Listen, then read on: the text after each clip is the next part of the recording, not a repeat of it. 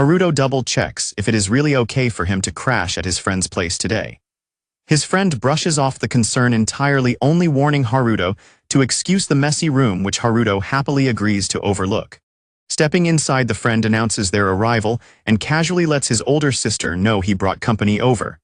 She calls back from deeper in the house, easily welcoming them both inside. The sister steps out to greet her brother's guest, sweetly telling Haruto to make himself completely at home. Haruto is instantly rendered completely speechless the second he actually gets a good look at his friend's sibling. He is completely blown away by how incredibly pretty she is, getting totally lost in a daze, until his friend calls his name to snap him out of it.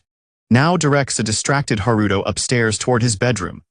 Still reeling from the encounter, Haruto asks if that was genuinely his sister, pointing out that Now never once mentioned having an older sibling.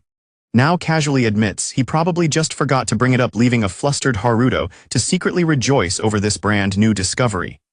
When his friend mentions that his older sister does not really care about that kind of stuff, the protagonist asks how much older she actually is.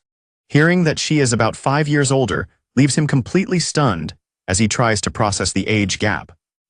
This sudden line of questioning is met with a prolonged, incredibly judging silence from his friend, who is clearly suspicious of his sudden interest.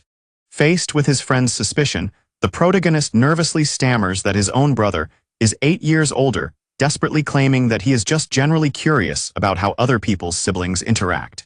Even though his friend just laughs it off, the protagonist immediately beats himself up internally, realizing how incredibly pathetic and desperate it is to start digging for info on a friend's older sister right after meeting her. While hanging out at his friend's place, the protagonist wonders about a noise, but Now tells him not to mind it, because it is just a friend of his older sister, though Now seems annoyed when his sister actually shows up, leaving the protagonist to wonder how well they get along. As he tries to relax and let his mind drift, the protagonist finds himself completely focused on the older sister, finally learning that her name is Rio. He learns that she is a first-year college student going to a nearby university, but just as he starts thinking about her, the crushing realization that she has a boyfriend throws him into a complete and utter panic. Now finds him acting completely strange, but the protagonist cannot stop his thoughts from spiraling back to his friend's sister, feeling incredibly guilty yet powerless to stop thinking about her even when Now is right there with him. The intense feeling refuses to fade as the memories of their brief encounter continue to replay in his mind. Looking back at the moment they met, it becomes undeniably clear that he has fallen completely in love at first sight. Haruto recalls how seeing Rio for the first time felt as if his heart had been instantly grabbed. He remembers hearing people talk about feeling like they were struck by lightning the exact second they saw someone, and now he finally understands what they meant. At the time, Haruto had completely dismissed those dramatic stories, having absolutely no idea what that kind of feeling was actually supposed to mean. As they walk together, Haruto's mind completely wanders as he wonders when he will ever get the chance to see her again. In an unbelievable twist of fate, she suddenly appears right in front of him, catching him completely off guard. To make things even more shocking, she actually addresses him by his last name, Arisawa, leaving him in a state of utter panic, since he was not remotely mentally prepared for her to even know who he is. She explains that Now had to head back to school to grab a phone. He forgot, kindly offering to let Haruto wait inside instead of standing out on the street. Even though an incredibly nervous Haruto desperately insists he is perfectly fine waiting outside, she warmly tells him there is no need to be so polite, and that he can head up to Nao's room whenever he likes. Recognizing this unexpected moment alone as a massive opportunity, Haruto frantically tries to scramble for any possible topic of conversation to keep the momentum going. Just as he gathers his courage, both of them end up trying to speak at the exact same second, causing them to awkwardly cut each other off. With both of them speaking at once, the sudden overlap leaves them waiting to see who will continue first. Haruto blurts out the first thing that comes to his head, asking his friend's sister what her favorite food is, even referring to her as his big sister. His sudden, bizarre question catches her completely off guard, plunging the interaction into an incredibly awkward silence. The instant the words leave his mouth, Haruto immediately regrets his life choices, mentally kicking himself for saying something so incredibly embarrassing. Desperate to save face, Haruto frantically babbles an excuse about how he always feels bad for crashing at their house and wants to bring some food next time, all while screaming at himself internally for being an absolute idiot who cannot handle basic small talk. To his immense relief, she actually answers his question telling him that her absolute favorite is rich cheese pudding from the convenience store. She happily confirms that it is indeed her favorite treat of all. Absolutely thrilled by her friendly response, Haruto eagerly promises to bring her some of that exact pudding the very next time he visits. She tells him not to worry about bringing gifts at all, letting him know he is welcome to come over and hang out whenever he wants, which sends his heart soaring. As he stammers out his incredibly grateful thanks, Haruto realizes that his world has completely changed, knowing deep down that he has just experienced true love for the very first time. This life-changing encounter all went down back during the spring of his second year in middle school. Haruto fully accepts the gravity of his situation, admitting to himself that he has completely fallen head over heels for his best friend's older sister. Now pauses entirely completely dumbfounded by whatever Haruto just dropped on him. Haruto finally rips the band-aid off and straight up confesses to Now that he has a massive crush on his older sister. Now meets this supposedly life-changing revelation with absolute unbothered silence, processing the confession with a completely deadpan reaction. When Now asks if that was seriously the big secret he wanted to discuss, Haruto nervously confirms it, explaining that he felt obligated to come clean since he is an awful liar, and Now would have figured it out eventually anyway. Now casually drops the bomb that he already knew the whole time, completely ruining Haruto's dramatic buildup and sending him into a state of pure flustered shock. Cutting through the panic, Now gets a bit serious and asks if Haruto actually likes his older sister that much. Haruto does not hesitate for a single second, confidently confirming to Now that his feelings are completely genuine and incredibly serious. A heavy silence settles between the two friends as Now quietly processes the absolute sincerity of Haruto's bold declaration. Haruto immediately starts backpedaling in a panic, frantically clarifying that he isn't expecting Now to play matchmaker or anything. He desperately reassures his friend that he actually enjoys hanging out with him and doesn't just use him to get close to his sister, leaving Now completely baffled by the sudden outburst. Haruto wraps up his messy speech by simply asking Now to just watch over him like a normal friend for the time being.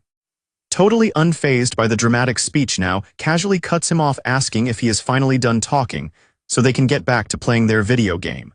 Haruto is left completely shocked, realizing his friend really did not care about the whole sister situation at all.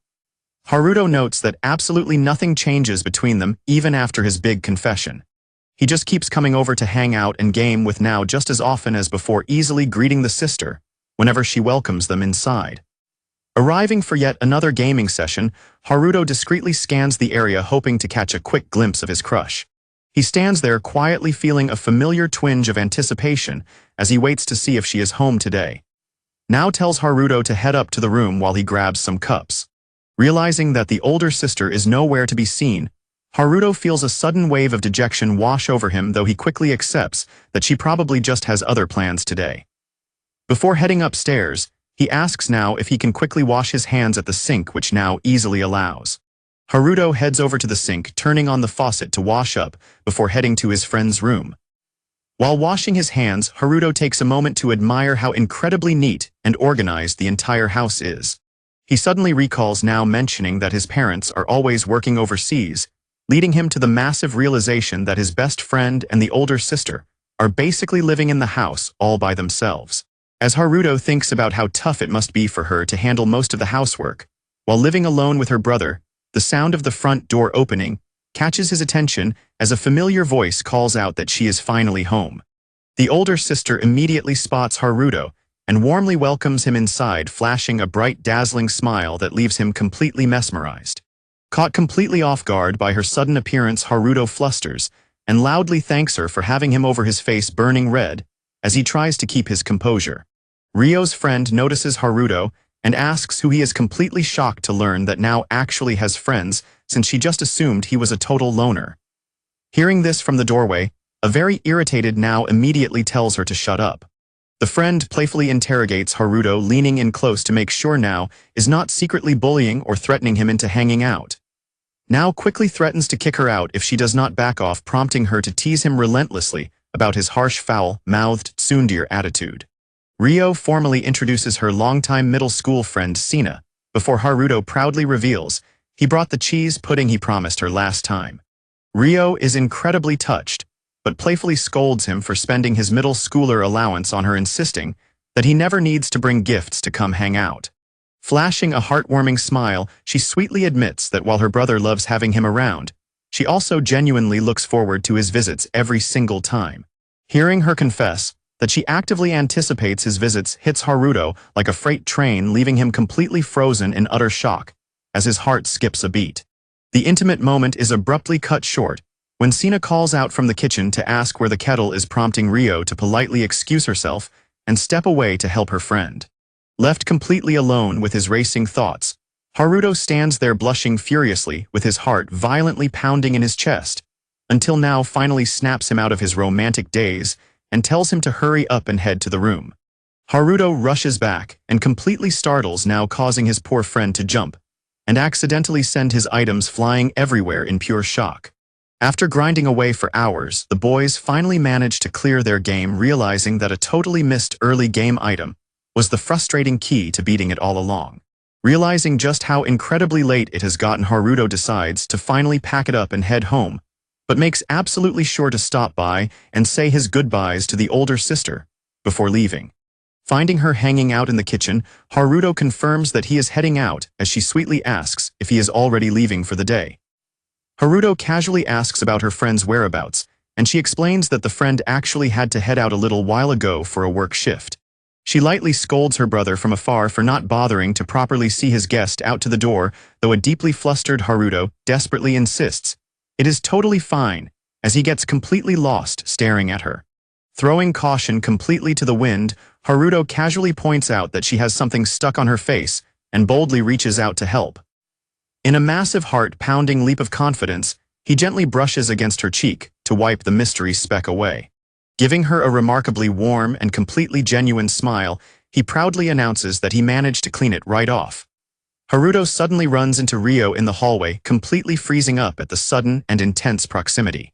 When she accidentally stumbles, Haruto reflexively catches her, only to immediately spiral into a massive internal panic over the accidental physical contact. He frantically stammers out an apology while screaming at himself for his clumsy reflexes. Ryo quickly recovers from the awkward moment as something else suddenly comes to her mind. She casually asks if he would like to stay over for dinner sometime when he is free, completely catching him off guard. She sweetly adds that she cannot really prepare anything fancy, giving him a warm smile. Overjoyed by the invitation, Haruto immediately blurts out his enthusiastic agreement before he can even think to play it cool. The sheer volume of his sudden shout leaves both of them staring at each other in stunned silence. Ryo finds his reaction endearing and promises to do her absolute best, asking if there is anything he cannot eat, while a flustered Haruto desperately insists he will happily eat absolutely anything. Haruto finds himself totally trapped in his own head, completely unable to shake his lingering thoughts. He desperately tries to ground himself, struggling against the overwhelming memories that simply refuse to fade away. Dragging himself through gym class, Haruto lets out a heavy sigh as he completely zones out, isolating himself entirely from the rest of his chatting classmates. He furiously tells himself to snap out of it, internally raging over the fact that he keeps replaying the encounter at every given opportunity, and getting ridiculously worked up over it. Still entirely distracted by the lingering memory of how incredibly soft her skin felt, Haruto is violently pulled back to reality when Now smacks his back and tells him it is their turn to play. The girls on the sidelines immediately start buzzing with excitement the second they realize Now's team is stepping onto the court. As the whistle blows, Now's teammates bitterly complain about being reduced to blurry background characters next to him, though they stubbornly declare they are still going to crush the competition. Despite the massive hype from the sidelines, Now puts in the absolute bare minimum effort during the game, lazily returning the ball without breaking a sweat. His complete lack of enthusiasm instantly enrages his teammates, who aggressively demand he stop trying to look cool and actually put some genuine effort in, so he doesn't make the rest of them look like absolute fools. Entirely unfazed by the sudden hostility, Now simply stares blankly and questions why they are getting so ridiculously fired up over a stupid gym game, only fueling their intense annoyance even further. Haruto praises Now for being amazing, explaining that his friend just naturally gives off a relaxed and effortless vibe. Haruto enthusiastically adds that this casual attitude makes Now look incredibly cool. now completely ignores the compliment and simply asks if Haruto is coming over to his house today. But just as Haruto eagerly starts to accept the invitation, they are suddenly interrupted. A nervous female classmate approaches them out of nowhere, timidly asking if she can borrow Haruto for a quick chat. The unexpected request catches them both completely off guard, leaving now mildly confused, and Haruto visibly stunned. The girl excuses herself to go wait by the shoe lockers, leaving a flustered Haruto, desperately trying to assure now that he still wants to hang out before getting dragged away. Haruto heads down to meet up with the girl at the designated spot, and a heavy awkward tension settles between them as they stand together. He waits quietly by the fence, giving the nervous girl time to gather her courage and finally say what is on her mind. Whatever she ends up telling him completely shatters his expectations, leaving Haruto completely speechless and bewildered. Haruto is completely overwhelmed by a sudden wave of panic, because someone has actually confessed their feelings to him for the very first time in his entire life, leaving him totally clueless about how to react. He struggles to even recall her name, vaguely remembering her as Sasaki from a few elective classes, and wonders how such a brief, completely ordinary interaction could have inspired a confession. To make matters worse, she runs off before he can even process the shock, leaving him standing there in disbelief, because he missed his chance to give her a proper response.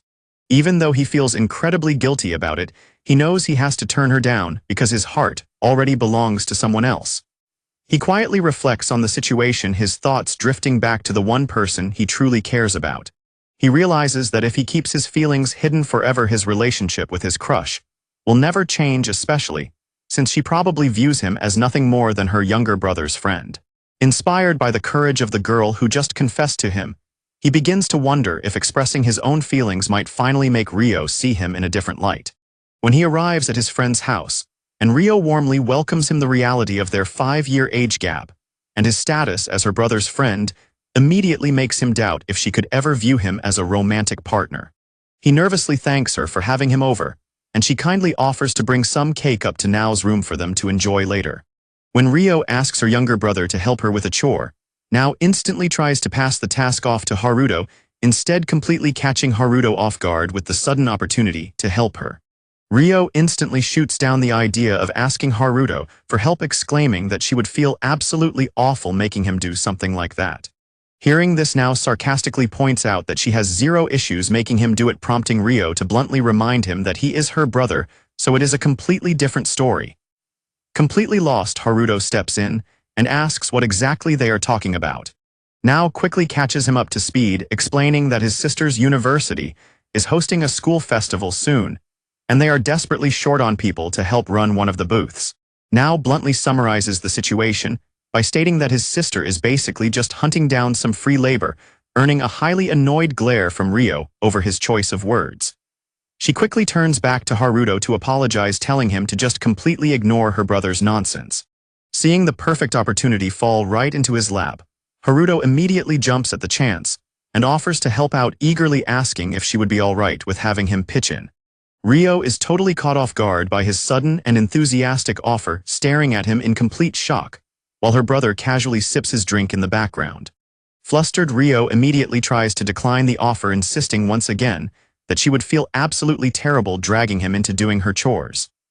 Haruto quickly waves off her concerns, smoothly lying about how he has actually been really curious to see what a college campus looks like anyway. He adds that it would be a great chance for him to get a genuine feel for the whole college atmosphere. Ryo completely buys the excuse and lights up with absolute joy, absolutely thrilled at the idea that he might actually be interested in attending her university someday. She excitedly turns to her brother to brag about Haruto's sudden interest in her school. Knowing all about Haruto's massive crush, Nao easily reads between the lines and dryly mutters that that was not exactly what his friend meant, while Haruto just lets the comment slide in silence. Haruto inwardly admits that Nao is entirely right to be suspicious, fully confessing to himself that he absolutely has some major ulterior motives for wanting to tag along to the festival. Lost in his own little world of excitement over the upcoming event, Haruto cannot help but think about how genuinely amazing Sasaki is as he eagerly looks forward to their planned campus adventure. Haruto thinks about the girl who just confessed her feelings, realizing that working up the courage to do something like that is incredibly cool and earning his absolute respect. Remembering how a simple confession was enough to change someone's perspective, Haruto wonders if he could ever break out of the little brother's friend zone. He desperately hopes there might be a slight chance Ryo could actually start seeing him as a genuine romantic prospect. With newfound determination, he admits to himself that he desperately wants to see that exact scenario play out. He strongly yearns to see the exact expression on her face the moment she finally becomes truly conscious of him. Night eventually falls over the city as the chaotic events of the day come to a close. Back at home, Haruto finds himself staring intently at his phone, still completely reeling from his earlier victory. Trying to relax on the floor with his dog, he remains entirely consumed by what is on his screen. He happily replays the glorious moment from earlier, when Ryo sincerely thanked him and actually her contact info, so she could message him the finalized plans. The sheer reality of having her number finally crashes over him, sending him into an absolute screaming frenzy, as he rolls across the floor in pure uncontrollable excitement. Riding a massive high over his success, Haruto completely geeks out before suddenly second-guessing himself. Knowing she did not give him her number with romantic intentions, he anxiously debates whether messaging her for absolutely no reason would be a terrible mistake. Haruto gets suddenly interrupted when his pet dog jumps directly onto him, making him realize it is already past dinner time. As he gets up to handle things, a sudden buzzing sound nearby immediately draws his attention. To his absolute horror, he notices his phone lies on the floor and is actively dialing Ryo's number, sending him into a massive panic. Completely losing his mind, Haruto frantically flails around in a desperate rush to end the call before she can answer. It is already too late, as she picks up, leaving him to stutter out a clumsy apology about accidentally hitting the call button, though she gently laughs it off and assures him it is not a big deal. Ryo then mentions that her college friends were thrilled to hear he agreed to help out with their upcoming event, though Haruto cannot help but wonder how helpful he will actually be.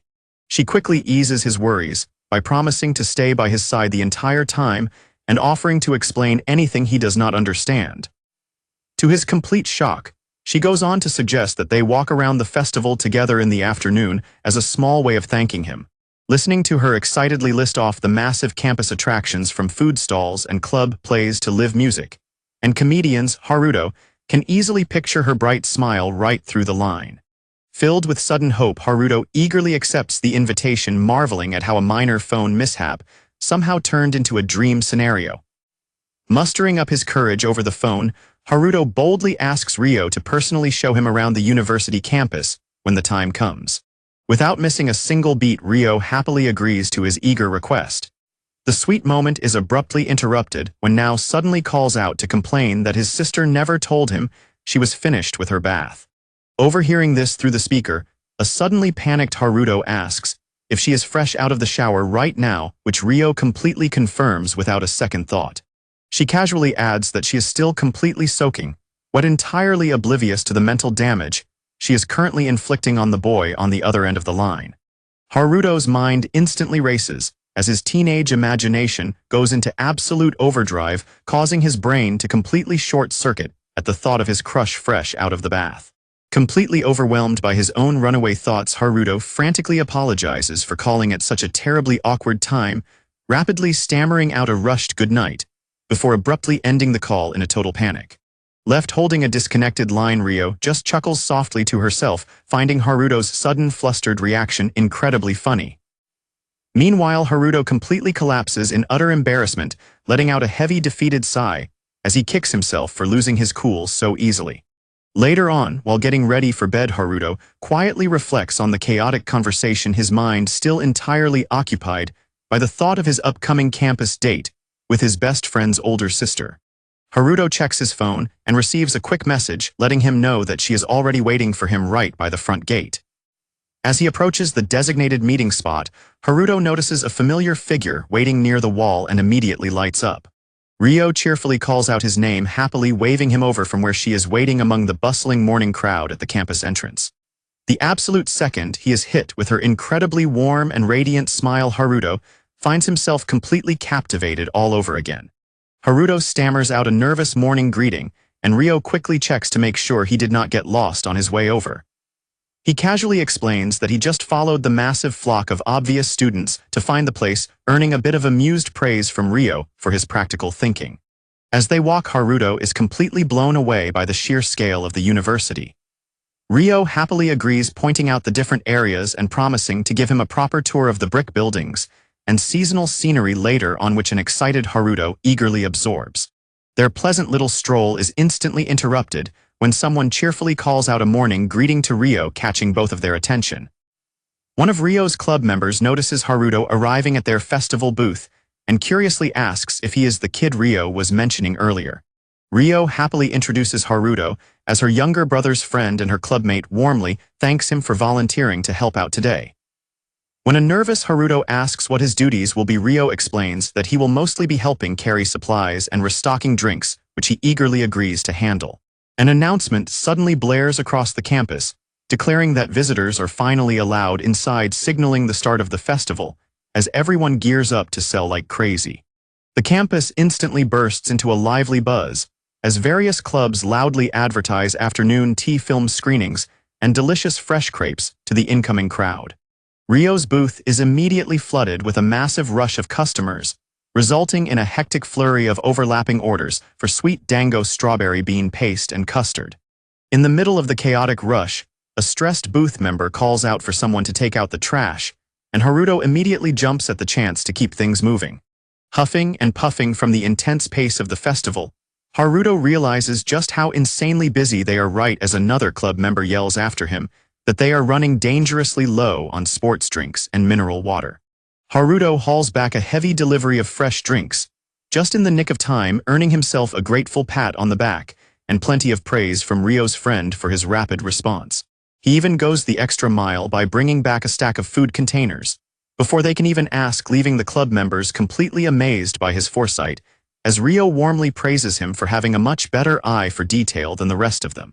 While Haruto quietly tells himself that he has to make himself useful to justify even coming, Ryo watches him from the side, deeply impressed by how incredibly serious and disciplined he is. Ryo sweetly tells Haruto to take a break and not push himself too hard, reminding him to stay hydrated, since things have finally calmed down, which he gratefully accepts. Stepping aside to catch his breath and grab a drink, Haruto's attention is suddenly caught by the sound of a very familiar laugh nearby. He looks over to find Ryo happily greeting a group of her college friends who actually showed up to support her, casually joking around and catching up with them. Haruto quietly watches as she seamlessly mingles and laughs closely with the older guys in the group. He finds himself completely captivated, absolutely unable to take his eyes off of her as she effortlessly interacts with her peers. Observing the lively scene, Haruto notes that the version of Ryo he usually sees at home feels distinctly different from the outgoing college student currently hanging out with her friends. He admits to himself that seeing her so vibrant and casually laughing with people her own age feels entirely fresh and completely new to him. Listening to her joyful giggles, he realizes he rarely ever sees her laugh that much and gets completely flustered over how undeniably cute she is. The casual interaction brings up a bittersweet wish, as Haruto imagines that if they were just in the same college, he might actually be able to stand by her side naturally. His wistful daydreaming about closing their age gap is abruptly cut short when something suddenly catches him entirely off guard. Haruto aggressively lectures himself to snap out of his useless daydreams because he has an actual job to focus on right now. He quickly asks Ryo where the trash bags are, catching her slightly off guard before she points him in the right direction.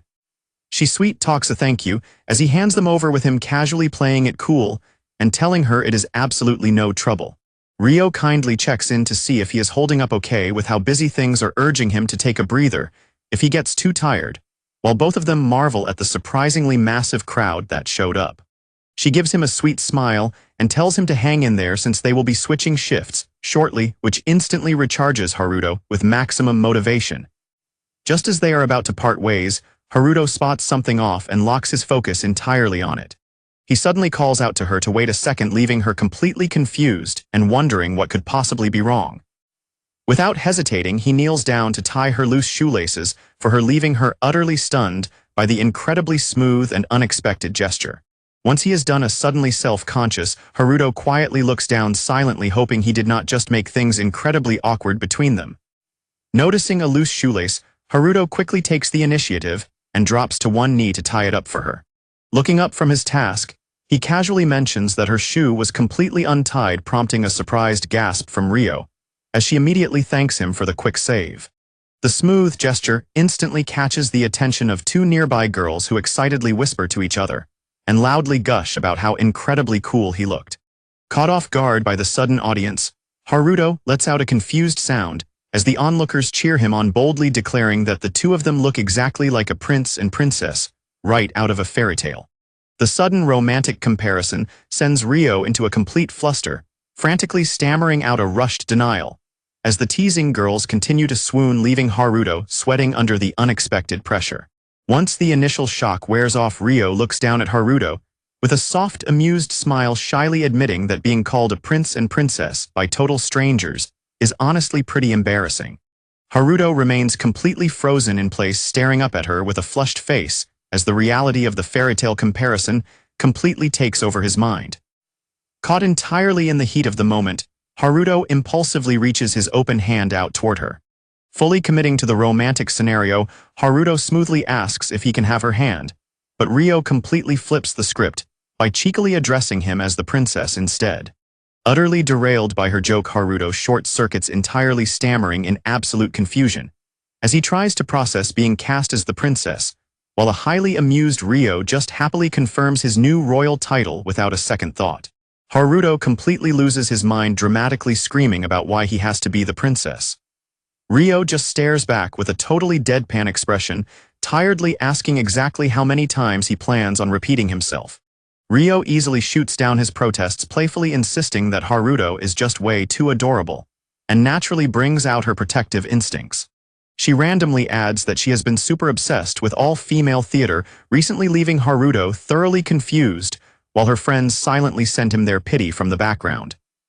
Their banter gets suddenly cut short when someone announces, "It is finally time for the shift change."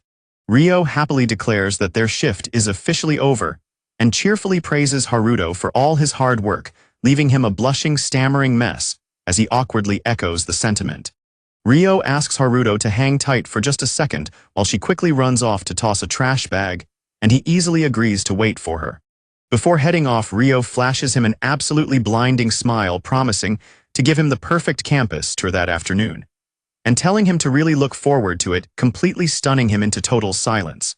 Watching her jog away, Haruto cannot help but notice that Rio seems way more energetic and visibly excited than she usually is.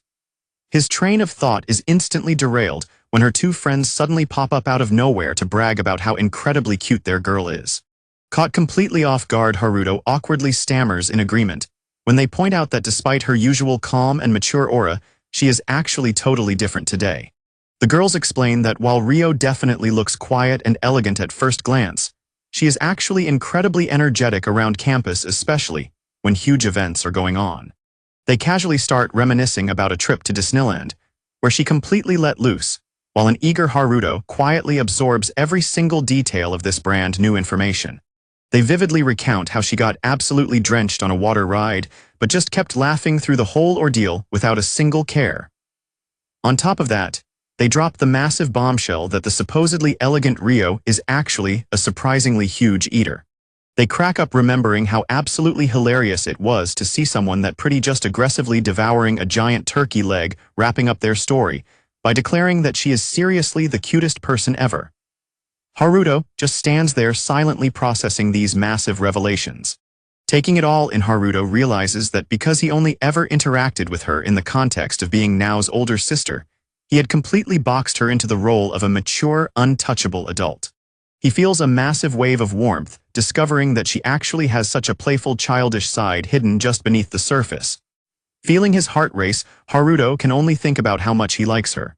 He reflects on how popular she is, realizing that it makes complete sense for everyone to love her, because she is adorable, and absolutely anyone would fall for her. The painful realization hits him that because she is so wonderful, someone else could easily sweep her off her feet at any moment without it being surprising at all. Adding to his insecurity, she is 5 years older than him, and they barely even get the chance to see each other. Rio suddenly snaps him out of his gloomy thoughts, arriving with a bright smile and apologizing for keeping him waiting. Seeing her beautiful beaming smile up close immediately sends Haruto's heart into overdrive. The festival booth gets busy once again with customers placing a wide variety of food orders for yakisoba fries, rice balls, frankfurters, and rolled omelets. Haruto is left completely speechless as Ryo sweetly promises him that their food is coming right up. Ryo warmly asks him if there is anything else he wants to eat, and tells him not to hold back, but an extremely flustered Haruto insists he already has plenty before they head over to eat in the shade where Ryo contentedly sighs about how good the food was. When Ryo happily mentions that she is completely stuffed, because moving around all morning made her super hungry, Haruto comments on how much she ate, prompting her to worry that she might have grossed him out, which he frantically denies. In a sudden burst of passion, Haruto blurts out that he actually really likes people who eat a lot, bringing an immense sense of relief and a sweet smile to Ryo's face.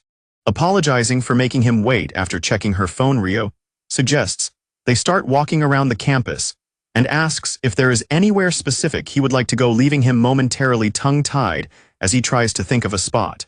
Haruto shyly asks if they can tour the campus since he is already there, and Ryo happily agrees, readily leading the way. As they walk, Ryo points out a modern campus building, explaining that it was built just 2 years ago and is much cleaner and newer than the other facilities. Haruto is completely amazed by the campus cafe and cafeteria, and Ryo warmly recalls how much she enjoyed touring various college campuses back in high school, because universities always felt completely different and exciting compared to lower grade schools. Haruto double-checks if she is in the education department, and she proudly confirms it, sharing her dream of becoming a school teacher, which leaves him deeply impressed by her ambition. Haruto earnestly tells Ryo that she would make an absolutely amazing teacher. Ryo happily accepts the sweet compliment, admitting that hearing him say that genuinely makes her day. Turning the conversation around, she asks Haruto if he has any big dreams for his own future, prompting him to reflect on what he actually wants to do.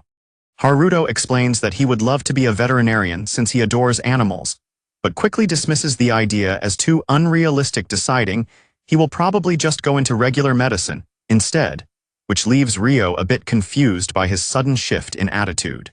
He elaborates that he comes from a long line of doctors, including his dad and older brother, so he figures he is practically expected to follow in their exact footsteps and treat human patients regardless of his actual passions. Ryo quietly absorbs this sudden revelation, taken entirely aback by this unexpected glimpse into the heavy family expectations placed on his future.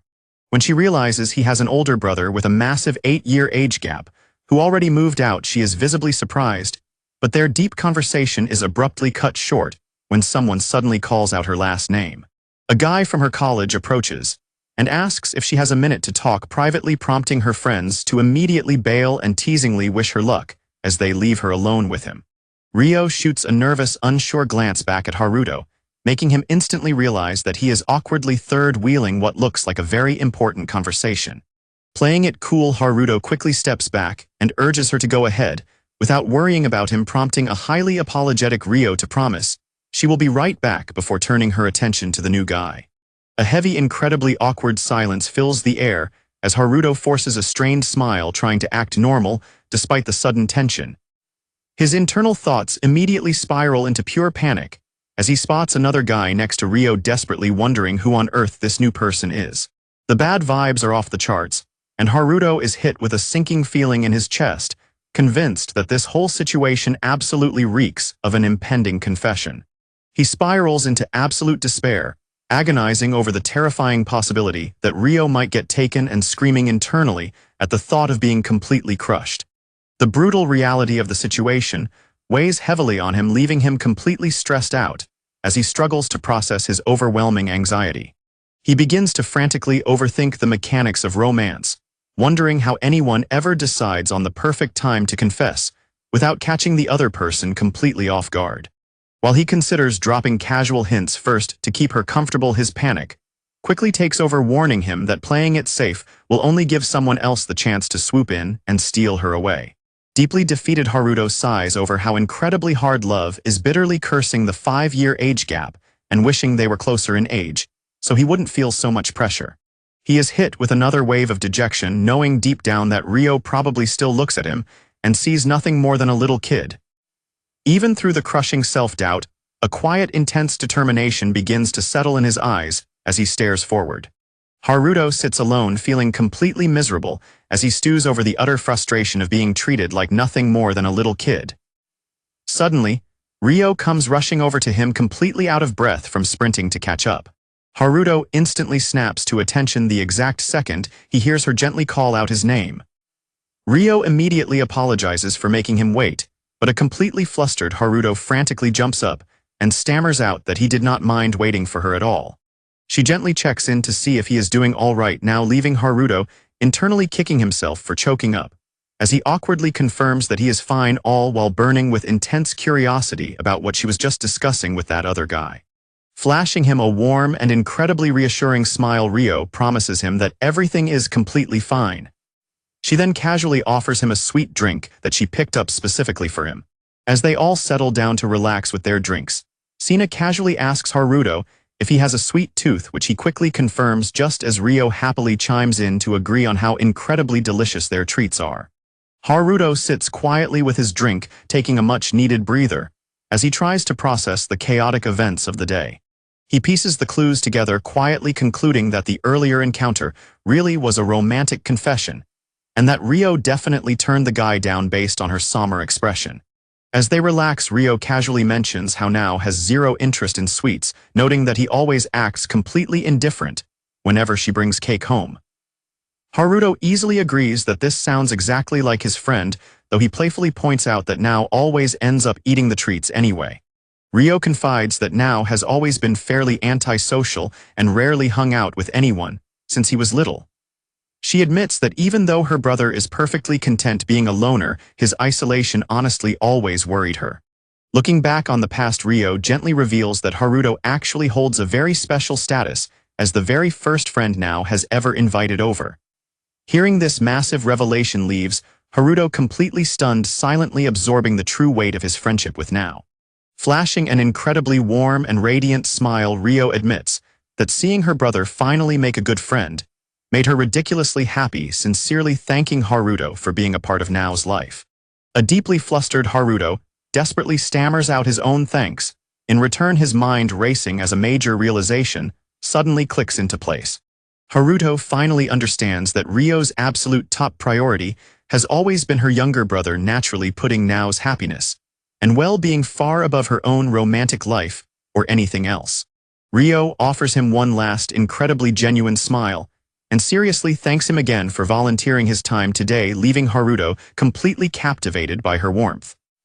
Haruto is completely stunned into absolute silence, struggling to even form a coherent thought as he processes their entire interaction.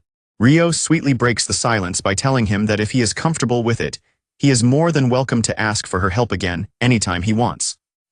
Haruto finds himself entirely mesmerized by her kindness, unable to think about anything other than what an incredibly wonderful woman she truly is. The sweet moment is abruptly interrupted when her friend calls out from afar to announce that someone just gifted them some snacks. Ryo excitedly gets up to grab the food and generously offers to some with Haruto, though he privately questions how she could possibly eat more after already snacking so heavily earlier in the day. As the festival winds down, Haruto meets back up with the girls and quickly apologizes for making them wait. Ryo immediately offers to personally walk him to the station, prompting a slightly concerned Haruto to double-check if she is really okay with skipping out on the rest of the festival cleanup, which she happily confirms. Ryo casually explains that she wants to get him home before it gets completely dark because she cannot justify keeping a middle schooler out that late. Hearing her explicitly label him as nothing more than a middle schooler deals catastrophic emotional damage to Haruto, instantly shattering his confidence and completely ruining his romantic mood. Swallowing his sheer frustration over the childish label, Haruto silently vows to do whatever it takes to finally change her perspective and make her see him as a proper man instead of just her little brother's friend. Haruto and Ryo spot a young middle school couple laughing and playfully chasing each other, which immediately catches Ryo's eye and leaves her staring in surprise. Ryo quietly watches as the cute young couple hold hands and eagerly run off down the street together. She completely melts, gushing about how absolutely adorable they are, while Haruto quietly looks on. Seeing her reaction gives Haruto a sudden quiet moment of intense reflection. Gathering up every single ounce of his courage, Haruto suddenly opens up to her, admitting that someone actually confessed their love to him for the very first time recently. A completely shocked Ryo can only blink in surprise, as Haruto quickly follows up by revealing that he turned her down. He falls silent, looking incredibly serious, as he braces himself to deliver his real reason. He quietly confesses that he had to reject the girl because he let her know that his heart already belongs to someone else. The absolute second the words escape his mouth, Haruto immediately spirals into a massive internal panic, screaming at himself for being so incredibly bold and desperately wondering how to handle the situation now. Ryo suddenly breaks the quiet atmosphere, gently calling out Haruto's name as they stand together on the sidewalk. She thoughtfully admits that she has been noticing how surprisingly mature he can look sometimes. Listing off his good qualities, she praises him for being so polite and considerate, happily confessing that his incredible reliability constantly makes her forget he is actually still just a middle schooler. The sudden flood of genuine praise completely short-circuits Haruto's brain, leaving him frozen in absolute stunned silence as he struggles to process the moment. Finally snapping out of his daze, a deeply flustered Haruto frantically asks if she really means what she just said, his excitement practically exploding out of him. With a bright and incredibly warm smile, Ryo easily confirms that she absolutely meant every single word. Her earnest validation sends Haruto's hopes skyrocketing as he internally wonders if it is finally all right for him to build up some actual genuine confidence in himself. His internal triumph is immediately shattered when she cheerfully wishes him luck with his supposed crush, forcing an awkward Haruto to blindly agree to do his best, while grimly reminding himself that their 5-year age gap is still a massive handicap. Refusing to let the misunderstanding keep him down, Haruto fiercely decides that he cannot afford to take things slow anymore, recognizing that his feelings are far more than a passing crush and vowing to properly confess his absolute love to her when the time is right. Haruto silently begs for time to hurry up, desperately wishing the days would just pass by faster. He strongly hopes the years will completely fly by so he can finally close the massive age gap between them. True to his desperate wishes, the seasons end up flying by in the absolute blink of an eye. Before he even fully processes it, winter of his 3rd and final year in middle school officially arrives. While hanging out in the classroom, a forgetful classmate casually approaches Haruto and playfully begs to borrow his jersey. Haruto remains entirely unresponsive, prompting his confused classmates to wonder what is wrong with him. Now easily explains that Haruto is just severely depressed because his intense high school exam prep has completely prevented him from visiting their house lately. Feeling utterly miserable, Haruto internally complains that he is seriously running on empty, realizing with heavy disappointment that he cannot even remember the last time he actually got to see Ryo. Desperate for any sort of connection to his crush, Haruto randomly clings to Now for comfort while wistfully muttering Ryo's name. A highly unamused Now immediately orders Haruto to cut it out and stop using him to escape reality, completely shutting down his friend's lovesick behavior. A classmate points out that Nao's recent test scores are looking pretty rough and warns him that he needs to start taking things seriously. Nao casually agrees with the warning, leaving their other friend surprised that he actually gets it. Meanwhile, Nao suddenly slumps his head onto Haruto's shoulder, whining that he needs to recharge his energy to keep going, which only leaves a very annoyed Haruto wondering why he has to be the designated human battery. Nao tries to cheer him up by telling Haruto that he knows Haruto can succeed if he actually puts in the effort. A touched Haruto can only whisper his friend's name in surprise, but Nao quickly adds that since they went through all the trouble of picking the same high school together, he will absolutely never forgive Haruto if he ends up failing. Haruto internally screams about how much his best friend must actually like him as Nao lazily clings to his back. He tells Nao to cut it out, trying to get some personal space back. He thinks back to when Ryo first complimented him, remembering how she called him polite, considerate, and so reliable that she sometimes forgot he was still just a middle school student. While that sweet memory initially gave him a tiny spark of confidence, Haruto sadly admits to himself that the brief feeling has completely faded away as time passed. He wonders if his sudden wave of anxiety is simply due to this stressful time of the year. Haruto realizes that whenever he lets his guard down, he immediately starts overthinking everything all over again. He stares at the pile of high school entrance exam brochures on his desk, wondering if real adults would look at this situation differently. Sitting alone in his room, he asks himself if they would just think of this whole stressful process as no big deal. He reflects that if that really is the case, then he wants to hurry up and become an adult already, as he stares at the local cram school. Studying in a quiet cram school cubicle, Haruto gets incredibly irritated after messing up the exact same section again.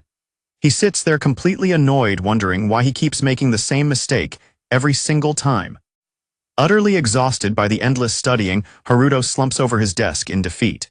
He stares blankly ahead, completely drained by the pressure of trying to pass his upcoming exams.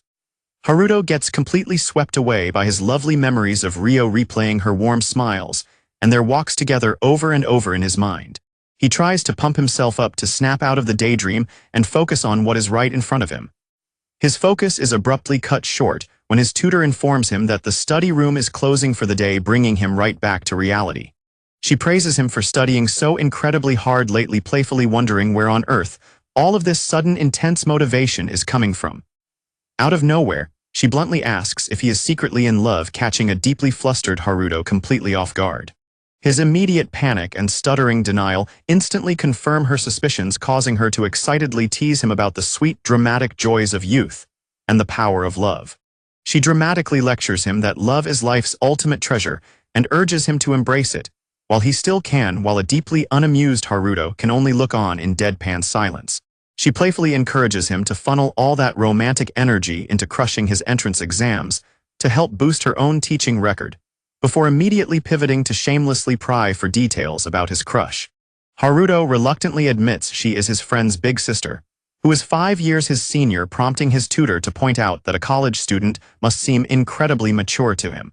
When a hesitant Haruto asks if a 5-year age gap is a complete deal-breaker, his tutor reassuringly tells him it is not an issue at all because age gaps stop mattering once everyone becomes an adult. Haruto gets hit with the bombshell that sensei would not even mind dating someone a full decade younger.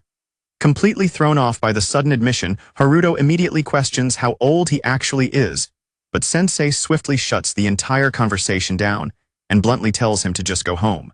Walking back, Haruto stews over sensei's incredibly cheesy philosophical advice about love and experience being life's ultimate treasure, begrudgingly admitting to himself that the dramatic words actually hit surprisingly close to home. As he makes his way through the freezing city streets, his thoughts immediately drift straight back to Ryo, leaving him to wonder what she could possibly be up to at this exact moment. Haruto reflects on his painfully slow progress, realizing with a heavy sigh that it has been a whole month since they last crossed paths. Knowing they barely even spoke back, then he seriously doubts he left any sort of lasting impression on her, yet he confidently notes that he would instantly recognize her even from a massive distance. He silently acknowledges just how permanently she has taken up residence in his head, completely anchoring his feelings despite the severe lack of recent contact. Pushing through his quiet melancholy, he just keeps trudging along his route while lost in his own little world. Out of nowhere, the sudden sound of someone shouting out for their older sister completely shatters his quiet reflection. The random call perfectly coincides with a girl just ahead of him pausing to turn around. Haruto's breath completely hitches in his throat as his grand hypothetical scenario instantly becomes reality right before his very eyes. Ryo cheerfully closes the distance between them, warmly greeting him by name and completely wiping away his earlier doubts by proving that she definitely has not forgotten him at all. Haruto considers running into Ryo an absolute miracle, but the unexpected encounter completely short-circuits his brain, leaving them standing in painfully awkward silence, while he mentally screams at himself for being too pathetic to come up with a single topic of conversation. Breaking the ice, Ryo points out that Haruto has not visited their house in a while, prompting him to explain that he has been entirely swamped studying for his high school entrance exams. She completely understands and warmly encourages him to come hang out again the second things finally calm down, which he eagerly promises to do. Flashing a breathtaking smile, Ryo casually asks if he wants to walk together for a bit, if they happen to be heading in the exact same direction. Completely thrilled by the unexpected invitation to a walk in the snow, Haruto instantly stammers out an enthusiastic agreement. As they set off together into the winter night, a starstruck Haruto can hardly believe his own luck, quietly marveling over the reality that he is actually spending a snowy evening alone with his absolute biggest crush. Ryo mentions she is heading back from a college Christmas party and was totally caught off guard by the snow, leading Haruto to realize that her bright red face is actually from drinking. She playfully confirms his suspicion, casually reminding him that she just turned 20, so she is perfectly allowed to enjoy a few drinks. She quickly adds that the freezing weather is probably also contributing to her flush, prompting Haruto to agree out loud, while silently agonizing over the fact that his own face is definitely burning bright red for entirely different reasons. Ryo suddenly leans in incredibly close to playfully inspect his glowing face, sending Haruto's heart into absolute overdrive, just before she suddenly loses her footing and slips on the icy ground. Haruto manages to quickly catch her before she hits the ground, and she sheepishly apologizes for her clumsiness while sweetly thanking him for the flawless save. Still completely reeling from the sudden physical contact and her overwhelming proximity, Haruto stares down at her in quiet awe, getting totally lost in the magical winter moment. Haruto realizes that he simply cannot afford to take things slow and wait around anymore. He is painfully aware that someone else could sweep her off her feet at any second. After all, he is still just a middle schooler, and even if he did confess, she likely wouldn't take his feelings seriously. Still, he had blindly believed things would work out, and planned to tell her once he reached high school, but now he realizes how naive that was. As the harsh reality sets in, Haruto quietly mutters that he wasn't in time after all, catching Ryo completely off guard. Worried by his sudden change in demeanor, she calls out his name as he prepares to speak up about today. He tentatively brings up her Christmas party today, trying to gather his thoughts as his mind starts to wander. Even though he hates himself for it, he cannot stop his pathetic, insecure thoughts from spiraling out of control, as he wonders if her boyfriend was really there with her. Reflecting on his feelings, he admits to himself that ever since the very first day they met, there hasn't been a single moment where she wasn't on his mind. Yet he knows that while she completely consumes his thoughts, her own everyday life probably hasn't changed in the slightest. His ultimate wish is simply to become a part of her daily life, hoping that she might occasionally think about him even when they are apart. Gathering every ounce of his courage, Haruto stands before her under the falling snow and finally confesses his feelings. He looks her straight in the eye and pours his heart out, confessing that he really truly likes her as more than just an honorary older sister. Ryo stares in complete shock, totally blindsided by the massive confession Haruto just dropped on her out of nowhere. A tense, freezing silence completely takes over as the sheer weight of his sudden romantic declaration hangs heavily in the air between them. The reality of what he just did finally catches up to Haruto, leaving him completely flustered as he nervously braces himself for her inevitable reaction. Ryo barely manages to stammer out the beginning of his name before the heavy tension abruptly snaps. Instantly regretting his bold outburst, Haruto enters a full-blown panic and starts frantically backtracking to diffuse the incredibly awkward atmosphere. He heavily beats himself up internally for rushing things, just to get the feelings off his chest, hastily explaining to her that he blurted it out without thinking and fully acknowledging that she already has a boyfriend anyway. He offers a quiet, defeated apology while furiously commanding himself to hold back his tears and take the rejection like a man. Haruto mentally apologizes to his best friend, completely resigning himself to the grim reality that he can never show his face at their house again, and that his upcoming high school entrance exams are probably totally doomed from the incoming heartbreak. As he miserably tries to wrap up his depressing apology, Ryo just looks at him with pure, unadulterated bewilderment. She completely shatters his dramatic, heartbreaking moment by genuinely asking what boyfriend he is even talking about, leaving Haruto totally paralyzed with confusion as his entire tragic narrative crumbles instantly. Haruto asks Ryo if she has a boyfriend, which completely catches her off guard. When she denies it, a confused Haruto points out the necklace he noticed earlier, explaining how it looked like a gift from a partner. Ryo happily clarifies that the necklace is actually a matching gift from her friend Sina, though she admits it really does look like something a boyfriend would pick out, leaving Haruto stunned and deeply relieved. Realizing what he was actually worried about, Ryo thanks Haruto and admits that she is happy to hear his concern. However, she goes on to admit that right now she does not even know if she actually wants to be in a relationship. Ryo gently explains that it would be difficult for her to return his feelings, prompting a quiet question from Haruto about whether she is rejecting him simply because he is still just a kid to her. Haruto immediately tries to backpedal in a panic, stammering about the ethics of dating a middle schooler, but Ryo warmly cuts him off to remind him that he will be starting high school very soon anyway. When she suggests that entering high school might lead him to meet someone far more amazing, Haruto passionately speaks up, stating that he cannot imagine ever liking anyone more than her. Declaring his absolute sincerity, he asks if it would be okay for him to confess his feelings to her all over again once he enters high school and gathers a bit more confidence. Standing there, Haruto quietly processes the massive weight of having just made his very first romantic confession. The freezing winter air surrounds them as Ryo silently processes the sudden heart-pounding intensity of their incredibly close encounter. The narrative takes a momentary step back, highlighting the quiet neighborhood setting to formally set the stage for the overarching tale of Haruto and Ryo. Shifting into a flashback entirely focused on the two siblings, the quiet creak of a door breaks the silence inside their childhood home. A very young Ryo curiously pokes her head through the cracked door to investigate the quiet room. Eager to see what is inside, the toddler clambers over the threshold and quickly patters her way across the floor. She makes her way over to a baby crib, focusing her attention entirely on the tiny resting infant tucked inside.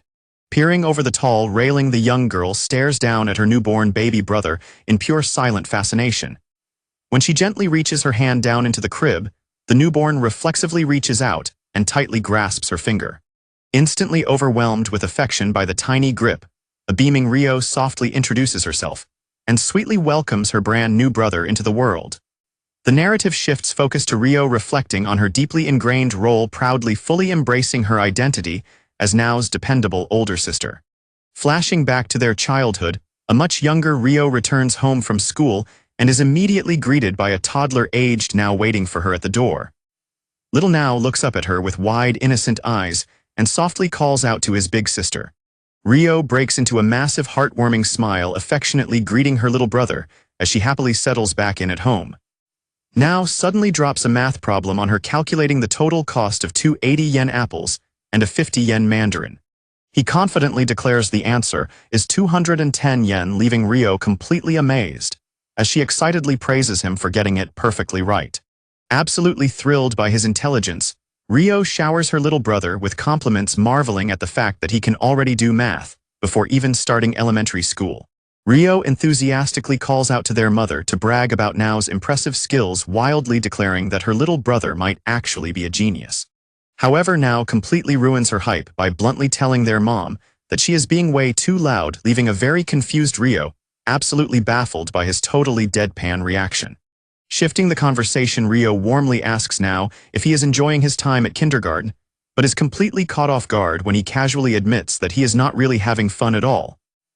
When a concerned Ryo asks him why he dislikes it, Nao quietly mutters the name of another kid from his class. Nao casually explains that this other kid was bullying someone by smashing their mud ball, so Nao boldly stepped in to tell him to stop. When the bully tried to hit him in retaliation, Nao simply stepped out of the way without breaking a sweat, causing the mean kid to run straight into a giant puddle instead. Young Nao confides in his older sister that he thinks a kid started hating him.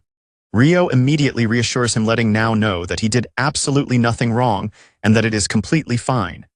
Still feeling down, the young Nao sadly admits that making friends is incredibly hard for him. Ryo quietly listens to her little brother's worries, fully absorbing how much he is struggling to fit in. Nao adds that a lot of girls seem to approach him for some reason, which leaves Ryo a bit surprised by his unexpected confession. She simply smiles warmly at him, finding his childhood worries incredibly endearing. Ryo reassures him that everything will be okay, warmly promising Nao that she is absolutely sure he will find some really great friends of his own someday. Haruto politely apologizes for intruding as he arrives at his best friend's house. Ryo welcomes him back, looking genuinely happy to see him visiting again. She warmly greets him and now immediately asks Haruto if he likes cheesecake. A completely surprised Haruto can only stammer out a confused agreement. Now casually adds that his sister made some yesterday and suggests they eat it later, sending Haruto into an absolute internal frenzy of joy over the homemade treat. Staring intensely at his friend, Nao gets highly suspicious of Haruto's weirdly excited reaction and bluntly demands to know what is wrong with him. Ryo flashes a bright, reassuring smile and quickly tells Nao it is absolutely nothing, gently urging him not to worry about it. Ryo casually lets the boys know she will bring the rest of the food over to Nao's room a bit later. Haruto completely loses his mind, utterly overwhelmed by how unbelievably delicious her cooking is. He mentally gushes over how Ryo is absolutely perfect, since she is kind, gorgeous, and an amazing cook on top of it all. Now casually interrupts his inner monologue to ask if his real reason for visiting hasn't completely shifted by now. But a heavily flustered Haruto defensively insists that hanging out with his best friend is obviously still his main priority. Now just gives him a highly amused smirk and sarcastically accepts his totally unconvincing excuse without dropping his controller. Haruto is internally shocked to see Now actually smiling for once, but his friend abruptly kills the romantic tension by casually announcing he just found the hidden passage in their game, leaving Haruto completely baffled. Listening to the boys loudly bicker over their game from the other room, a deeply pleased Ryo happily notes that they sound like they are having a really great time together. The scene shifts to Sanjinjaya Station on a crisp morning as a brand new day begins. The local shops and streets around the station slowly start to bustle as commuters prepare for their daily routine. Haruto stands near the station looking incredibly sharp as he finally wears his brand new high school uniform for the very first time. Meeting up with Now, Haruto greets his friend, who quickly apologizes for running a bit late. Haruto reassures him that they still have plenty of time before their train leaves, and they head off toward the platform together. Haruto excitedly asks Now if he feels hyped about riding the train together, pointing out that it finally makes them feel like real high schoolers. Now just meets his enthusiasm with a deadpan stare, leaving a confused Haruto wondering what could possibly be wrong. Haruto playfully points out that Nao's high school uniform looks way too big on him.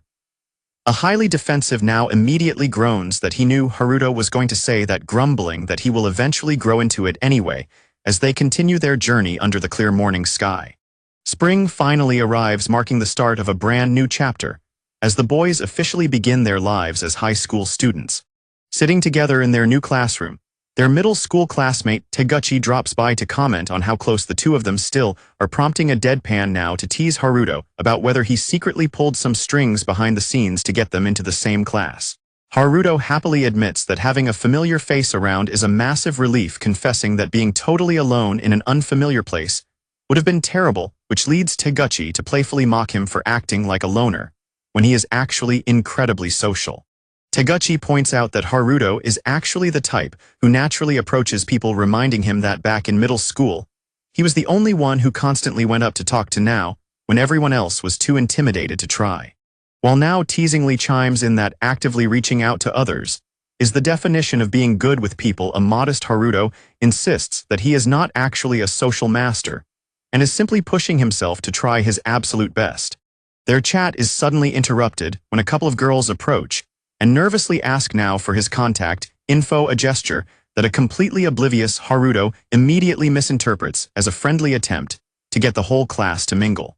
Haruto's clueless theory is instantly shattered when Now coolly rejects the girl by claiming his phone battery is dead, leaving Teguchi to laughingly call out his obvious lie, while Haruto stands shocked to discover the girl was actually from an entirely different class. Teguchi breaks the news to a completely baffled Haruto that the two of them were actually low-key famous as a handsome duo back in middle school, leaving Now to sigh in exhaustion, while Haruto laughs off his own total lack of awareness. Haruto stands in the hallway looking mildly confused as he overhears two girls whispering nearby, openly doubting some rumor about him, and suggesting that it would make more sense if it were about Now instead. A classmate playfully teases Haruto about how he is definitely going to get flooded with romantic confessions in high school, just like he did in middle school. When a flustered Haruto awkwardly admits that would actually be a huge problem for him, his classmate instantly gets annoyed and accuses him of shamelessly humble bragging. Haruto nervously tries to defend himself, quietly starting to explain his actual reason for rejecting the idea. His mind immediately flashes back to that freezing winter night when Ryo gently wrapped her scarf around him right after his big confession.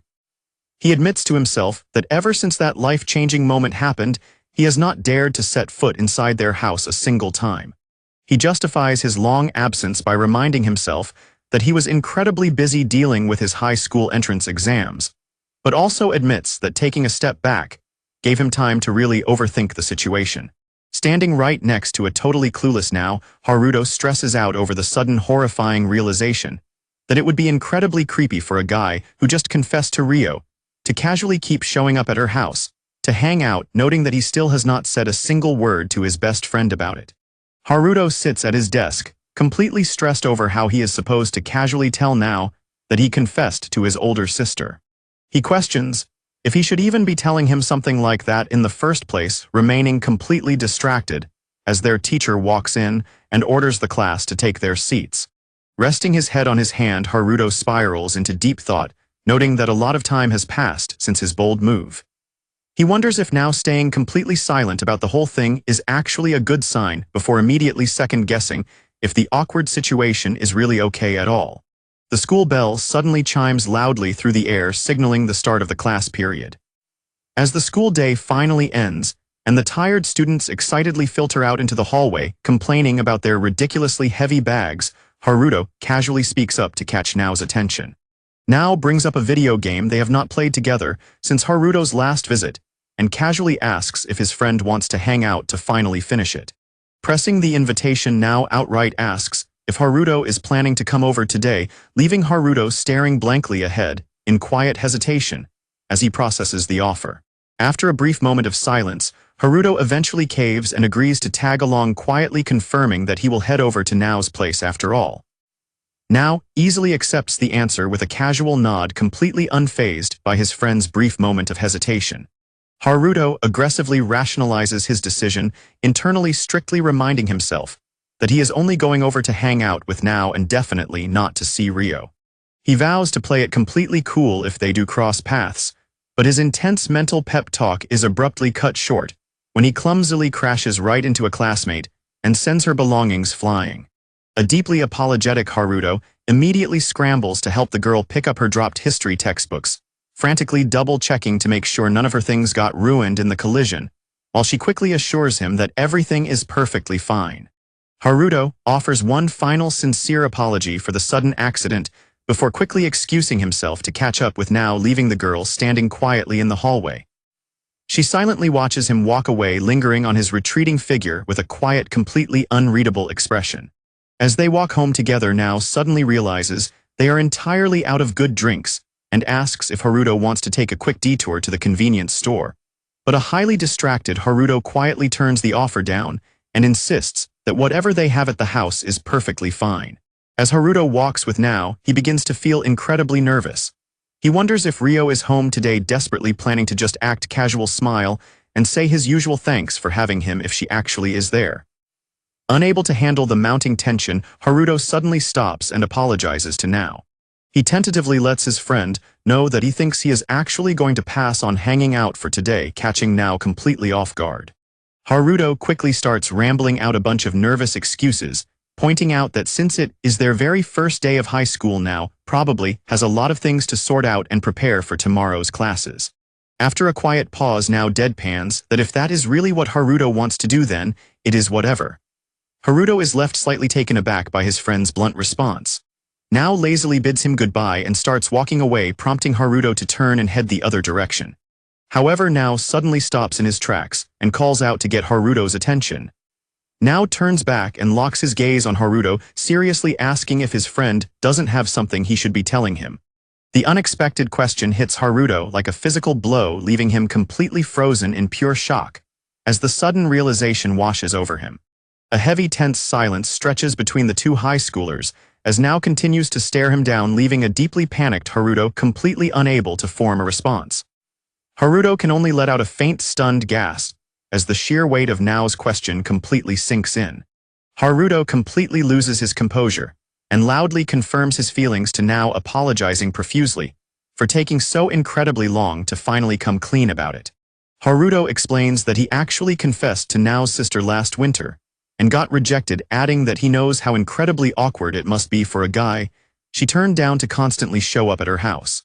Because of the rejection, Haruto sadly admits that he recently began to wonder if he should stop visiting Nao's house altogether to avoid making things uncomfortable. Nao quietly sips his drink as he listens to Haruto's explanation without interrupting him.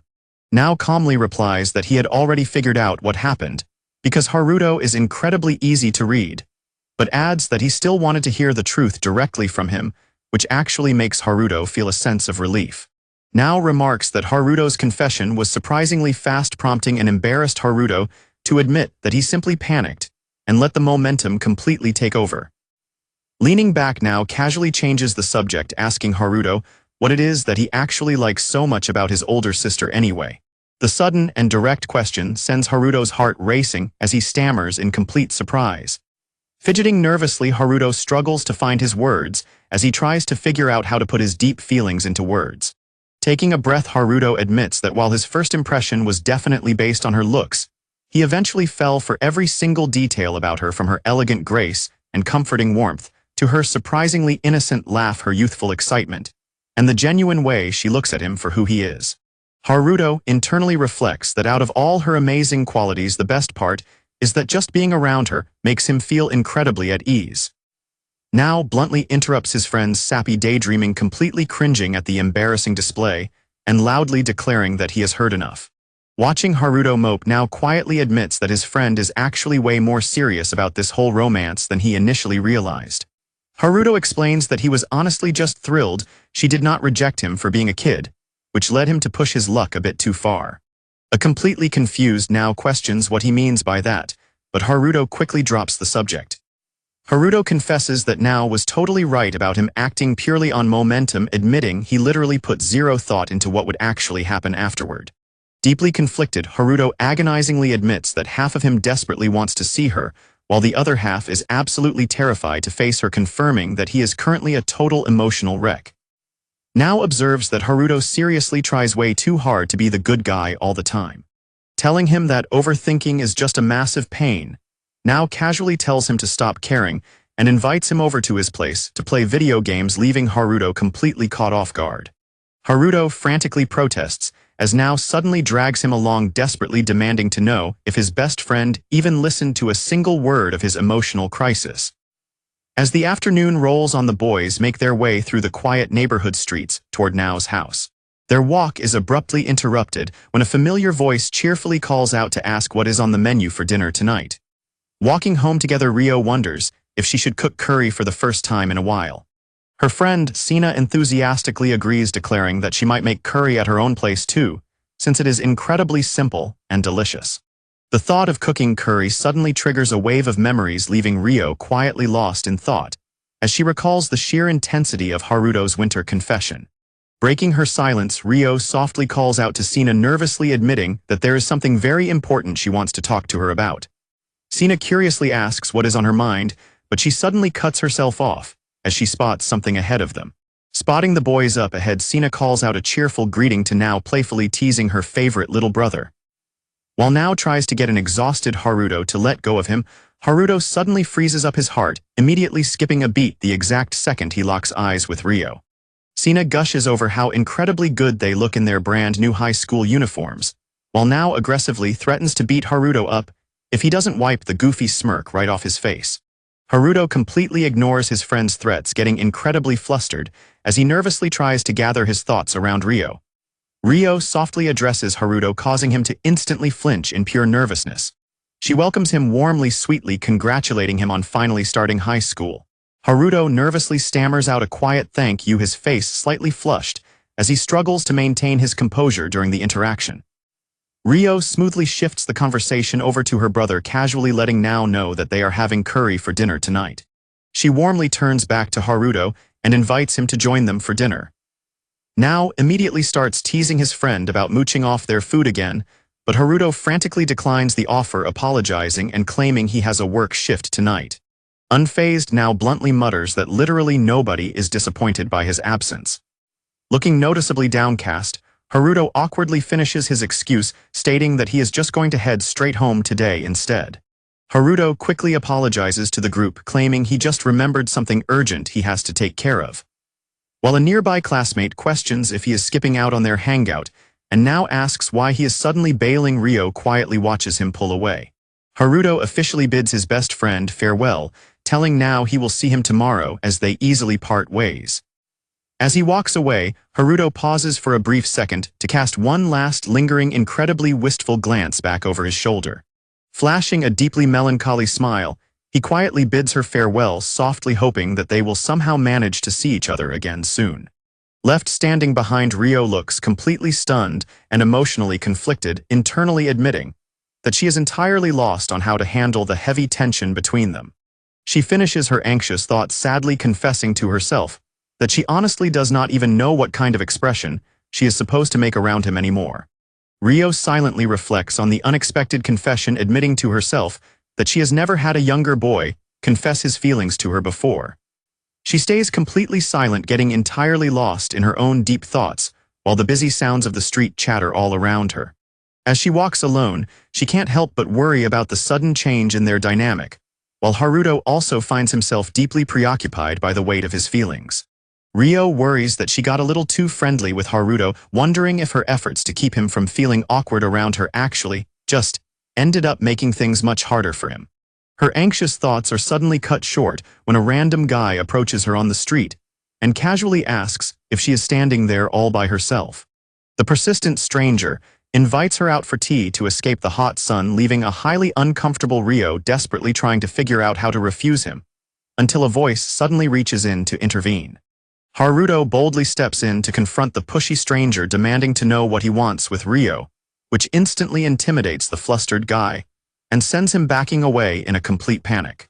Rio warmly thanks now as they wrap up their errands, prompting her brother to sigh and tell her to be careful, playfully teasing her for being so absent-minded. She quickly apologizes and asks if he managed to grab his forgotten items, mentioning that she had to settle for a different air freshener since their usual brand was sold out, which now casually accepts. Ready to head out now, tells his sister it is time to go, but suddenly stops mid-sentence. He glances down and casually points out that her shoelace has come completely undone. Noticing the untied lace, Rio quickly asks now to wait up for just a second. She leans down, promising to tie her shoe real quick so they can keep moving. As she bends over her sneakers, a soft chuckle escapes her as a sweet memory suddenly surfaces. Her mind instantly drifts back to the school festival, vividly remembering the exact moment Haruto knelt down to tie her shoe for her. While fixing her laces, Rio casually brings up the memory to now mentioning how Haruto helped her out at the festival. She admits that seeing him suddenly drop to one knee right in front of her was incredibly surprising, but notes that he ended up tying the bow perfectly neatly. Continuing her story, Rio recalls how her college friends completely lost their minds over the romantic gesture. She tells now that the girls were excitedly squealing about how Haruto looked exactly like a fairy tale prince. Looking up with an incredibly fond and glowing smile, Rio happily confesses to her brother that being treated so sweetly honestly made her feel like she was having a genuine princess moment. Pulling the laces snug, Rio shifts the conversation to ask how Haruto is doing these days, pointing out that he barely ever visits their house anymore. Now simply shrugs it off, dryly explaining that his best friend really has not changed much at all. Hearing that Haruto is doing just fine, Rio closes her eyes and flashes a soft, relieved smile, glad to know nothing is wrong. Without missing a beat, now turns to walk away and casually drops a massive bombshell, bluntly stating that Haruto clearly still has a huge crush on her. The completely unprompted revelation sends a massive jolt right through Rio, leaving her staring at her brother's back in absolute shock. Rio is completely surprised to realize now already knows about Haruto's confession, prompting now to casually confirm that he is indeed fully aware of the situation. Left with no other explanation, Rio quietly notes that it only makes sense since the two of them are best friends. Rio anxiously asks now if Haruto is refusing to visit their house because of her offering to keep her distance and avoid talking to him as much as possible so he can come over whenever he wants. Hearing her plan, now calmly tells his sister that she really does not need to stress herself out over it. Now reassures her that if she is the one who feels awkward, he will gladly tell Haruto to stay away himself, but Rio frantically cuts him off to clarify that she does not dislike Haruto in the slightest. Rio quietly trails off as she struggles to sort through her complicated emotions while now continues to walk beside her in calm silence. Rio confesses that she simply does not know how she is supposed to act around Haruto anymore, adding that she is honestly happy to have him visit since he is now's friend, and she genuinely wants him to keep hanging out. Rio admits that she has never had someone younger express romantic interest in her, before confessing that she simply cannot imagine dating a high schooler. However, Haruto's intense declaration about never being able to like anyone else more than her remains permanently burned into her mind. Rio expresses her worry that she will only end up making things awkward for Haruto in the future, nervously pointing out that he will eventually meet another girl he likes even more than her, and stop caring about her entirely, though now looks completely unconvinced by her theory. Now completely shuts down her anxiety, pointing out that, as the one who has watched Haruto remain hopelessly love-struck over his sister, Since middle school, he highly doubts Haruto would ever move on so easily. He even reveals that another girl in their grade confessed to Haruto once, only for Haruto to immediately reject her, because his heart already belonged to someone else. Now explains that Haruto is the type of guy who goes completely all in whenever he likes something, describing him as incredibly honest and dead serious about his feelings. He assures his sister that Haruto is probably just confused about how to act around her right now, advising her to just sit tight and wait for him to figure things out on his own. Now casually suggests that if Ryo really is not interested, she should just tell Haruto straight to his face, noting that while it will absolutely crush his friend, he will definitely back off cleanly. He even hilariously offers to handle all the emotional cleanup and comfort his depressed best friend afterward. Ryo giggles softly and happily points out to Nao that he really is Haruto's best friend. She mentions that Nao knows so much about him, prompting Nao to dryly point out that he actually spends time with the guy. Ryo agrees, admitting that her only real interaction with Haruto is when he visits their house, keeping their massive 5-year age gap in mind. She reflects on the harsh reality that the two of them just live in completely different environments. Taking a moment to really think about it, Ryo suddenly realizes that she actually does not know a single thing about Haruto at all. Genuinely curious, Ryo turns to Nao and asks what kind of person Haruto actually is, awkwardly trying to dig for basic trivia like his birthday or blood type, while her brother looks on in mild confusion. Meanwhile, a completely separate realization suddenly dawns on Haruto as he reflects on his own recent actions. Ryo blinks in quiet confusion as the conversation briefly stalls out. Haruto completely spirals into a massive depressive slump, radiating an intense aura of absolute gloom as he hides his face in total shame. Squatting on the ground in utter defeat, an agonizing Haruto furiously beats himself up for acting so incredibly creepy, heavily sighing over his total failure to act normal, when Ryo actually went completely out of her way just to talk to him. Haruto mentally kicks himself as he realizes that Ryo was genuinely just trying to be considerate of his feelings the whole time. The heavy guilt sets in as he figures out that he was actually the one making things incredibly difficult for her, deeply regretting that he ended up causing her to make such a troubled expression. Staring blankly at the ground, a totally defeated Haruto quietly stews in his own misery, darkly wondering to himself if this painful awkwardness is just how things are going to be from now on. His gloomy spiral gets interrupted when a large dog affectionately nudges his face. Haruto gently pats the dog and thanks him for the comfort, quietly asking if it is finally all right for him to take a breather, before he gets completely startled by a sudden voice. Ryo's friend, Sina, casually appears out of nowhere with 2 little kids in tow, cheerfully calling out to Haruto and asking what he is doing hanging out outside while the kids marvel at the massive dog. Haruto awkwardly explains that he is just out for a run while taking the dog for a walk, prompting the kids to excitedly ask if they can pet him. When Haruto flips the question back onto Sina, she casually explains that she is currently walking her little half-siblings over to their aunt's house, revealing that their family situation is a bit complicated since their mother passed away. She lightly brushes off the heavy backstory by noting that the aunt's place is super close to her own apartment anyway, so she can easily visit them whenever she wants. Haruto points out that they seem incredibly close, leading Sina to casually ask if he has any siblings of his own. Haruto slowly admits that he technically has an older brother, which immediately makes Sina laugh and playfully ask if his family situation is secretly just as messy as hers. He completely panics and quickly clarifies that his family is perfectly normal. He explains that his brother is just significantly older and already moved out of the house, so they barely ever actually cross paths anymore. Sina warmly sympathizes with how lonely that must feel before abruptly shifting gears to casually bring up a completely different topic. Without missing a single beat, she cheerfully drops an absolute bombshell on him by casually revealing that she already heard all about his romantic confession to Ryo, instantly sending Haruto into a state of sheer wide-eyed panic. Instead of making things weird, Sina happily praises him for having the guts to go for it, excitedly admitting that she completely understands the appeal, because she would totally confess to Ryo too if she were a guy. A deeply embarrassed Haruto can only hide his bright red face in his jacket, while she casually pats him on the shoulder to cheer him up. Haruto reluctantly agrees that his recent weird behavior was incredibly obvious. He starts spiraling over the realization that Ryo was only trying to talk to him normally, so he wouldn't feel nervous, making him worry that he was actually just making things difficult for her. He continues to beat himself up, hating how awkward he is. He laments that he couldn't even respond to her kindness, properly, feeling like he ultimately just made everything uncomfortable for her in the end. Haruto admits that he even started regretting confessing to her in the first place. However, now throws him for a loop by pointing out that Ryo didn't actually seem to find his confession to be a bother at all.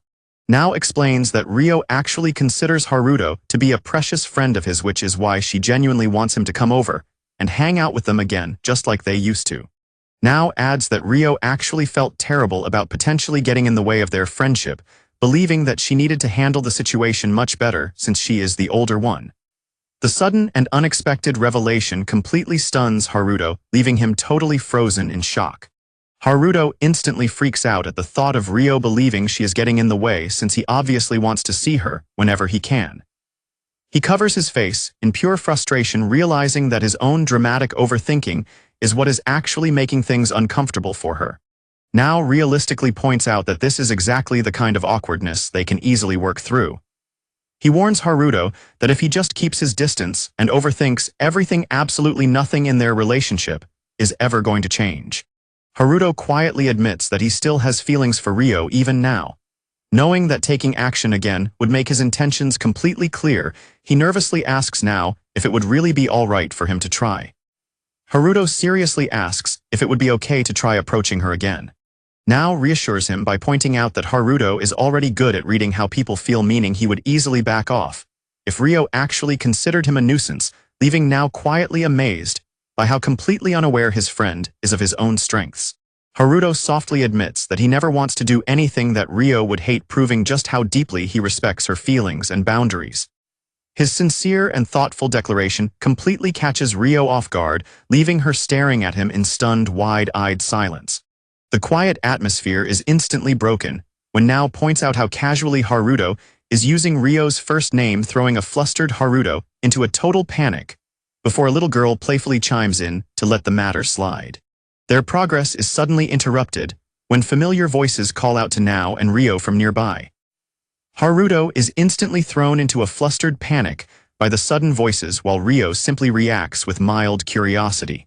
While Now suspiciously questions why Sina is hanging out with Haruto, Sina defensively explains they just happen to bump into each other, leaving a highly nervous Haruto to politely bow and greet Ryo. Now just stares back in deadpan silence, looking completely unamused by the sudden and chaotic group encounter.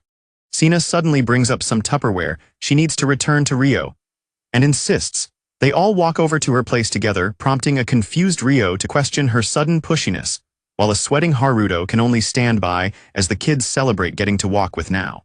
Sina swiftly drags Now away under the guise of heading on ahead to give the two some much-needed privacy, leaving a highly flustered Ryo to softly call out to Haruto as they are suddenly left completely alone.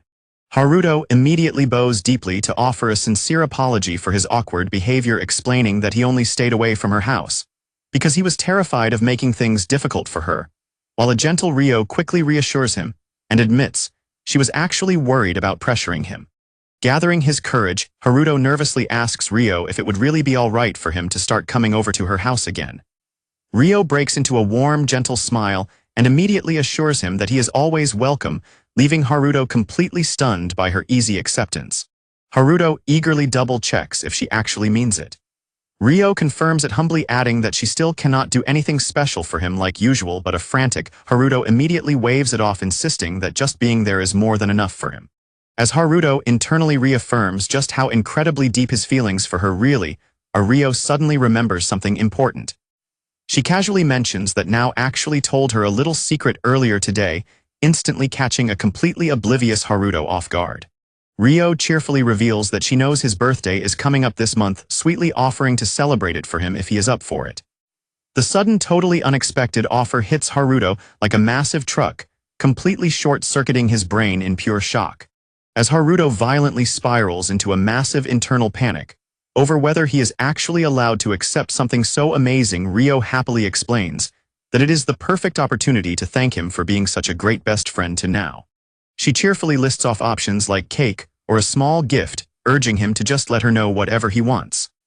Overwhelmed by the dazzling moment, Haruto realizes that this might actually be his absolute golden opportunity. Steeling his resolve, he braces himself to take full advantage of the incredible chance handed straight to him. Haruto nervously speaks up, explaining that instead of just wanting a material gift, there is actually a very specific favor he wants to ask her.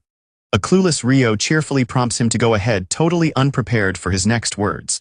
Gathering every single ounce of his courage, Haruto looks her straight in the eye and boldly asks if she would like to go on a proper date with him. Ryo completely freezes in place, staring back at him in pure absolute shock as the massive weight of his sudden romantic invitation sinks in. Barely able to process the sudden bombshell, a deeply stunned Ryo can only stammer out a completely bewildered response while they stand face to face. Haruto steels his absolute resolve, mentally anchoring himself with a fierce piece of personal advice about holding back his tears. He firmly promises himself that if he is ever going to cry over this romance, he will only allow it to happen after he has poured his entire heart out and done absolutely everything in his power to win her over. The story transitions into a brand new chapter, taking a brief quiet pause to show Haruto gently relaxing with a few friendly cats. Ryo reflects on their past hangout at the school festival, quietly admitting to herself that back then, it genuinely just felt like she was simply guiding a young child around. However, as Haruto's bold and incredibly direct request for a real date echoes in her mind, Ryo is struck by the overwhelming realization that he is approaching her completely differently this time around. Ryo finds herself completely stumped on how she is supposed to carry herself on her big day, instantly questioning her own outfit and attitude before things even get started. Her quiet reflection is cut short when Now interrupts to ask for his sweatshirt, only to completely freeze up and point out that his older sister is seriously going all out with her stylish look, catching a startled Ryo completely off guard. Spiraling into immediate panic, Ryo frantically wonders if she tried way too hard and will end up completely weirding Haruto out, while a highly unamused Now can only look on in disbelief at her sudden nervous chatter. While Now calmly retrieves his sweatshirt and tells her not to sweat the small stuff, Ryo lets out a heavy sigh and begins to regret her flashy choice, remembering that they are only going out today because Haruto specifically invited her. Now bluntly reminds her that this is hardly an escort mission, leaving a silent Ryo to reluctantly admit that while he has a point, she still cannot help but stress over the details. Ryo honestly reflects on how it all started, remembering the days when Haruto was simply her little brother's friend. Since Haruto was the very first friend Now had ever brought home, she recalls how desperately she wanted to leave a stellar impression, admitting that she was simply trying her best to put her best foot forward and act like a sweet, approachable older sister. As she rides the rattling train, she quietly admits to herself that she never in a million years expected him to develop genuine romantic feelings for her.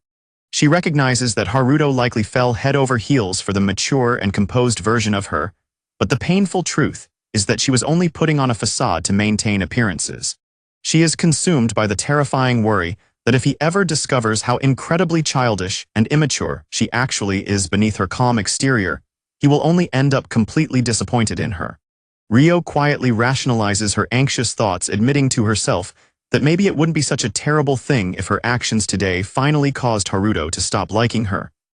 Riding the train to their meetup spot, she tries to steady her nerves while thinking back on his earnest expression. Clenching her fist in sheer determination, she decides that at least for today, she will act exactly like the perfect older woman he imagines her to be, firmly vowing to take complete charge of their date. The morning sun shines down brightly as Ryo finally arrives at the bustling Ueno station for their highly anticipated meetup. Pushing her way through the heavy station crowds, she casually scans the busy ticket gates, trying to remember exactly where he said he would be waiting. Her search ends quickly when she suddenly spots Haruto quietly standing by a nearby information board just outside the station. Taking in his entirely new vibe, Ryo is quietly struck by how genuinely mature and stylish he looks waiting there for her. She briefly stops in her tracks, staring in absolute awe as she processes just how much older he seems today compared to his usual self. Haruto's cool aura instantly vanishes the exact second he notices her, his face lighting up with a massive beaming smile as he enthusiastically calls out to his favorite big sis. Ryo cheerfully returns his morning greeting and playfully notes that he showed up a whole 10 minutes early for their date, while a completely captivated Haruto can only stare back at her in pure starstruck silence. Rio calls out to Haruto, but suddenly gets completely flustered when she realizes how good he looks in his casual clothes, catching him entirely off guard as he nervously stammers in response. Rio playfully admits she barely recognized him because he looked so incredibly handsome, which deeply flusters Haruto, before Rio quickly recovers her composure and softly thanks him.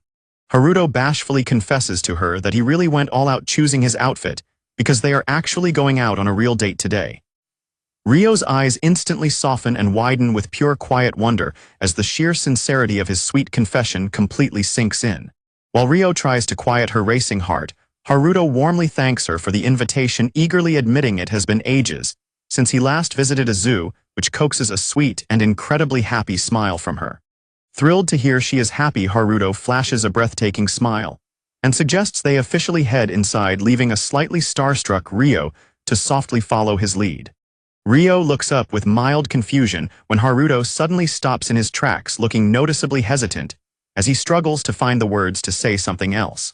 Gaining his confidence, Haruto points out that she obviously dressed up for today too, and passionately tells her that she looks absolutely cute, sending her heart into overdrive. The sudden, incredibly direct compliment completely catches Rio off guard, leaving her blushing furiously as she shyly mutters a quiet thank you.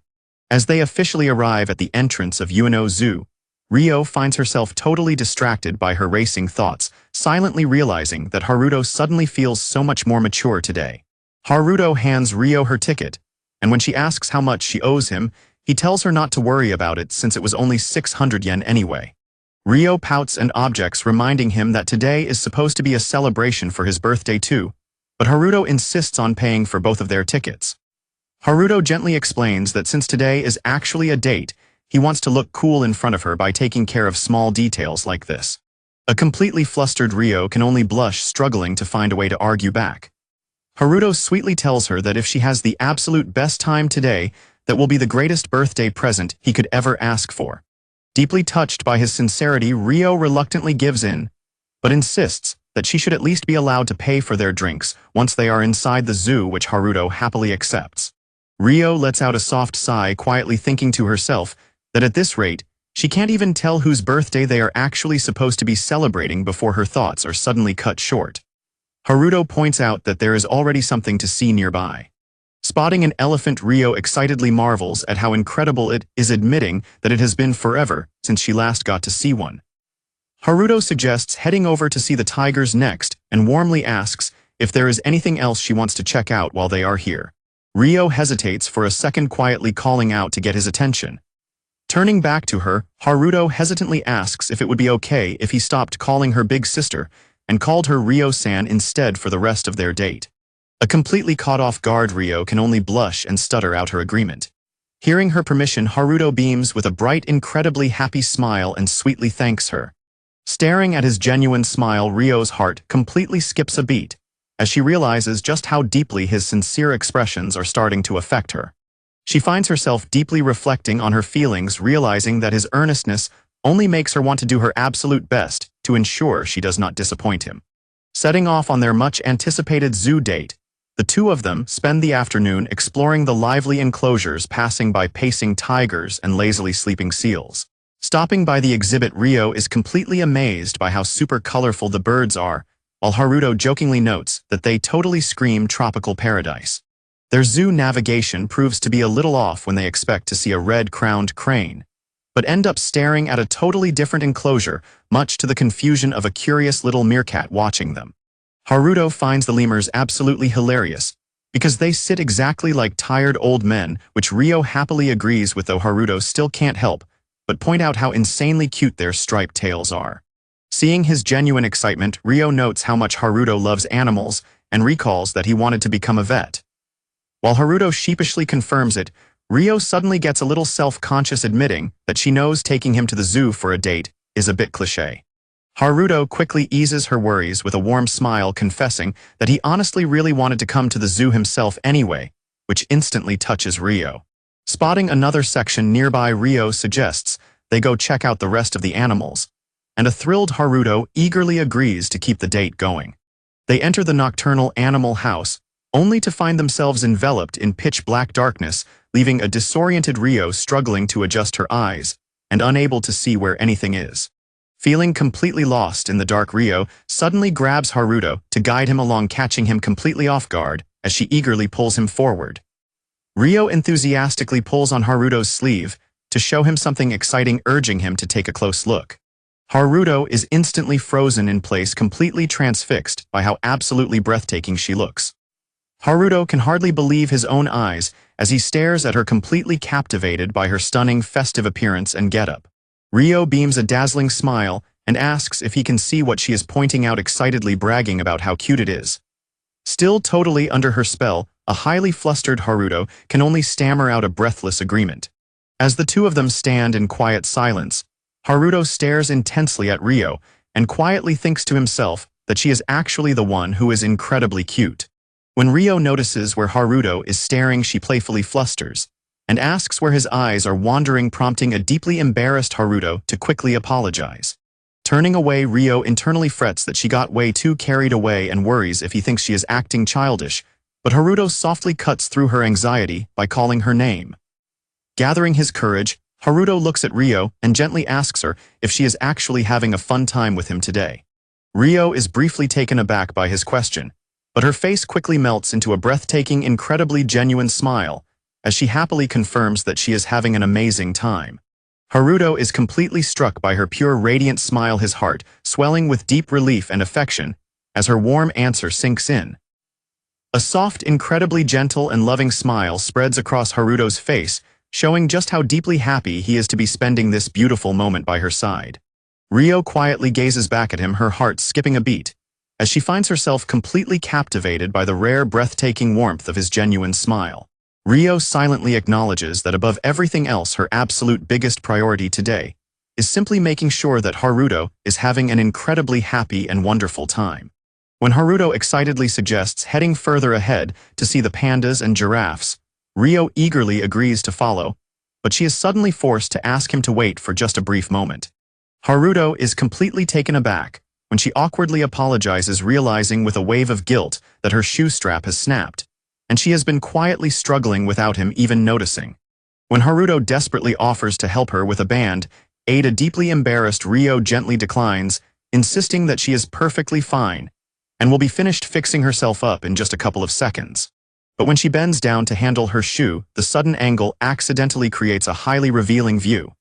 Haruto's brain entirely short-circuits as he accidentally catches a glimpse of the revealing angle, leaving him completely paralyzed with embarrassment.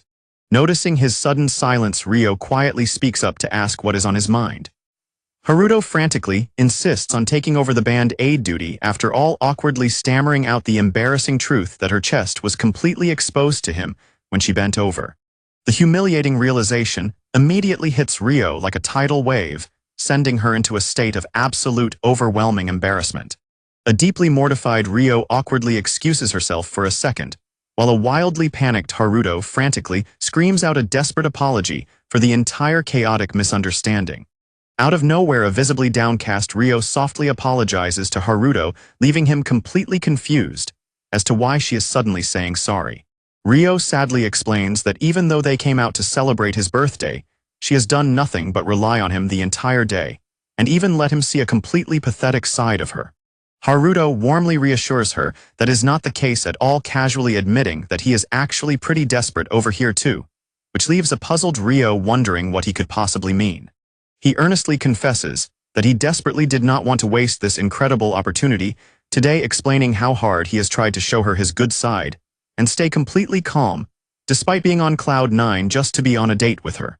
With a self-deprecating laugh, he bashfully asks if he is actually doing a good job of showing off his best side so far. His overwhelming honesty and sweetness completely catch Rio off guard, leaving her absolutely speechless with emotion. Rio softly assures him that he is doing a truly wonderful job, bringing a warm wave of mutual relief and gratitude as they stand together. To help ease the emotional tension, Haruto cheerfully suggests they take a quick break at a nearby shop, to which a smiling Rio warmly agrees. Watching him lead the way, Rio silently reflects on how incredibly honest, hardworking, and beautifully straightforward Haruto always is. Yet she quietly notes that when it comes to him, she still finds herself completely unable to fully understand the complicated feelings swirling in her own heart. Rio reflects on her feelings, admitting that she is certainly not unaware of Haruto. However, she notes that somewhere in her heart, she still struggles with viewing her affection as just the natural fondness she would feel towards someone younger than her. She realizes that watching him try his absolute hardest, and simply thinking of him as cute, feels deeply disrespectful, especially when he is facing her with such serious and sincere romantic feelings. Looking at his incredibly genuine and earnest demeanor, she is struck by just how serious he really is about everything. Rio finds herself completely charmed by his sweet nature, unable to help but smile warmly back at him. She quietly thinks to herself that he might actually be far too good for someone like her. Haruto carefully double-checks his appearance, quietly confirming to himself that everything looks solid. Haruto makes sure his outfit and hair are in place, confidently deciding that he actually looks quite good for their date. After getting a sweet boost of affection and encouragement from his beloved pets Karo and Bisu, he happily thanks them before getting ready to make his exit. Saying his final goodbyes to his pets, Haruto excitedly declares that he is officially heading out to start his big day. Haruto internally reflects that their outing is not just about simply going on a date with Rio, but about how well he can present himself and how mature he can make himself look in her eyes. Knowing what is at stake, he resolves that he absolutely has to put in even more effort than usual to make a great impression. Meanwhile, Rio turns to him with a warm smile, excitedly pointing out her braided hair and asking if he can see how cute it is. The overwhelming cuteness immediately short-circuits Haruto's brain, leaving him blushing furiously and frantically telling himself to get a grip, as his composure completely crumbles. He spirals into an internal panic, worrying that he is being way too aggressive today. He cringes over his bold actions, fearing that if he accidentally creeps her out, his chances will be completely ruined. However, he manages to calm down after realizing that she seems to be genuinely enjoying herself, which brings him immense relief, just as she returns to the table and apologizes for keeping him waiting. Rio warmly asks if he likes the cafe, explaining that a college friend once brought her here, and she has been wanting to the great food with him too, to which Haruto agrees that the atmosphere is incredibly calming.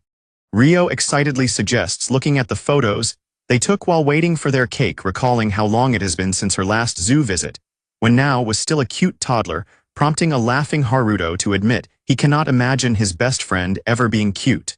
Rio asks him to wait a moment while she searches her phone for an old picture of now leaving Haruto completely transfixed as he watches her quiet, gentle expression.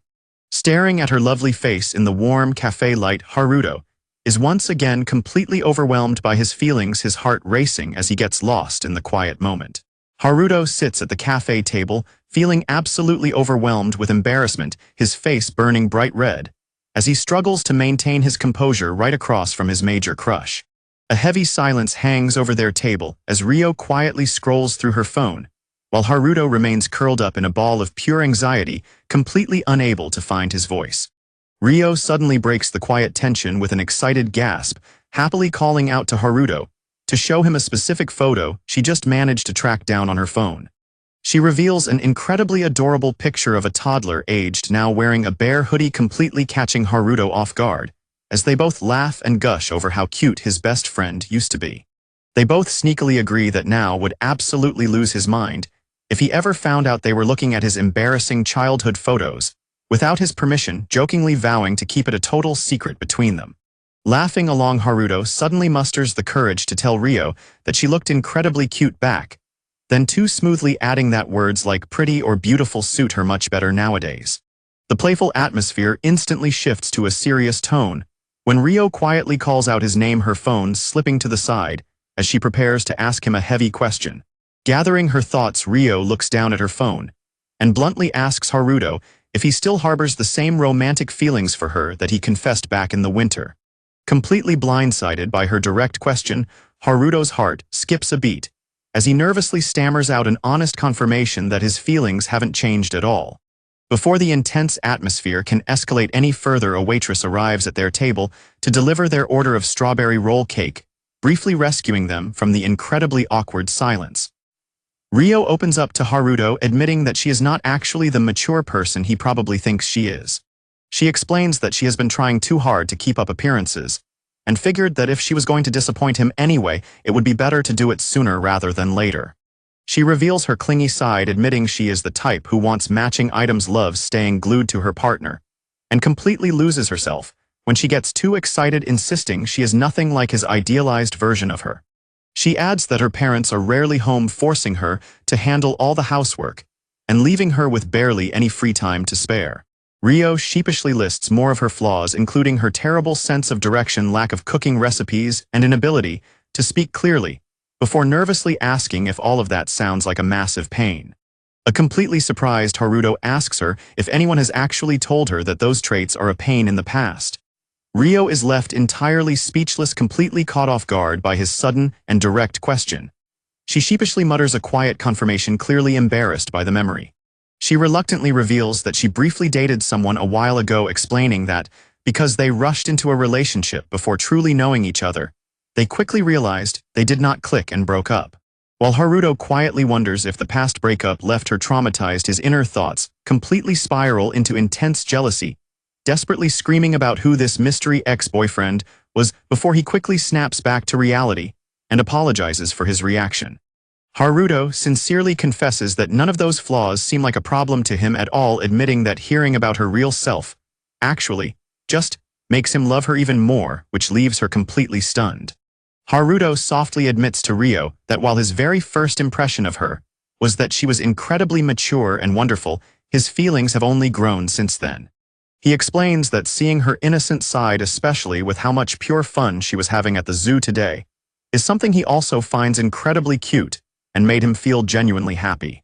He wraps up his heartfelt thoughts by confessing that seeing those different sides of her has actually made him fall for her even more, leaving a completely stunned Rio entirely speechless.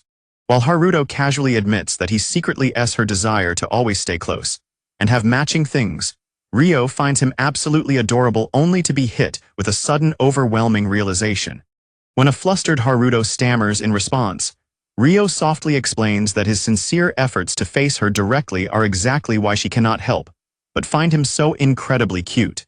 While Haruto wonders why she sees that as a bad thing, a deeply flustered Rio tries to find her words, eventually confessing that since he gives her so much, reducing her deep fondness for him to a simple word like cute feels far too light and almost rude in comparison. The sudden, incredibly heavy admission catches Haruto completely off guard, causing an immediate and chaotic reaction of shock that leaves Rio completely startled. Quickly apologizing as he laughs off the shock, Haruto warmly points out that she is being incredibly serious about everything, showing just how much her earnest words have touched him. Haruto is filled with a sense of pure, unadulterated fondness and warmth as his deep feelings for her completely take over. He gently reassures her that as long as he is receiving her feelings, he is honestly incredibly happy no matter what they actually are. Haruto admits that if he had to choose, he would definitely rather be called cool by her. But ultimately, he confesses that whether she thinks he is cute or absolutely anything else, he wants every single side of her that she is willing to with him. His intense honesty leaves Rio completely overwhelmed, sending her heart into a frenzy, as she silently reflects on how love is such an incredibly strange, positive, yet troublesome thing to navigate. Meanwhile, Haruto privately struggles with his growing affection, admitting to himself that he is terrified of becoming greedier and greedier until he can no longer hold his feelings back. Their quiet, emotionally charged moment is suddenly interrupted by a voice trying to get their attention, breaking the heavy tension between them. A waitress politely refills their water, prompting Rio to casually ask if he wants to order another slice of cake with her, but a completely stuffed Haruto can only panic and quickly decline the offer. As they wrap up their sweet cafe visit, she happily promises to send him all the photos they took together today a little bit later. Haruto warmly thanks her, and she promises to send her photos over too as they stroll down the street together, leaving Haruto to check his phone for the upcoming train schedule. Walking alongside him, Rio happily notes how incredibly fun their date was, even though she reluctantly admits to herself that she let him take the lead almost the entire time. She looks ahead with a hint of sadness, wishing the day didn't have to end so quickly, while struggling to fully understand this sweet, confusing new feeling in her chest. As she glances at his hand, walking right next to hers, his incredibly earnest confession about wanting everything she is willing to give him echoes loudly in her mind, leaving her completely breathless. As they walk together, Haruto reflects on their incredible date, silently acknowledging to himself that absolutely everything Rio gives him means the entire world to him. Haruto turns around to call out her name, but his words are instantly cut short when a highly nervous Rio suddenly taps his hand, her heart pounding as she attempts to initiate physical contact. He immediately stops walking and fully turns his attention toward her, while a visibly flustered Rio stands quietly by his side, desperately struggling to gather her courage.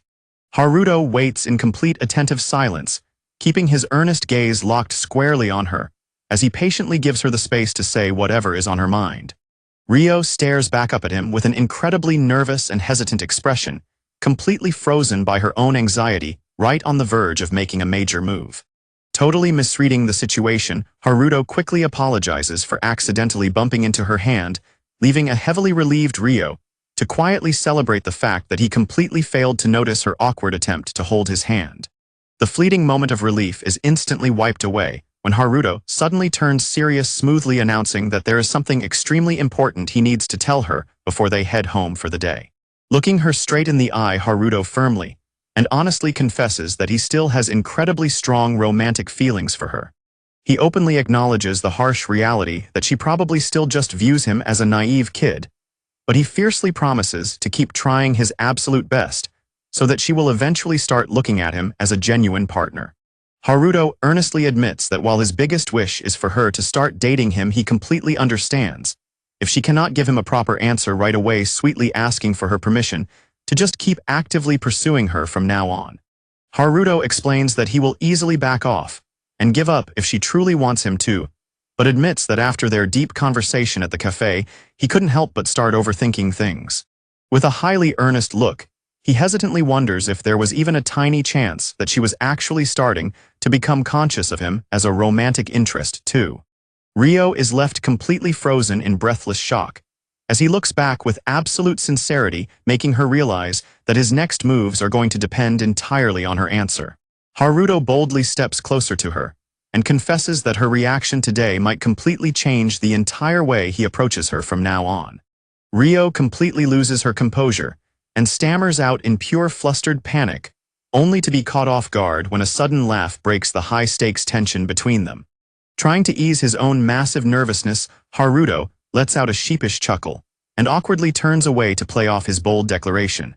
Rio continues to stare at him in absolute wonder as he admits that at the exact same moment she was looking at him and thinking he was cute, his own thoughts were wandering in the exact same direction. He softly confesses that he was standing right there thinking that she is incredibly cute too. Flashing a wonderfully sincere and warm smile, Haruto tells a completely starstruck Rio that at the very least, he really wanted her to know his true feelings. Rio is left completely speechless, her mind entirely blank, as the overwhelming sweetness of his direct words completely overloads her senses. Haruto is taken completely by surprise, quietly processing the words he has just heard. Rio is completely overcome with embarrassment, desperately trying to hide her flushing face, as she struggles to handle the sudden romantic tension. Haruto is left feeling equally bashful, realizing that his straightforward honesty might have gotten a bit too intense. Rio flusteringly begs him to stop teasing her, complaining that his sweet words are making her feel completely ticklish. Haruto, however, gently assures her with absolute sincerity that he is definitely not teasing. Time quickly skips forward as the cherry blossoms from the start of the school year fade away. Spring slowly transitions into summer, and the busy high schoolers finally finish up their midterm exams. After finishing his last test, a tired Haruto lets his thoughts immediately wander. He cannot stop himself from constantly replaying their recent zoo date in his mind, completely lost in the memories of her bright smiles and the wonderful time they had together. He focuses his thoughts on a single crucial detail, trying to analyze their interactions from a completely different perspective. Haruto admits to himself that while the hectic exam period kept his mind entirely focused on studying the exact second, he let his guard down, his thoughts immediately rushed straight back to their date. He realizes that he never actually asked Rio how she truly feels about him, but as he reflects on her warm responses, he strongly doubts that he was simply imagining things. Haruto starts deeply overthinking Rio's own self-awareness, wondering if she even truly understands her own feelings, or if she realized what she was doing back then. He recalls her sweet admission about how much he constantly gives her, remembering how she described the growing fondness she feels toward him. Still completely dazed by the memory of her calling him dear to her, Haruto gets lost in his own little world until now breaks his daydream by letting him know homeroom is officially over and suggesting they head home. Haruto suddenly calls out to his best friend, prompting a highly curious and slightly confused response from Now. Out of nowhere, Haruto bluntly asks Now if he considers him to be dear to him, which only leaves a deeply exhausted Now silently lamenting over how dramatic the people in his life really are. Haruto immediately panics and backtracks, frantically insisting that he did not mean anything weird by the question, while a deadpan Now flatly shuts down any dramatic ideas by declaring that he strictly wants to stay normal friends with him. Changing the subject, Now demands to know when Haruto is picking up his borrowed game, threatening to keep it forever, unless he takes it home today. But their bickering is quickly cut short when a classmate interrupts to remind the festival committee members of their upcoming meeting. Haruto suddenly remembers that he is actually on the committee himself, quickly asking Now to wait up for him in exchange for a corn dog on the way home, which only prompts a nearby classmate to mockingly ask if the two best friends are secretly dating. Haruto arrives at classroom 2-1 for his festival committee meeting, feeling slightly nervous as he tries to double-check if he has actually found the correct room. While attending a school meeting, a friend from another class spots Haruto and excitedly asks if he is also on the festival committee. As Haruto casually confirms that he is, a dark-haired girl sitting nearby suddenly stares at him with an intensely curious look. Watching him walk past her, the girl's mind is instantly filled with confusion as she tries to process where on earth she has seen his face before. After Haruto gives his class information to the organizer and is directed to his designated seat, he quietly settles down nearby, unaware that the girl is still closely tracking his every move. Noting that the classroom is still mostly empty, Haruto decides to pass the time by working on his math homework, completely oblivious to the fact that the girl sitting right next to him is staring at him even more intensely. Glancing over at his notebook, the girl reads his full name and class, instantly matching the name to her memories. Her soft voice suddenly cuts through his focus as she speaks his last name, causing a surprised Haruto to instantly look up at her. He blinks in complete confusion, letting out a surprised gasp as he realizes she is actually talking directly to him. She excitedly confirms her suspicions, asking if he really is Haruto, which only leaves him staring back at her in complete bewilderment. Haruto's brain goes completely blank as he struggles to place her face, prompting her to groan in disappointment and ask if he seriously does not remember her at all. When a hesitant Haruto remains stumped, she breaks into a bright smile and happily introduces herself as Ikika Yukinari in hopes of finally jogging his memory. Haruto remembers a girl from his past, and he is surprised to realize that the very same girl is right in front of him in the present day. As he looks back, a sweet childhood memory flashes through his mind of the two of them happily hanging out together years ago. The sudden revelation hits Haruto with a massive shock, causing him to loudly call out Ikika's name in the middle of class, which instantly catches her completely off guard. As their classmate happily chimes in to marvel at their unexpected elementary school reunion, Ikika confirms that they haven't seen each other in years, while another classmate curiously asks how they even know each other. Ikika excitedly explains to the class that Haruto's dad was actually her doctor when she was hospitalized, warmly recalling how the two of them used to play games and read books together since her asthma kept her from playing outside. She adds that after her discharge in 4th grade, they ended up in different school districts and stopped seeing each other, admitting that she never in a million years expected to run into him again in high school. When their classmate playfully points out that their reunion sounds exactly like fate and wonders why they aren't dating, a deeply embarrassed Ikika desperately tries to shut him down. Addressing Haruto with a sweet and incredibly happy smile, she warmly suggests that they make the most of their reunion and get along from now on. Haruto returns her warm sentiments with a genuine expression of his own, happily agreeing that he is definitely looking forward to spending time with her again. The narrative takes a quiet, dramatic pause as a single intense gaze lingers silently on the sweet reunion. Sitting in class, Haruto is left completely puzzled when a classmate quietly mumbles to herself that he truly does not remember after all, leaving him wondering what on earth she could possibly mean. Ryo's mind drifts back to their date, specifically recalling the moment Haruto asked if she was ever actually conscious of him leaving her to grapple with his teasing suggestion that she might have been. The memory of his intense, earnest gaze sends a sudden jolt through her, forcing her to confront just how deeply his words have actually started to affect her. While stirring the food, Rio can't help but ask herself if she really was conscious of him as a man, reluctantly admitting that during their date, he truly did seem incredibly mature and guided her around with surprising ease. She quickly tries to shake off the embarrassing thoughts, furiously lecturing herself about the 5-year age gap, and strictly reminding herself that he is still just a first-year high school student. But despite her logical protests, his voice echoes clearly in her mind, repeating his passionate declaration that he still truly likes her. His earnest words completely stop her in her tracks, making her pause in silence as the weight of his feelings continues to hang heavily in her mind. Rio quietly admits to herself that she can no longer ignore the truth, realizing with absolute certainty that Haruto's feelings for her are completely genuine and sincere. Rio quietly reflects that even before their date, she was well aware of how hard Haruto had been trying to get his feelings across to her, but she cannot help but remind herself of the heavy reality that he is still only 16. Her mind briefly drifts back to her painful past relationship, bitterly recalling the exact moment her ex-boyfriend bluntly announced that he had found someone else he liked.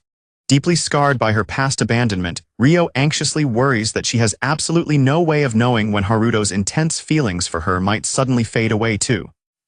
She quietly stews in her own silent insecurities, unable to shake the lingering fear of being hurt all over again. Rio guiltily acknowledges how incredibly unfair she is being by questioning his earnest confessions, and secretly wondering if he is just blindly infatuated, even though he is trying so hard to honestly tell her how he feels. She sadly admits to herself that the more passionately and earnestly he tries to convey his love, the more her own chest aches with conflict and fear. Rio is completely consumed by anxiety whenever she imagines the devastating reality of what might happen to them once his bright romantic feelings eventually cool off. She heavily beats herself up, realizing that in the end, she is just being incredibly selfish before her gloomy thoughts are suddenly cut short by a sharp clinking sound. The sudden noise startles her, completely catching her off guard and breaking her away from her deep melancholic trance. A spilled mess suddenly splatters right onto the floor, instantly bringing her dramatic and painful emotional spiral to a very chaotic halt. Rio is completely dying inside from the mounting emotional tension. She groans and vents her sheer frustration, absolutely overwhelmed by her own embarrassed thoughts. She admits to herself that she is painfully aware of how incredibly inexperienced she is with romance, desperately wishing she could handle everything much better instead of feeling so totally pathetic. Hearing the door open, she quickly snaps out of her self-pity and forces a cheerful smile, warmly welcoming now back home. To her absolute shock, the person standing before her is not her little brother at all, but a very quiet and surprised Haruto. Rio is left completely speechless, her brain completely short-circuiting as she locks eyes with him out of nowhere. After a long and silent stare down, Rio awkwardly stammers out a weak welcome, while a highly polite Haruto apologizes for intruding. Haruto casually comments that she went all out with her cleaning, though he notices that only a single spot on the floor is actually sparkling. A deeply embarrassed, Rio frantically tries to laugh it off, quickly pivoting to congratulate him on finally getting through his midterm exams.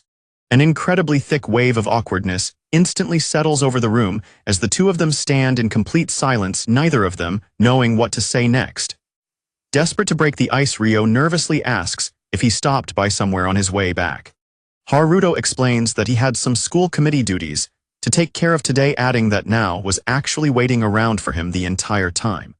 Haruto reassures her with a gentle smile that he only stopped by to retrieve a video game he had lent, now promising that he will head straight back home right after he grabs it. Rio immediately starts second-guessing herself, silently panicking over whether she just accidentally made things incredibly awkward for him.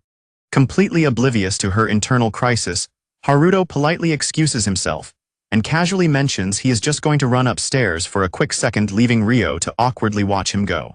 Rio hurriedly calls out for him to wait, but disaster suddenly strikes when she completely loses her footing on the freshly waxed floor, catching Haruto off guard as she goes flying.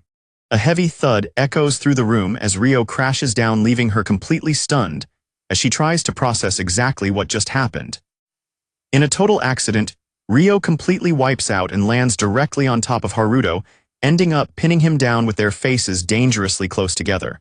Rio is left totally paralyzed by the sudden physical proximity, her mind instantly blanking as she stares back at him in pure shock. The two of them freeze completely still on the floor, locked in an incredibly intense and heart-stopping moment, as the sheer gravity of their compromising position fully sets in.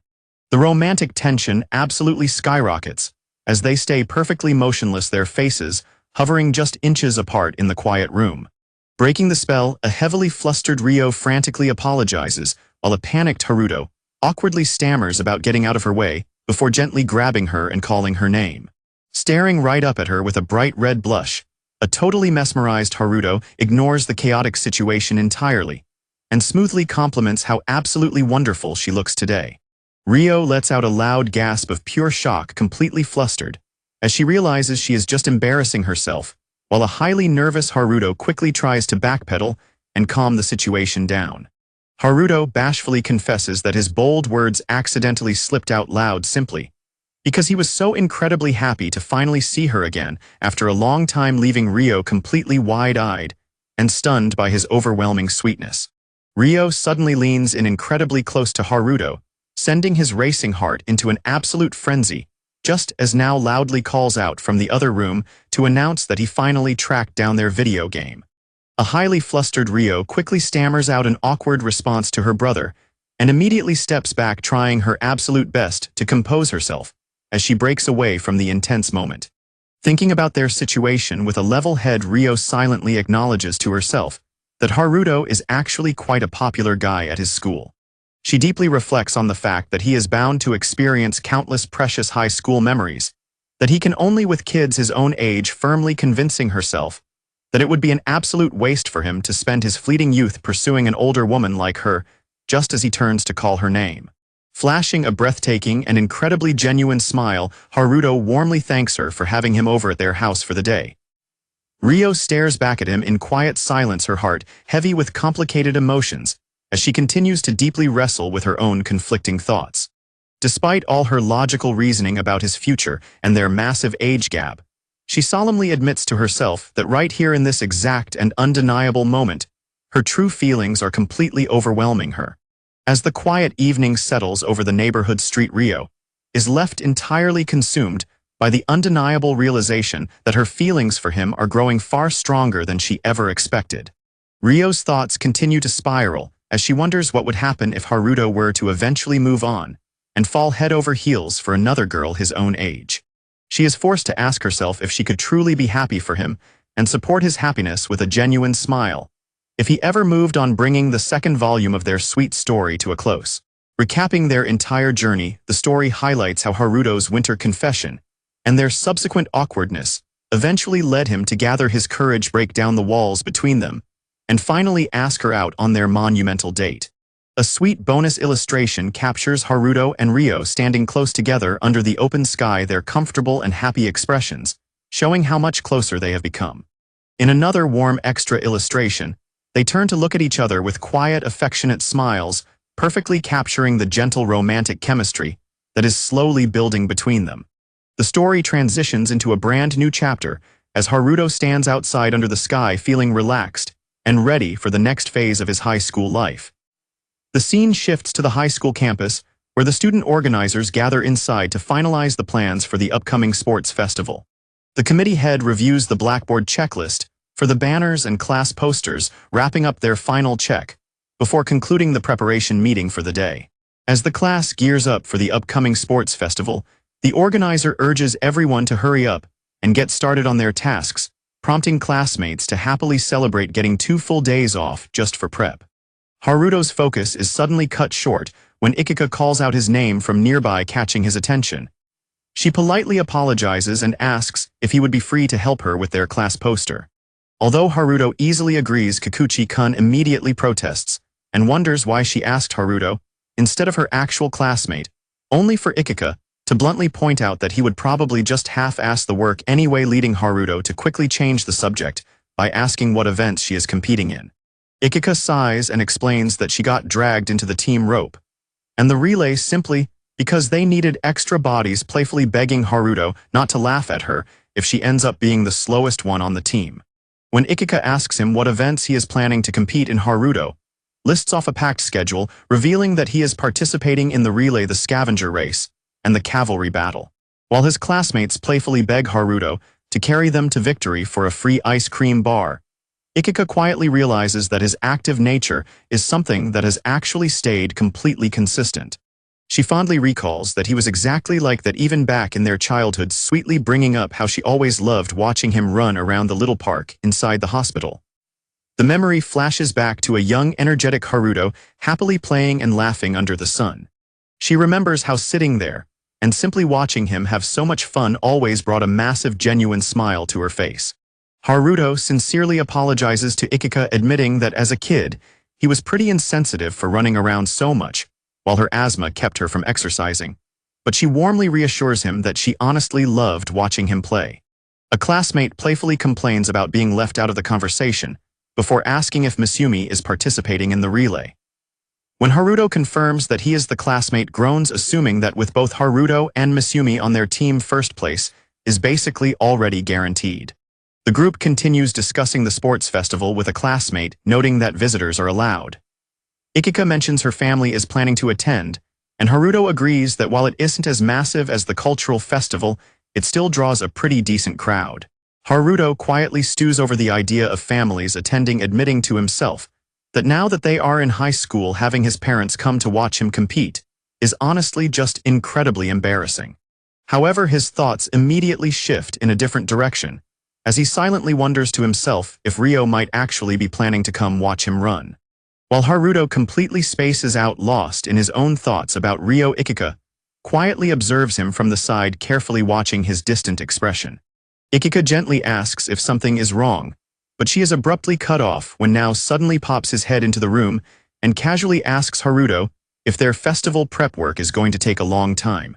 Ikika internally marvels at Nao's reputation as a ridiculously fast track star, who is basically guaranteed to take first place, while a classmate immediately demands that Nao help them out with the prep work, since it is technically his job too.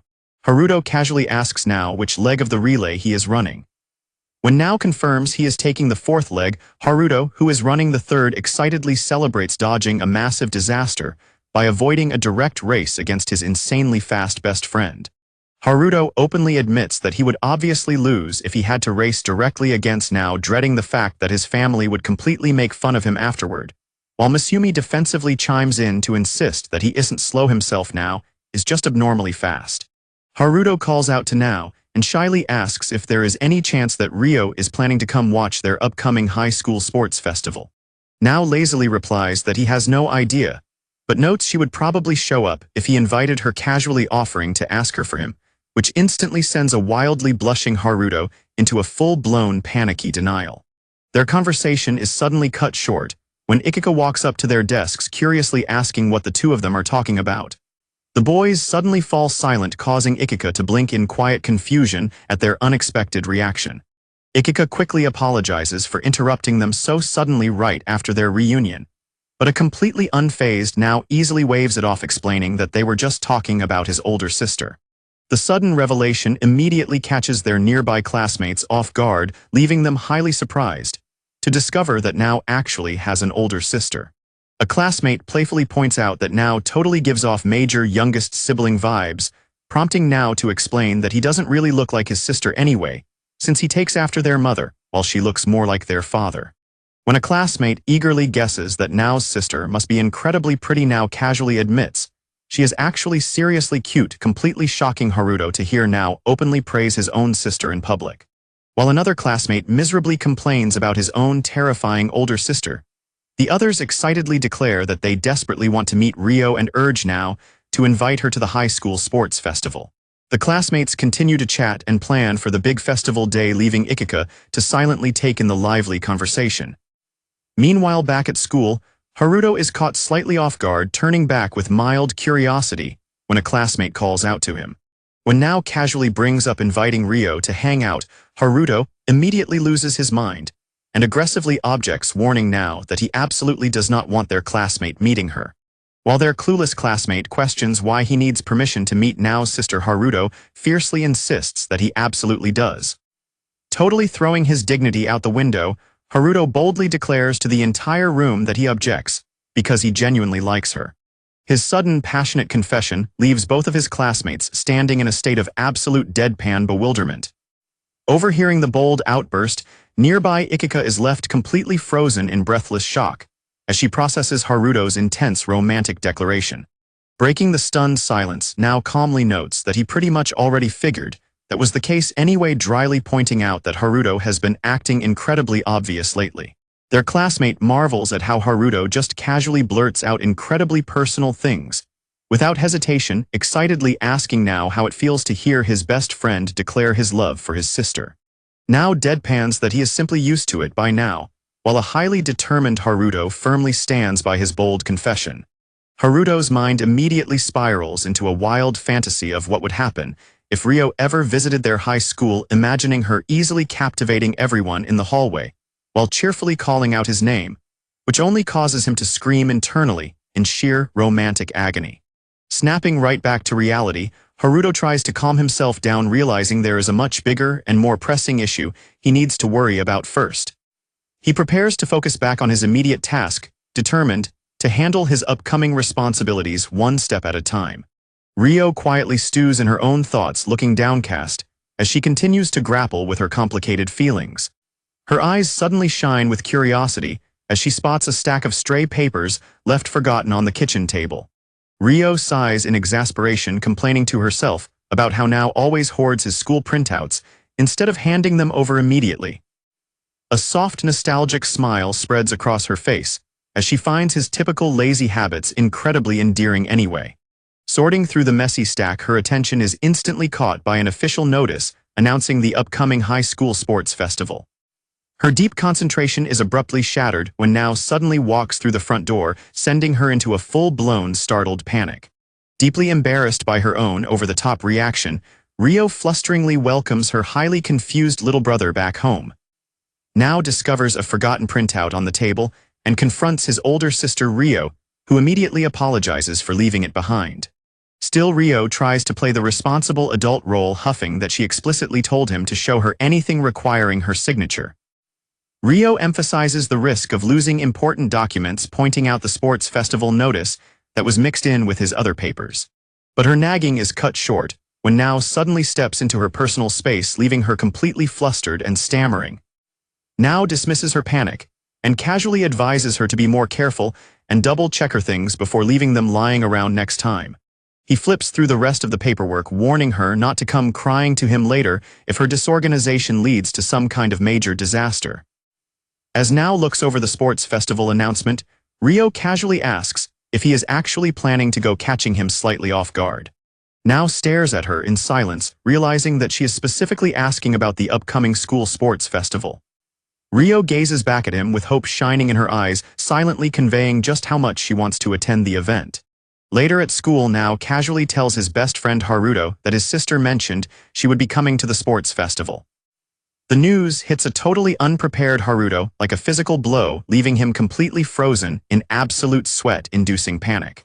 Haruto immediately loses his mind and aggressively accuses Now of being a complete idiot, reminding his friend that he was explicitly told not to invite her, while a deadpan Now simply reasons that his sister genuinely looked like she wanted to go.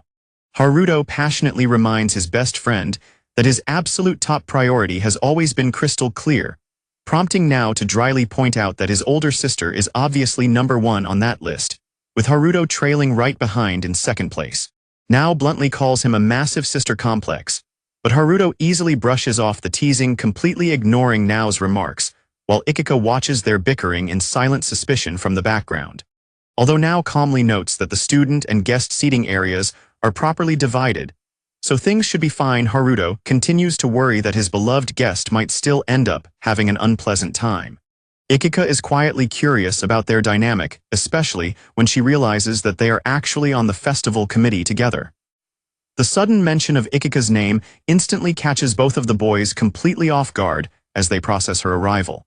Ikika politely greets them and explains that the committee members are supposed to gather before the opening ceremony to finalize the schedule, which Now easily accepts. Turning her focus over to Haruto, Ikika warmly encourages him to join her in doing their absolute best for the big event today. She quietly admits that since this is her very first time running in the relay, her stamina still cannot compare to the other students, though she proudly notes that she can run infinitely better than she did back in her sickly childhood. With an incredibly sweet and honest expression, she confesses that her main motivation today was simply wanting him to witness firsthand just how healthy and strong she has finally become. She softly trails off her heart, completely filled with sincere hope, as she prepares to her deepest thoughts with him. Ikika confidently declares to Haruto that she has absolutely no intention of losing their upcoming competition, prompting him to quietly clench his fist in sheer competitive determination. Haruto's mind immediately drifts straight to Ryo, mentally promising her that he is going to give the race his absolute all and desperately hoping that she will be there to watch his big moment. Bringing his focus back to the present, Haruto casually acknowledges their rival teams while a fired-up Ikika cheerfully reminds him that her squad is also fiercely gunning for the top spot. Wrapping up their lively conversation, Ikika quickly bids Haruto a cheerful farewell, and suddenly dashes off down the hallway to get back to her own festival preparations. Watching her sprint away, Misumi dramatically confesses that Ikika's intense and incredibly pure dedication honestly makes him feel like crying, leaving a completely confused Haruto staring back at him in total bewilderment. Misumi awkwardly struggles to articulate his thoughts, vaguely mumbling about how totally oblivious Haruto is to the entire situation around him, which only leaves Haruto feeling completely lost by the highly cryptic commentary. As Haruto walks away, the narrative perspective shifts completely to a distant Ikika, who quietly watches him leave while agonizing over the harsh reality that she still hasn't made a single romantic move on him yet. A sweet childhood memory of Haruto giving her a piggyback ride flashes through her mind as an emotional Ikika fiercely questions if she can really just let her long-standing crush fade away without ever putting up a proper fight. Standing quietly alone by the hallway window, Ikika deeply reflects on the countless years she spent constantly longing to see him again, entirely amazed that she held onto her heavy feelings for a boy she never expected to actually reunite with. Staring fondly at his earnest face in her memories, Ikika's romantic resolve completely solidifies as she decides that now that fate has miraculously brought them back together, she absolutely refuses to let this incredible second chance slip through her fingers. A female student on duty looks around the school venue preparing for the start of the massive high school sports festival. Meanwhile, Ryo walks through the crowded festival grounds, navigating her way past the lively spectators to find where the boys are. She scans the busy schoolyard with a quiet, slightly anxious expression, hoping she hasn't missed them in the massive crowd. Her quiet search is suddenly cut short when someone politely calls out to get her attention from behind. Ryo warmly greets the student on duty and politely asks for directions to the family seating area, introducing herself as a student's family member, and completely unaware of the connection between them.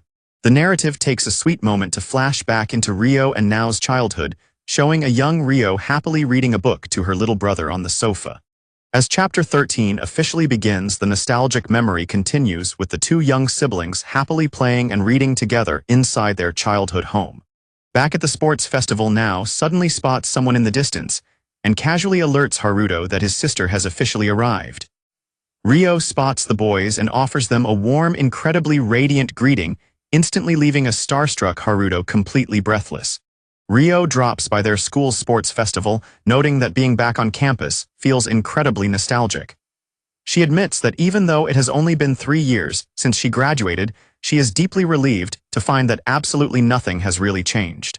Nao explains to Haruto that his older sister is actually an alumnus of their school as well, which leaves a completely surprised Haruto to excitedly process the connection. When Ryo asks if they came here alone, she admits she had invited Sina to tag along, but her friend had to work today. Ryo notes that Sina sounded surprisingly hesitant when she asked her, leaving her to wonder if something happened. Meanwhile, Haruto and Nao exchange a quiet, highly awkward look as they suddenly realize they have absolutely no idea what actually went down between their classmate and Sina after he confessed. Ryo happily recalls that the last time she came to watch her little brother compete was way back when he was still in elementary school. Declaring her mission to take plenty of photos to send over to their parents, her excitement is suddenly interrupted when their hyper-classmate Taguchi loudly calls out to Haruto and Nao from across the field. Taguchi cheerfully runs over to let them know that the girls are planning to take a group photo later on. However, his excitement completely freezes the exact second he turns his attention toward Ryo. Taguchi immediately starts flirting with Ryo and eagerly asks who she is. The second Nao coolly reveals that she is his older sister, Taguchi completely loses his mind and starts shouting about how incredibly gorgeous she is, which immediately prompts an aggressively jealous Haruto to violently yank him backward to shut him up. While Haruto continues to aggressively drag the loudmouthed Taguchi away, Ikika approaches Ryo to ask if she got a copy of today's schedule. Spotting Ryo's face, Ikika pleasantly recognizes her and sweetly thanks her for helping her out earlier, leaving a slightly surprised Ryo to warmly assure her it was no trouble at all. Ikika happily clarifies that Ryo was the kind person who had pointed out exactly where the parent seating area was earlier today, which immediately helps Haruto understand how they already know each other. Breaking free, the relentlessly bold Taguchi immediately rushes straight back to Ryo to introduce himself and bluntly ask if she has a boyfriend. A highly panicked Haruto desperately tries to drag his rude classmate away again, frantically begging Nao to step in and help him control his friend. A deeply embarrassed Ikika quickly offers a frantic apology and promises to drag her classmate away immediately. While Ryo politely assures them everything is fine, a highly possessive Haruto fiercely declares that even if Ryo is willing to overlook the rude behavior, he is absolutely not leaving a quiet Ryo to silently observe just how intensely protective he is being of her. Just as a loud announcement over the speaker system declares that the opening ceremony is about to begin shortly, Haruto gets caught up with his energetic classmates, while Ryo quietly stands nearby, keeping her eyes fixed on him. While his friends clear out to prepare for the main event, Haruto takes a moment to bid Ryo a slightly bashful farewell, feeling incredibly motivated when she warmly tells him to do his absolute best. Their sweet moment is quickly cut short when Ikika calls out to Haruto and tells him they need to get going as well. As the two of them walk away together, Ryo is left standing completely alone, watching them go with a highly conflicted and troubled look in her eyes.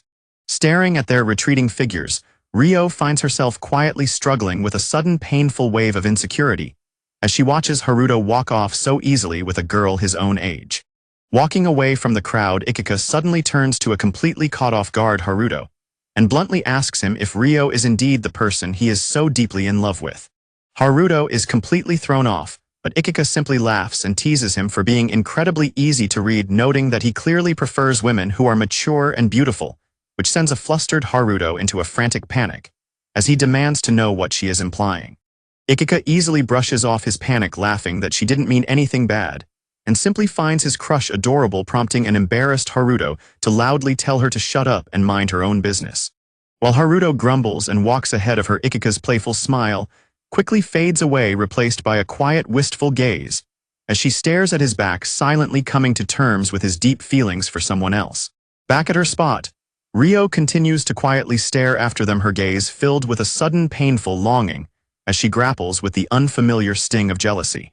The school sports festival finally kicks off with a massive bang, filling the air with excited cheers as the students enthusiastically sprint through their various intense athletic events. The sidelines erupt into massive waves of excitement as the students cheer and scream at the top of their lungs to support their classmates in the intense competitions. From the cheering squads shaking up the crowd to the grueling high-stakes tug-of-war matches, the entire campus completely loses itself in the competitive spirit of the big day. The competitive hype reaches a whole new level when the girls in the crowd start loudly cheering for Nao, and Haruto instantly putting the popular athletic duo under the spotlight. Looking out into the crowd, Haruto sheepishly notes that Ryo is seriously hyped up for the event, as she excitedly snaps photos of them, prompting Nao to quietly and affectionately note how incredibly cute his sister is being. Haruto's protective instincts instantly kick into overdrive as he vows to keep Nao's classmates from hitting on Ryo, though a completely unbothered Nao dryly advises him that he really does not need to be that aggressively on guard. Nao completely shuts down his friend's possessive rant by calmly reminding Haruto that acting way too friendly and approaching her out of nowhere is exactly how his own crush on Ryo started in the first place. The direct hit completely shuts Haruto up, leaving him sweating and blushing furiously as his best friend's highly accurate logic totally catches him off guard. Haruto is forced to silently concede the point, fondly recalling how he originally went over to Nao's house, happened to cross paths with his gorgeous older sister, and instantly fell in love at first sight. Haruto quietly wrestles with his own feelings, recognizing that simply harboring feelings for Ryo does not give him any exclusive claim over her. Meanwhile now internally compares Haruto to their other classmate, dryly concluding that, while Haruto is easily the better choice, he still cannot wrap his head around his best friend actually dating his older sister. The sports festival gets underway with an announcement calling for all participants in the team jump rope event to start lining up. Haruto looks over as the crowd begins to gather for the next competition. Suddenly Haruto stops in his tracks as he spots Ikika walking by, completely taken by surprise by her appearance. Haruto happily calls out to Ikika, admitting that he almost did not recognize her at first because she has her hair tied up. His light-hearted comment catches her off guard, leaving her with a quiet blush as she processes his words. A self-conscious Ikika nervously asks if her new hairstyle looks strange on her, but Haruto quickly reassures her that it actually looks incredibly fresh. Their sweet chat is cut short when an organizer calls for the red team to line up, prompting them to wrap up their conversation. As Ikika heads over to join her team, Haruto warmly cheers her on and tells her to do her absolute best. She looks back at him with a soft, grateful smile, clearly touched by his encouragement. Ikika playfully points out that they are actually on opposing teams, flashing him a bright, competitive grin as she runs off to join her group. Haruto watches her go with a gentle smile, only to be startled half to death when a classmate suddenly pops out of nowhere to enthusiastically declare that ponytails are truly the greatest thing ever. The classmate happily gushes about how attractive girls look with ponytails, but Haruto just sighs and tells him he is making it sound weird. When pressed for his own opinion, Haruto casually suggests that the hairstyle simply makes girls look a lot more mature. He glances over at the crowd of participants, realizing that practically every single girl lining up for the event is sporting the exact same ponytail with a team ribbon. Ikika quietly concedes that her classmate's prediction was absolutely spot on. The speakers suddenly blare through the arena, loudly declaring the red team as the official winners of the cavalry battle. While the opposing team wildly celebrates their satisfying victory, now dryly comments on their own impressively crushing defeat, while their classmate completely despairs. His classmate immediately shifts all the pressure onto Haruto, aggressively demanding that he secure first place in the upcoming scavenger race, since the entire class ice cream supply is riding on his shoulders, only for Haruto to get completely distracted as someone catches his eye.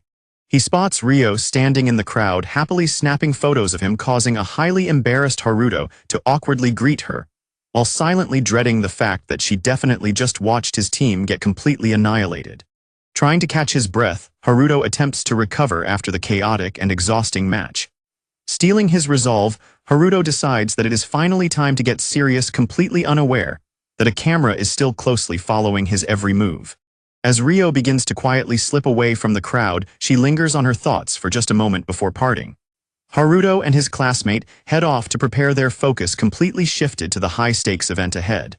He is filled with absolute determination, resolving to give the upcoming race every single ounce of his effort.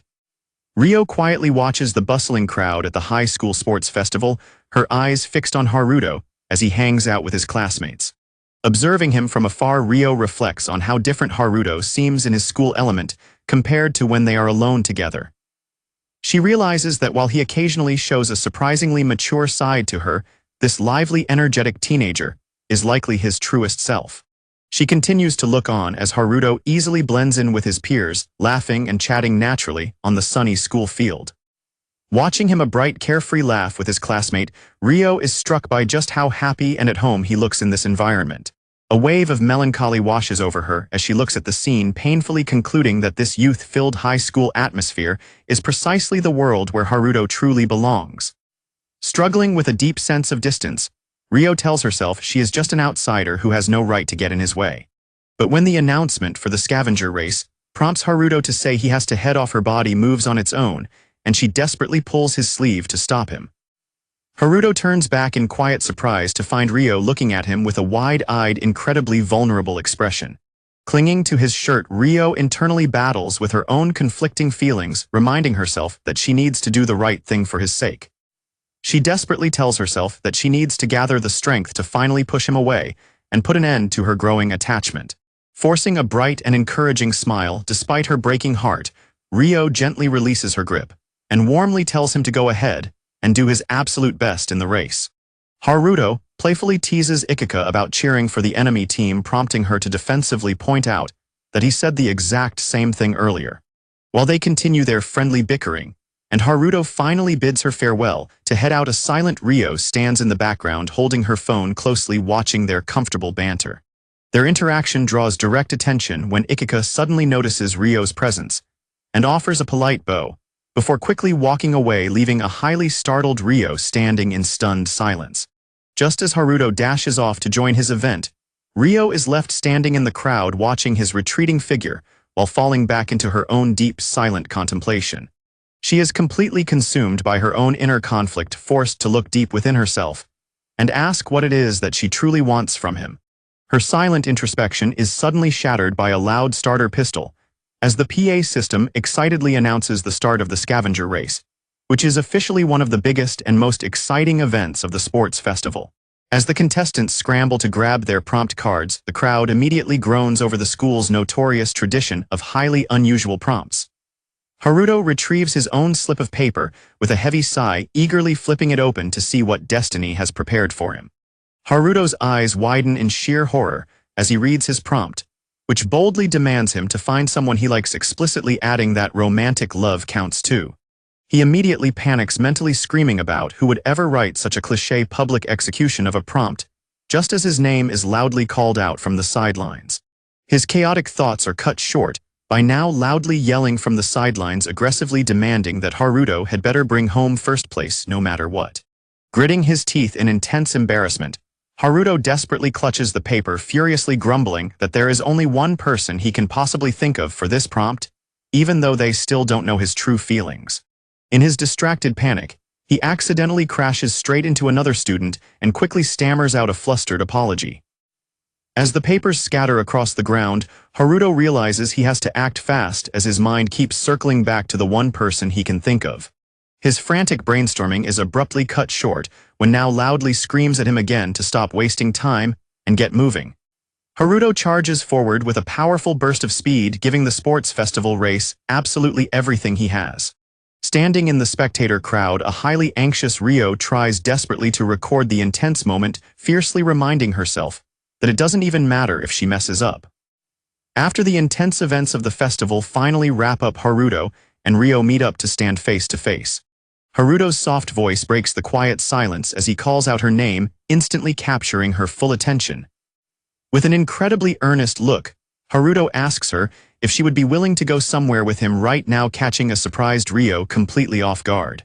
Ryo desperately tells herself that she needs to push him away for his own good, but her resolve instantly wavers as she takes in his gentle expression. Suddenly losing his nerve, a highly embarrassed Haruto quickly apologizes and tells her to forget he even asked. Ryo quietly realizes that the very fact she is hesitating to push him away means something much deeper. Finally accepting the undeniable truth that it is already far too late to fight her heart, Ryo looks at him and boldly tells him to lead the way. Haruto is left absolutely speechless, staring at her in quiet awe as her sudden decisive answer catches him completely by surprise. The crowd goes absolutely wild as Haruto sprints toward the goal with Ryo, whom he recruited straight from the audience seats to help him finish the scavenger race. His onlookers are left in complete disbelief, loudly wondering what kind of outrageous prompt he could have possibly drawn to justify dragging her onto the track. In this crucial moment, Ryo is hit with a sudden wave of self-reflection, admitting to herself that she has been indecisive, pathetic, and immature. Despite her doubts, she silently resolves to properly face her emotions for him, wondering if he will still continue to care for her. As the official prepares to verify his paper at the finish line, Haruto is utterly mortified, desperately hoping the prompt will not be read out loud for the entire school to hear, while inwardly cursing the person who wrote it. The official paper is revealed, displaying the exact prompt that started it all: a beautiful woman. The judge announces the prompt and declares that Ryo definitely fits the description, securing them a first-place finish. While a relieved Haruto is glad the ordeal is over, a blushing Ryo is left completely stunned as she finally understands the meaning behind his actions. Once the excitement settles down, Ryo tentatively approaches Haruto to ask if her sudden participation was of any actual help to him. Haruto quickly reassures her that she was an incredible help and completely saved him from a disastrous finish. Softening his tone, Haruto expresses his sincere gratitude to her simply for coming along with him. As Haruto warmly adds that he is incredibly glad she was there, Rio quietly observes him, realizing she can no longer deny the reality of the situation. With newfound determination, Rio silently decides that she must finally stop running away and properly confront her own growing feelings. Rio quietly acknowledges to herself that while there is still a significant age gap and countless other real-world obstacles, she needs to seriously think through when it comes to Haruto. Her logical worries are starting to lose their grip. Looking out onto the field, she is completely captivated as she watches Haruto stand under the bright festival sun, looking so genuinely mature and cool that it takes her breath away entirely. In that beautiful moment, she finally gives in to her heart, silently confessing to herself that she really does like him too. The story takes a sweet trip down memory lane as a hospitalized young Ikika shows a kid-aged Haruto a fairy tale picture book, playfully challenging him to lift her up effortlessly, just like the heroic prince in the story. Haruto is completely stunned by her sudden request, but a highly determined Ikika eagerly insists that they should try the bold lift together right then and there. Haruto ends up comically struggling to pick her up, leading to a playful bicker, before a beaming Ikika recalls seeing an older couple easily rescue a stuck balloon in the courtyard earlier that day. She fondly explains that watching the older man effortlessly lift the woman made her believe all boys were unbelievably strong, leading a highly competitive Haruto to stubbornly huff that he is only struggling because he is still a kid and proudly vow to get way stronger when he grows up. Ikika breaks into a sweet lingering chuckle, quietly teasing that she will be eagerly looking forward to the day he finally becomes strong enough to carry her easily. Ikika washes her hands at the sink to cool down after her intense sports festival events. While Ikika is in the restroom area, her classmates ask if she is planning to attend the upcoming Sakata Shrine Summer Festival, but Ikika admits she hasn't decided yet. The girls playfully tease her to invite Oda-kun, instead giggling as they head out and leave Ikika alone in the quiet corridor. Alone in the hallway, Ikika looks downcast as a painful memory flashes through her mind of Haruto happily leading Rio by the hand during the scavenger race, leaving her to grapple with the harsh reality of their close relationship. Her painful thoughts are suddenly interrupted when she turns around and runs straight into Rio, leaving both of them standing in complete wide-eyed surprise. Rio politely asks for directions to the nearest restroom, prompting Ikika to warmly point her in the right direction before a grateful Rio smiles and thanks her. As Rio walks away, Ikika's hair tie suddenly snaps with a sharp sound, completely catching her off guard and forcing her to call out in surprise, which immediately prompts Rio to stop and turn back. Rio walks back to check on her, gently asking if her hair tie just broke. Sensing Ikika's distress, a kind and helpful Rio softly offers to help her out with a spare one, if she is comfortable with it. Ikika hesitantly asks if it is really okay to borrow her hair tie, but Rio gently ties Ikika's hair back, warmly reassuring her that it is no trouble at all. Sitting there, Ikika is completely disarmed by Rio's incredibly calming voice, her previous jealousy melting away in the face of her genuine kindness. While fidgeting nervously with her character pouch, Ikika contemplates speaking up and starting a real conversation. Sensing her hesitation, Rio casually strikes up a conversation by asking if she is a fan of Suzy. Ikika is caught off guard, but eagerly confirms that she is indeed a big fan, even boasting about having some of the character's merchandise. Rio's warm and charming reaction immediately leaves Ikika deeply struck by her effortlessly mature beauty. Ikika internally notes that Rio's friendly demeanor goes far beyond simple politeness, realizing that she is actively trying to make her feel welcome and comfortable. She quietly laments that this kind of effortless maturity must be exactly why Haruto is so hopelessly in love with Rio, while reflecting on her own childish attempt to grab his attention by simply tying her hair up. With a warm, satisfying smile, Rio happily finishes up helping Ikika out, breaking her out of her deep thoughts. Gathering all of her courage, a highly hesitant Ikika prepares to ask a direct, incredibly personal question, politely apologizing in advance, in case it turns out to be far too difficult or awkward to answer. Ikika looks her straight in the eye and bluntly asks if Rio is actually in a relationship with Haruto, leaving Rio completely stunned by the direct confrontation. A completely flustered Rio immediately panics and loudly denies that they are dating, prompting a highly curious Ikika to press her even further by directly asking how she actually feels about Haruto. Ikika asks if Haruto has already confessed his feelings to her, confidently adding that knowing his straightforward personality, he almost certainly did. Still trying to process the sudden line of questioning, a surprised Ryo pieces things together and asks if Ikika is actually Haruto's childhood friend. Ikika fondly explains their childhood history of playing together during her hospitalization, admitting that, when they miraculously reunited in high school after years of zero contact, she couldn't help but feel that their meeting was fate. Ikika softly confides in Ryo that she never expected to actually reunite with her childhood crush, admitting that she was deeply saddened to discover he already has someone else in mind, which only leaves a deeply sweating Ryo quietly stressing over how incredibly awkward the situation is. As their conversation shifts, a classmate tentatively brings up the scavenger race that took place earlier. The classmate dramatically despairs over how perfect Haruto and Ikika looked together during the race, frantically begging to know what Haruto's prompt actually was, and admitting she would literally die from heartbreak if his card had read the person he likes. While Ryo frantically tries to comfort her distressed classmate by explaining that his prompt was definitely something else entirely, Ikika quietly admits that despite everything she still cannot help but feel incredibly jealous of their closeness, leaving a thoughtful Ryo completely silent.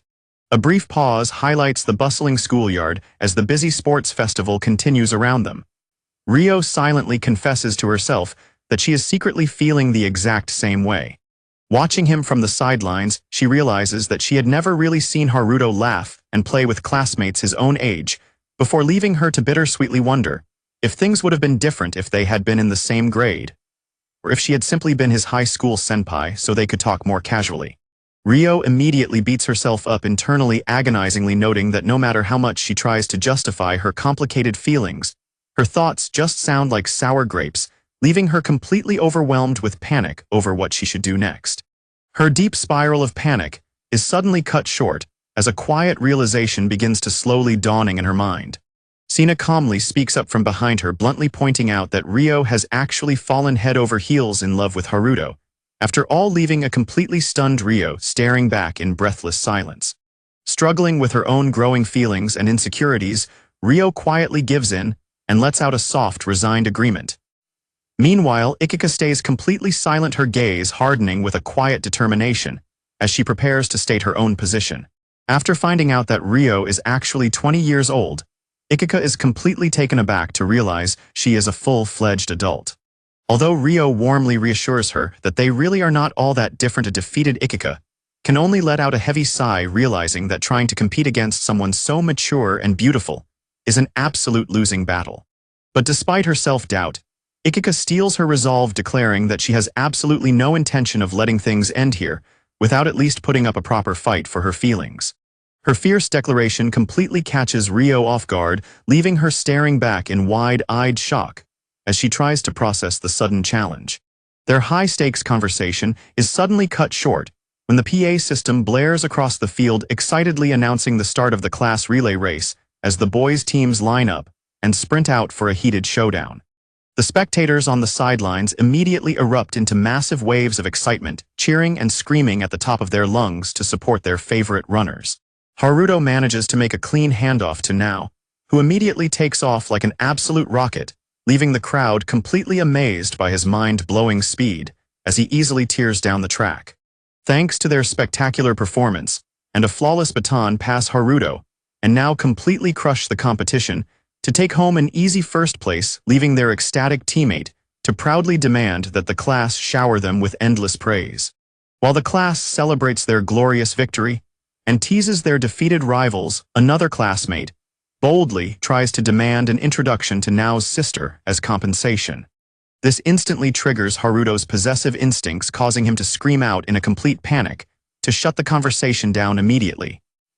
Haruto gets highly defensive when Nao points out that Haruto's own relationship with Ryo started in a very similar way. Refusing to back down, Haruto aggressively warns his classmates that he will beat them up if they get close to his sister, without permission, prompting the boys to groan about him being a total overprotective siskin. The sports festival excitement continues as the PA system announces the start of the girls' relay race, prompting the spectators to focus their attention on the track. As the participants line up on the field, Haruto suddenly spots Ikika among the runners and calls out her name to get her attention. Haruto loudly promises Ikika that he will be watching her race, sending her thoughts into a complete tailspin as she wishes he wouldn't say such supportive things so easily, fearing her already overwhelming feelings for him will only grow stronger. Despite her desperate attempts to manage her own expectations, Ikika quietly admits to herself that his sweet encouragement still makes her incredibly happy. The race officially kicks off with the announcer declaring that the blue team has taken an early lead, while Ikika focuses on her run with Haruto on her mind. The competitive tension rises as the announcer warns that the red team is closing the gap incredibly fast, pushing Ikika to run even harder. The intensity of the relay race reaches its peak as the runners sprint with everything they have down the track, determined to secure a victory. Channeling all her pent-up emotions into her stride, Ikika mentally declares her deep, unspoken love for Haruto as she continues to push past her physical limits. As Haruto watches her from the sidelines, Ikika is left with the bittersweet realization that he has absolutely no idea how deeply she loves him, or just how long she has harbored these intense feelings. Ikika quietly laments to herself that Haruto probably has absolutely no idea about the depth of her feelings or the history they. Knowing he likely doesn't remember their childhood promise, either Ikika focuses on the present and pulls off an incredible comeback in her relay leg, earning a loud and enthusiastic cheer of praise from Haruto before a sudden cough breaks the mood. Ikika suddenly collapses into a violent coughing fit, throwing her classmates into an immediate panic, as a deeply concerned Haruto looks on in sudden alarm. The sounds of her struggling to breathe hit Haruto with a wave of terrifying realization as he instantly connects the symptoms to her condition. Recognizing that she is suffering from a severe asthma attack, Haruto frantically pushes past the crowd to rush straight to her side. Haruto immediately takes charge of the chaotic situation, loudly instructing someone to find Ikika's bag and retrieve her inhaler while she continues to struggle. A classmate quickly runs over and drops her bag on the ground, but frantically admits that she has absolutely no idea where the inhaler is hidden inside. Fearing they are running out of time, Haruto realizes they have no choice but to desperately tear through the bag to find it themselves. His frantic search is suddenly cut short when a calm, authoritative voice reaches in to demand that they hand the bag over immediately. Ryo steps forward with complete composure and determination, ready to take control of the medical emergency. After finding Ikika's lost asthma inhaler, Haruto quickly helps her use it to calm her sudden attack. Both Haruto and Ryo let out massive sighs of relief as the medicine finally kicks in and Ikika's breathing starts to stabilize. Though Ikika has finally calmed down, Ryo suggests they immediately take her to the school infirmary to rest, prompting Haruto to carefully lift his sickly childhood friend into his arms. Ikika is completely caught off guard as Haruto carries her, while Ryo watches them with a quiet, bittersweet expression, noticing how tightly Ikika holds onto him. Haruto gently reassures Ikika that they are heading straight to the school clinic, while she can only stare up at him in dazed wonder as she processes being carried in his arms. He securely carries her across the campus toward the infirmary, showing how much his protective instincts have taken over. Watching him go, Ryo can't help but quietly marvel at how strong and reliable Haruto has truly become. Once they safely arrive at the clinic, Ikika rests in bed and happily confirms she is feeling much better, warmly thanking Haruto before asking if Nao's older sister was the other person who helped save her. When Haruto confirms Ryo's identity, Ikika falls into a quiet contemplation, realizing that her rival is the same kind woman who lent her a hair tie earlier. As Haruto stands by her bedside, Ikika softly questions when he became such a dependable person, leaving a surprised Haruto to wonder what she could possibly mean. Haruto playfully points out how weak she used to be back in the day, catching her completely off guard as she demands to know exactly how far back into their childhood he is talking about. After a long, quiet silence, he gently asks if she actually remembers those old days when they were kids. He hesitates for a moment before starting to ask if she also remembers something else important from their past. She eagerly prompts him to finish his thought, wondering what exactly he is trying to ask her about.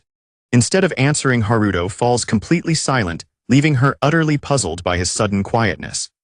She sighs in mild exasperation, noting that this is just typical of him, which instantly causes a highly defensive Haruto to loudly demand to know what she is trying to imply. Their conversation is suddenly cut short by the school chimes signaling the start of the closing ceremony, prompting Haruto to realize he needs to head back outside. Just as he is about to leave, she quietly gathers all her courage and softly confesses that she has always liked him.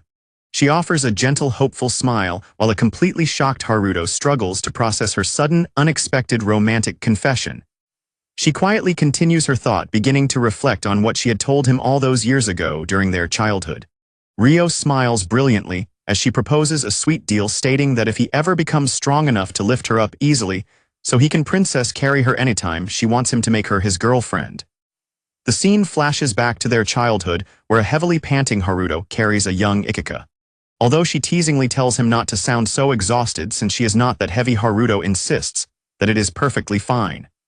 Haruto suddenly looks away in embarrassment, admitting to her that he was actually pretty serious about his childhood declaration, leaving her completely stunned. He quietly apologizes, admitting that back then he was too young to really understand anything at all, while she gazes up at him from her hospital bed. She warmly reassures him that it is completely fine, confessing that she fell for him precisely because she knew what kind of earnest person he truly was. Realizing the current reality of his feelings for Ryo, she softly asks if he is simply unable to accept her feelings. Knowing where his heart truly lies, she softly begs him to indulge her just this once, desperately wanting to hold onto her childhood hope. The scene shifts to a quiet city street at night, as Ryo walks alone, her mind still heavily preoccupied by everything that has transpired between them. Her deep thoughts are accompanied by a gentle, hopeful question, asking if she would be willing to go somewhere special with him. Looking at her with absolute sincerity and hope, Haruto gathers his courage to officially invite Ryo to attend the upcoming summer festival with him. Taguchi desperately pleads with now, begging him to agree to his request. Despite Taguchi's persistent pleas to hang out at his house, now bluntly tells him that he is never stepping foot inside. Meanwhile, as they walk through the school corridor, Haruto overhears nearby classmates happily making plans to meet up at the upcoming summer festival before the fireworks show. The conversation about the festival instantly triggers a memory for Haruto, reminding him of when Ikika asked him to go with her, and he guiltily reflects on the fact that he still has not given her an answer. Knowing that time is quickly running out, Haruto realizes he needs to give Ikika a decision soon, while wondering how long she has actually felt this way, and if her feelings trace all the way back to their childhood promise. The sudden realization leaves Haruto deeply troubled, as he anxiously worries that he might have been doing things that hurt Ikika's feelings this whole time without even realizing it. His heavy thoughts are suddenly cut short by the lively chatter of other students passing by in the hallway. Looking up, Haruto is caught completely off guard when he catches sight of Ryo walking past. Haruto is left utterly speechless, staring back in quiet surprise as he tries to make sense of her unexpected appearance at his school. When a classmate asks if Haruto and the others are heading to the audio-visual room, next Ikika cheerfully chimes in to let them know that the air conditioning is running in there, so it is nice and cool before heading off. Haruto is left momentarily lost in thought as he reflects on her earlier words. His quiet focus is quickly interrupted when his classmate excitedly points out how incredibly cute Ikika is, eagerly whispering to ask if they are actually weirdly close, which only prompts a heavy sigh from Haruto, as he calmly explains that she is simply his childhood friend. When his classmate immediately tries to beg for an introduction, Haruto completely shuts him down before he can even finish his sentence, dryly reminding his friend that he is supposed to be hopelessly in love with Ryo anyway. While his classmate playfully accuses him of keeping Ikika all to himself, a highly annoyed Haruto passionately objects and questions why on earth his friend thinks he would ever facilitate such an introduction so easily in the first place. His classmate miserably laments that he is destined to spend another lonely summer completely single, and desperately wishes someone would just confess to him, leaving a thoughtful Haruto to quietly reflect on his own past experiences. Haruto recalls that, while he had easily turned down another girl's confession back in middle school, because his heart already belonged to Ryo, dealing with Ikika's deep feelings is proving to be a completely different challenge. He silently admits to himself that because of their long history and deep childhood connection, he has absolutely no idea how he is supposed to act around her anymore. Unable to handle the mounting confusion on his own, Haruto quietly calls out to get Nao's attention. He gently asks his best friend if he wants to head up to the rooftop during their lunch break to talk, hoping to finally get some much-needed advice on how to navigate the complicated situation.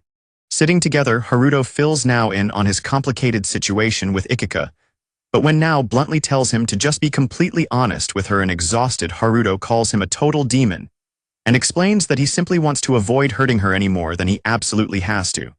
Now coldly advises him that this is definitely not the time to be acting soft, leaving a deeply conflicted Haruto to groan in frustration over what on earth he is actually supposed to do. Despite his intense confusion, Haruto firmly realizes that running away or staying silent is no longer an option. Overwhelmed by guilt, Haruto bitterly mutters to himself that he has absolutely no right to be the one crying when Ikika is the one who has been silently suffering this entire time. Now points out that he is far too nice for his own good, prompting a highly defensive Haruto to grumble that now only thinks like that because he barely has any friends of his own, which instantly makes Nao's face twitch in annoyance. The two best friends immediately dissolve into a childish bickering match, trading playful insults as they bicker over their friendship status. Haruto sweetly admits that Nao is the only friend he ever really needs anyway, though Nao calmly warns him that he will get punched for real if he ever makes Ryo cry before a thoughtful. Haruto admits that Ikika was always incredibly good at keeping secrets, while he was simply too dense to notice. Haruto fondly recalls their childhood days, realizing that even back then, Ikika had probably been quietly struggling from an asthma attack just moments before always putting on a perfectly normal smile the exact second she saw him. He is hit with a wave of deep guilt as he realizes his presence has only ever forced Ikika to push her own limits, leaving him to bitterly question what on earth he can actually do to help her. Now calmly, but firmly warns his best friend not to do anything that might end up giving Ikika false hope, which a quiet Haruto solemnly acknowledges. Haruto admits to himself that there is absolutely no way to avoid hurting Ikika's feelings, but he still begs Nao to indulge his selfish request just this once. Ikika desperately tries to shift her mindset, determined to keep viewing Ryo strictly as a friend. She deeply reflects on their relationship, reminding herself that Ryo is an incredibly important person to her. Meanwhile, the anticipation for the upcoming festival begins to build around the area as evening approaches. Over at the university, Ryo's exhausted classmates dramatically complain about their never-ending workload, absolutely dreading the pile of assignments when the highly anticipated fireworks festival is happening tonight. When her friend marvels at how quickly she finished her tasks, she eagerly asks Ryo if she actually plans on heading to the summer festival tonight, leaving Ryo to contemplate her options in silence. The girls warmly encourage Ryo to take advantage of the special summer event, but they quickly send her into a flustered panic when they suddenly ask if she currently has a boyfriend. Ryo's classmates immediately lose their minds over her suspicious reaction, enthusiastically pressing her to invite the guy she likes and loudly declaring that love is all about taking bold action. Ryo's mind immediately drifts back to Ikika's fierce declaration, remembering how her romantic rival confidently vowed not to give up without putting up a proper fight for her feelings.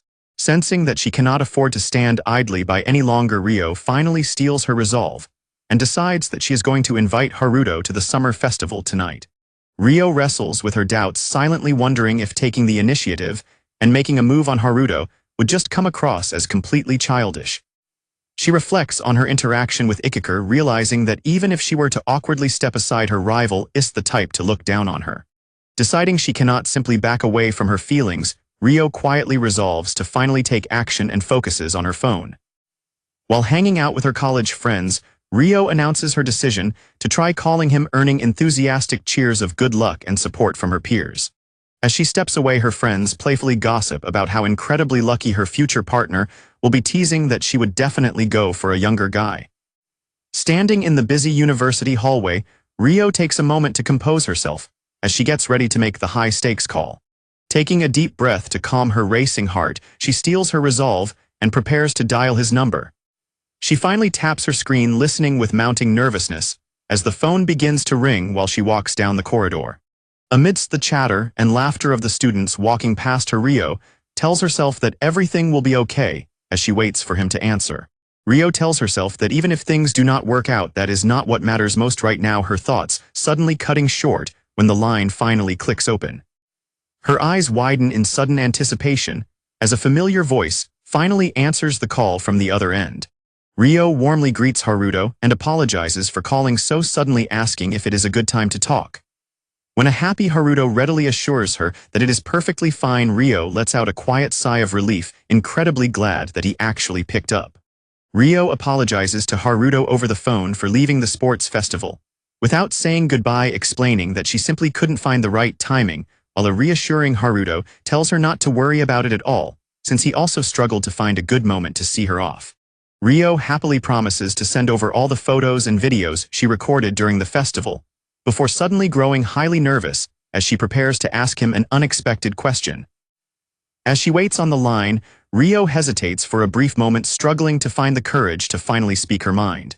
With her resolve completely set, she prepares herself to take a massive leap of faith and address her true feelings. Sensing the noise of the busy world around her, Rio tentatively begins to ask if he would be interested in hanging out. Gathering all her courage, Rio directly asks Haruto if he would like to accompany her to the upcoming summer festival. On the other end of the call, Haruto is left completely speechless as he processes her sudden and highly unexpected invitation. To her deep disappointment, Haruto awkwardly admits that he cannot make it today. A highly embarrassed Rio frantically cuts in to assure him it is completely fine, apologizing for springing the sudden invitation on him, before quietly preparing to end the call. After hanging up the phone, Rio is immediately overcome by a painful wave of insecurity, anxiously wondering if his sudden rejection means that her chance with him is officially over. Rio desperately tries to shake off her disappointment and resolves to just watch the fireworks at home with Now instead, only to immediately remember that Now already canceled on her, because he has plans of his own for the day. Rio quietly contemplates her plans for the upcoming summer festival, softly deciding that maybe she will just go watch the fireworks by herself this year. Meanwhile, Haruto stands anxiously looking down at his phone, holding his breath, as he prepares to send a highly important message. He stares intently at the screen, his heart pounding in pure anticipation, as he steels his resolve to send the text invitation. His quiet anticipation is suddenly shattered when a familiar sweet voice calls out his name from behind, instantly making him look up from his phone screen. Turning around, he is completely captivated to find Rio standing there, catching her off guard, as she blushes slightly under his intense gaze. As Chapter 16 officially begins, Haruto stands patiently under the streetlights, his heart filled with excitement as he waits for her arrival at the summer festival. The local summer festival is in full swing, packed with lively crowds and vibrant festival booths glowing warmly under the night lanterns. The air is filled with the delicious aroma of street food and the cheerful chatter of festival goers, fully embracing the energetic and festive atmosphere of the evening. Trying his hand at a festival shooting game, a struggling Haruto gets playfully teased by Ikika for being terrible at it, prompting him to groan in frustration, as the stall owner offers him another shot. Determined to get her money's worth after paying 400 yen, Ikika leans in close to point out their next target, leaving a highly flustered Haruto desperately trying to focus while his heart races from her sudden proximity. Ikika points out a specific festival prize she wants, and Haruto carefully studies it, admitting that while the shot is a bit tricky, he might just be able to pull it off. Ikika quietly watches his focused profile, her heart skipping a beat as she gets completely lost in the gentle warmth of the festive evening. The sudden successful hit instantly secures their prize, revealing a highly adorable and goofy character face. When a classmate teasingly points out that Haruto went for the biggest and most difficult prize, Haruto defensively insists it is better than nothing, especially since he specifically won the anime character mask for Ikika, though she hilariously notes that it isn't even from her favorite series, before warmly accepting it anyway. Amidst the lively chatter of families begging for cotton candy and vendors calling out for yakitori, Haruto playfully asks if she wants to grab some candied apples or head off to find some refreshing ramyun. Spotting his warm and thoughtful gaze, Ikika quietly admits she is starting to get pretty hungry, prompting him to ask if she wants to find something to eat together. Haruto flashes her a wonderfully warm, reassuring smile as she softly agrees to head over to the food stalls. Meanwhile, a television weather broadcast plays in the background, announcing that despite the recent string of terrible storms, the skies are finally cleared up for a beautiful week ahead. The announcer cheerfully adds that all of the major upcoming summer fireworks festivals scheduled for the weekend are officially cleared to proceed without any issues. Hearing the spectacular news, Rio lets out a soft, immensely relieved sigh, quietly confirming to herself that her big summer plans are officially safe. Deciding to unwind after a long day, Rio treats herself to a quiet drinking session at home, happily enjoying her favorite beverage, while glancing over at a list of upcoming summer fireworks festivals on her table. She takes a slow sip of her drink, letting the cool breeze of the room wash over her as she slips into deep silent thought. Her mind immediately wanders back to Haruto and Ikika, bittersweetly wondering if the two of them are currently hanging out together at this very moment. She quietly takes another slow sip, trying to wash away the bittersweet feelings lingering in her chest. She quietly admits to herself that her previous date with Haruto was genuinely an incredible amount of fun, leaving her to anxiously worry about what on earth she is supposed to do if his feelings for her ever end up changing. The warm, comforting memory of his gentle smile flashes through her mind, completely capturing her heart all over again. The thought of summer fireworks fills her mind, highlighting the romantic beauty of the upcoming festival season. She bittersweetly confesses to herself that she desperately wants to go on another date with him, wishing they could experience those sweet, special moments together once more. Staring at her silent phone, she wistfully wishes they could have watched the fireworks together, realizing she desperately wants to see the boy who is as warm as sunlight and always laughs so gently and brightly beside her. She sinks further into her own quiet, longing, her heart completely consumed by his presence as the silent summer night slips away. As Haruto stands amidst the lively summer festival crowd, the PA system suddenly announces that the highly anticipated fireworks show will be starting shortly. When Haruto asks if she wants to go watch, Ikika surprisingly suggests that they just head back home.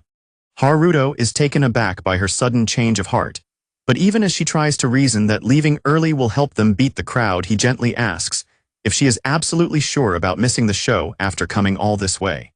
With a bittersweet expression, Ikika candidly admits that she is worried she might end up confessing her love to him all over again if they stay to watch the romantic fireworks together. The two childhood friends stand in a heavy, emotionally charged silence under the glowing festival lights. While Haruto blushes furiously and awkwardly struggles to find his words, Ikika quietly gazes at him, the emotional weight of her unspoken feelings hanging heavily in the air. Breaking the thick tension, Ikika bursts into a playful laugh and tells him not to start freaking out on her, teasingly complaining that she was doing an excellent job keeping her own composure, until his sheer panic ruined it. Haruto remains quietly flustered, unable to say a word as he listens to her speak from the heart. Her laughter slowly fades into a soft, quiet silence as she looks at him with a gentle and incredibly vulnerable smile. Ikika openly confesses that despite being the one who eagerly invited him out today, she has felt deeply conflicted the entire time, admitting that she simply wanted them to hang out with those kinds of romantic feelings in mind just this once. She sadly covers her face, admitting that instead of helping her find closure and finally move on from her childhood crush, the festival date has only made her chaotic feelings even more of a mess.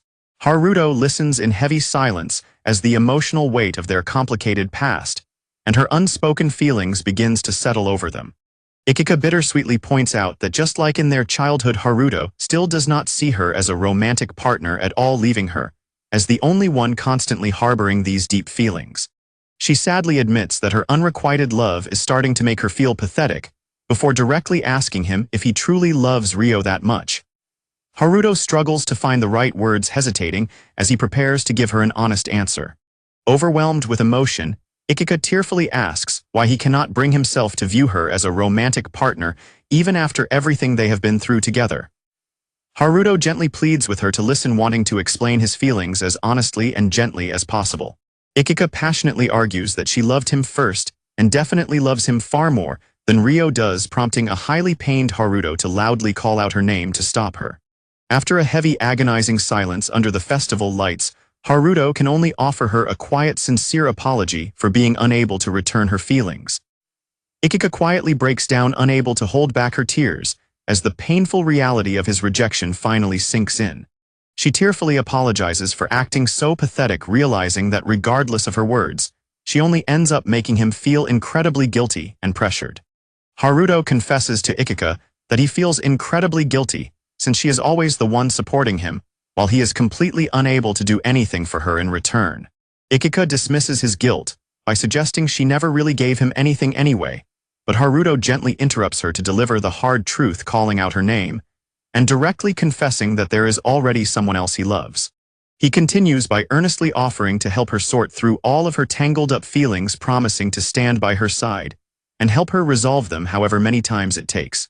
He acknowledges that while the process might be incredibly painful for her, he is fully prepared to take on that heavy responsibility, if it has to be him who helps her move on. He steels his resolve, fully prepared to help his childhood friend through her heartbreak. He displays complete and unwavering sincerity, letting his genuine desire to support her shine through. Haruto gently reiterates his desire, stating that he truly wants to help her navigate her feelings. Ikika is left completely overwhelmed, quietly processing the weight of his gentle and incredibly honest words. Ikika reflects on how she had previously questioned his sudden kindness, but silently admits to herself that she already knows the real answer. Thinking of Ryo, Ikika admits that she is an amazing person and that she fully understands why Haruto fell for her, even wishing she could grow up to become someone just like her. Ikika finds herself completely lost in a heavy, painful silence as she struggles to process everything she is feeling. But despite her hesitation, she knows she cannot keep these intense feelings bottled up inside any longer. She starts to break down, struggling to find the words to finally tell him the absolute truth about her heart. Tears finally spilling over, Ikika desperately cries out that she wanted to be his girlfriend, laying her heart completely bare to Haruto in a painful, sobbing confession.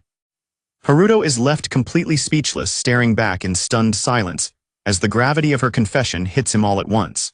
The cheerful sounds of the festival fade into a heavy silence, as the two are left standing in an incredibly awkward standoff. Under the starry night sky, Haruto softly delivers a heartbreaking apology, leaving no doubt about where his heart truly lies. Left entirely alone with his thoughts, a dejected Haruto sits quietly on a festival bench as happy couples stroll past, completely overwhelmed by the heavy weight of his decision. Ikika tells Haruto that being rejected doesn't mean she can easily get over her feelings right away. She begs him to let her walk home alone, insisting that if he truly wants to reject her properly, he needs to do it right.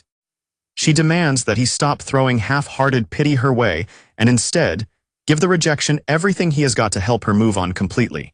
Haruto is left alone to wrestle with his thoughts, admitting that even though he hurt her badly, he still firmly believes that this was the best possible choice out of everything he could think of. He wonders if there was a better way to handle the difficult situation, only to bittersweetly realize that second-guessing himself like this just proves he is still a child. His deep, melancholy thoughts are suddenly shattered by a sudden loud sound echoing in the night. As spectacular fireworks begin to boom and light up the summer festival, Sky Haruto starts to deeply reflect on what it truly means to love someone. He realizes that the person you love is someone who keeps your heart racing, makes you feel warm, is incredibly precious to you, and makes you feel like you could do absolutely anything for their sake. Looking down at his phone, as he sits alone on a bench, Haruto is hit with the undeniable realization that Ryo is that exact person for him. Recalling Ikika's words about giving it everything he has got, he prepares himself to stop hesitating. With newfound resolve, Haruto steels himself to properly face his feelings and go all out for the person he truly loves. Feeling down after her disappointing rejection, Ryo decides to open a sweet drink at home to help herself unwind. As she sits alone with her drink, a sleepy Ryo feels the effects of the alcohol kicking in, quietly worrying that she's going to pass out before the night is even over. Outside her home, the spectacular summer festival fireworks officially begin to light up the dark night sky. Hearing the booming fireworks outside, Ryo decides to step out to get some fresh air, her mind drifting to thoughts of how precious Haruto has become to her. She deeply reflects on her feelings, realizing that being with him always makes her feel warm, and that even when he sends her heart into a wild frenzy, she still finds his presence incredibly comforting.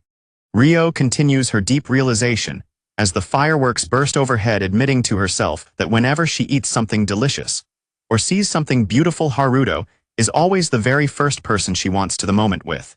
She prepares to step outside, thinking to herself that if that special person were to ever reach their hand out to her, she would not hesitate to take it. As she opens the front door, she acknowledges that Haruto is the one person whose hand she wants to hold, no matter how vulnerable or pathetic she might look. To her absolute astonishment, she finds a heavily panting and completely out of breath Haruto standing right on her doorstep, forcing her to finally accept the undeniable truth that he is the one who makes her feel this way. Ryo looks down at her phone to see a heartwarming text message from Haruto asking if they will be able to watch the fireworks together next year. As the third volume of their story comes to an emotional close, Haruto stays completely focused on his deep feelings, reaffirming to himself that Ryo is the only one his heart truly desires. The story transitions into a brand new chapter, with a beautiful cover illustration of Haruto, effortlessly lifting Ryo into his arms, perfectly mirroring their sweet childhood promises. As the night sky fills with a brilliant canvas of stars, Haruto finds himself deeply wrestling with his own doubts, silently questioning if he is truly making the right decision. Haruto sprints frantically through the crowded festival grounds, bitterly calling himself selfish for running straight to the person he loves right after rejecting his close childhood friend. But remembering how Ikika stayed true to her own feelings and gave him her blessing, he resolves that he absolutely cannot let her genuine kindness go to waste. Pushing past his physical limits, as he runs, his mind remains entirely consumed by a single desperate desire to see Ryo's face as quickly as possible. Because above absolutely everything else, the only person he truly deeply loves is Ryo, and he is determined to let her know it. Finally catching up to her, a heavily panting Haruto stops to catch his breath, leaving a completely stunned Ryo staring back at him in absolute shock, as she locks eyes with him out of nowhere. Ryo can barely believe her own eyes, softly calling out his name in utter disbelief, as she frantically questions why on earth he is standing right in front of her, when he had just rejected her invitation over the phone.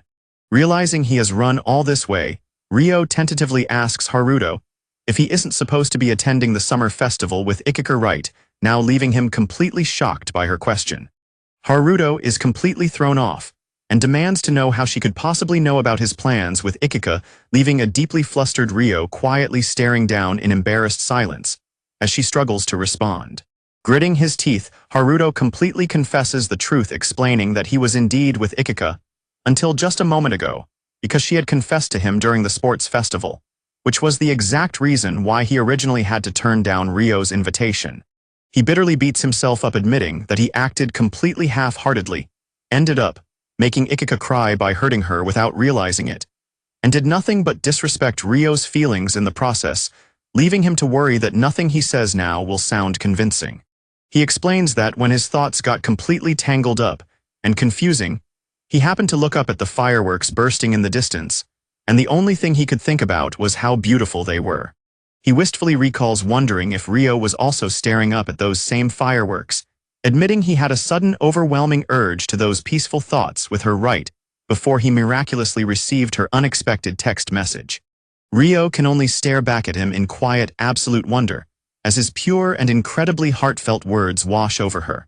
Ryo gets a massive jolt of shock when Haruto sheepishly apologizes for sending her such a weird message, before boldly confessing that his true wish was simply to watch those beautiful fireworks together with her.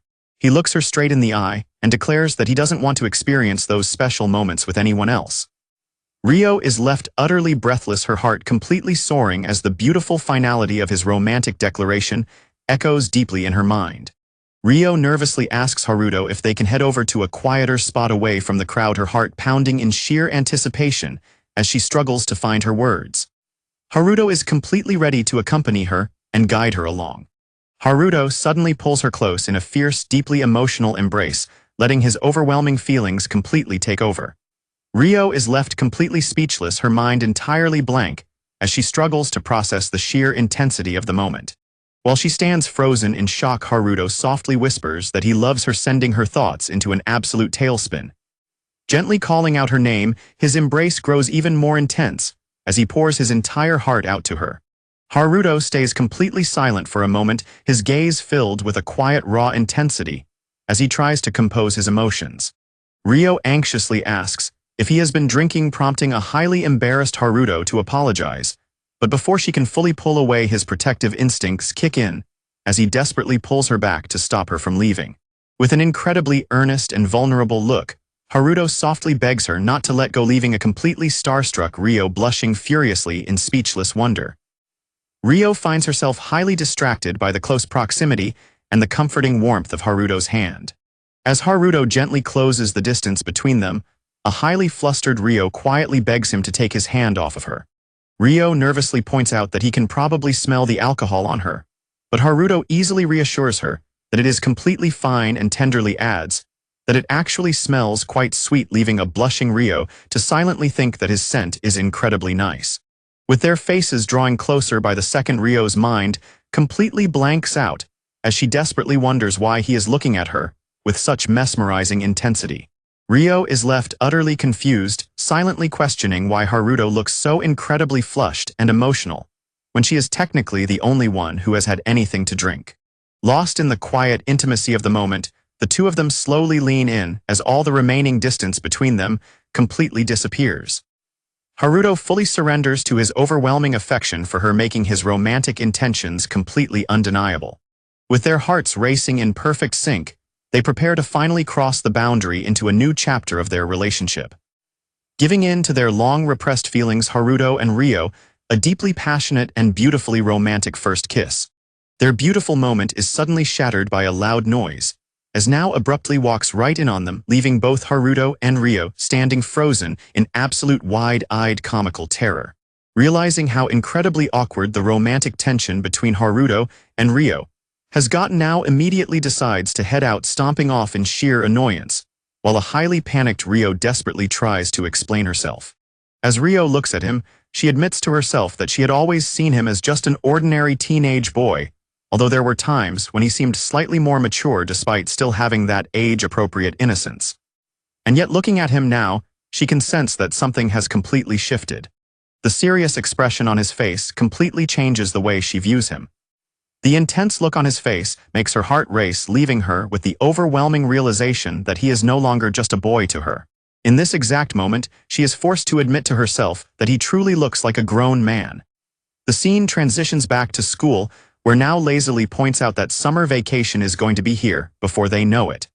A classmate wanders over to check on what they are doing during the break, while one classmate plans to go on a family trip, now lazily declares that he is simply going to spend his summer break beating the new Resident Evil game.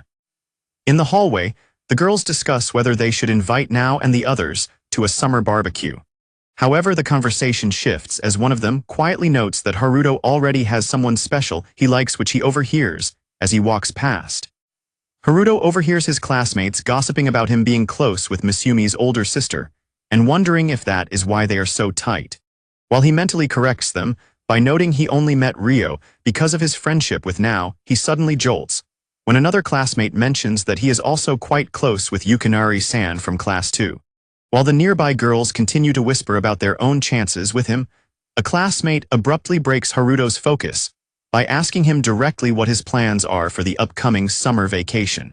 Haruto stammers nervously, anxiously realizing that if he admits to having no plans, the nearby girls might seize the opportunity to invite him out, leaving his classmate completely baffled by his bizarrely tense expression.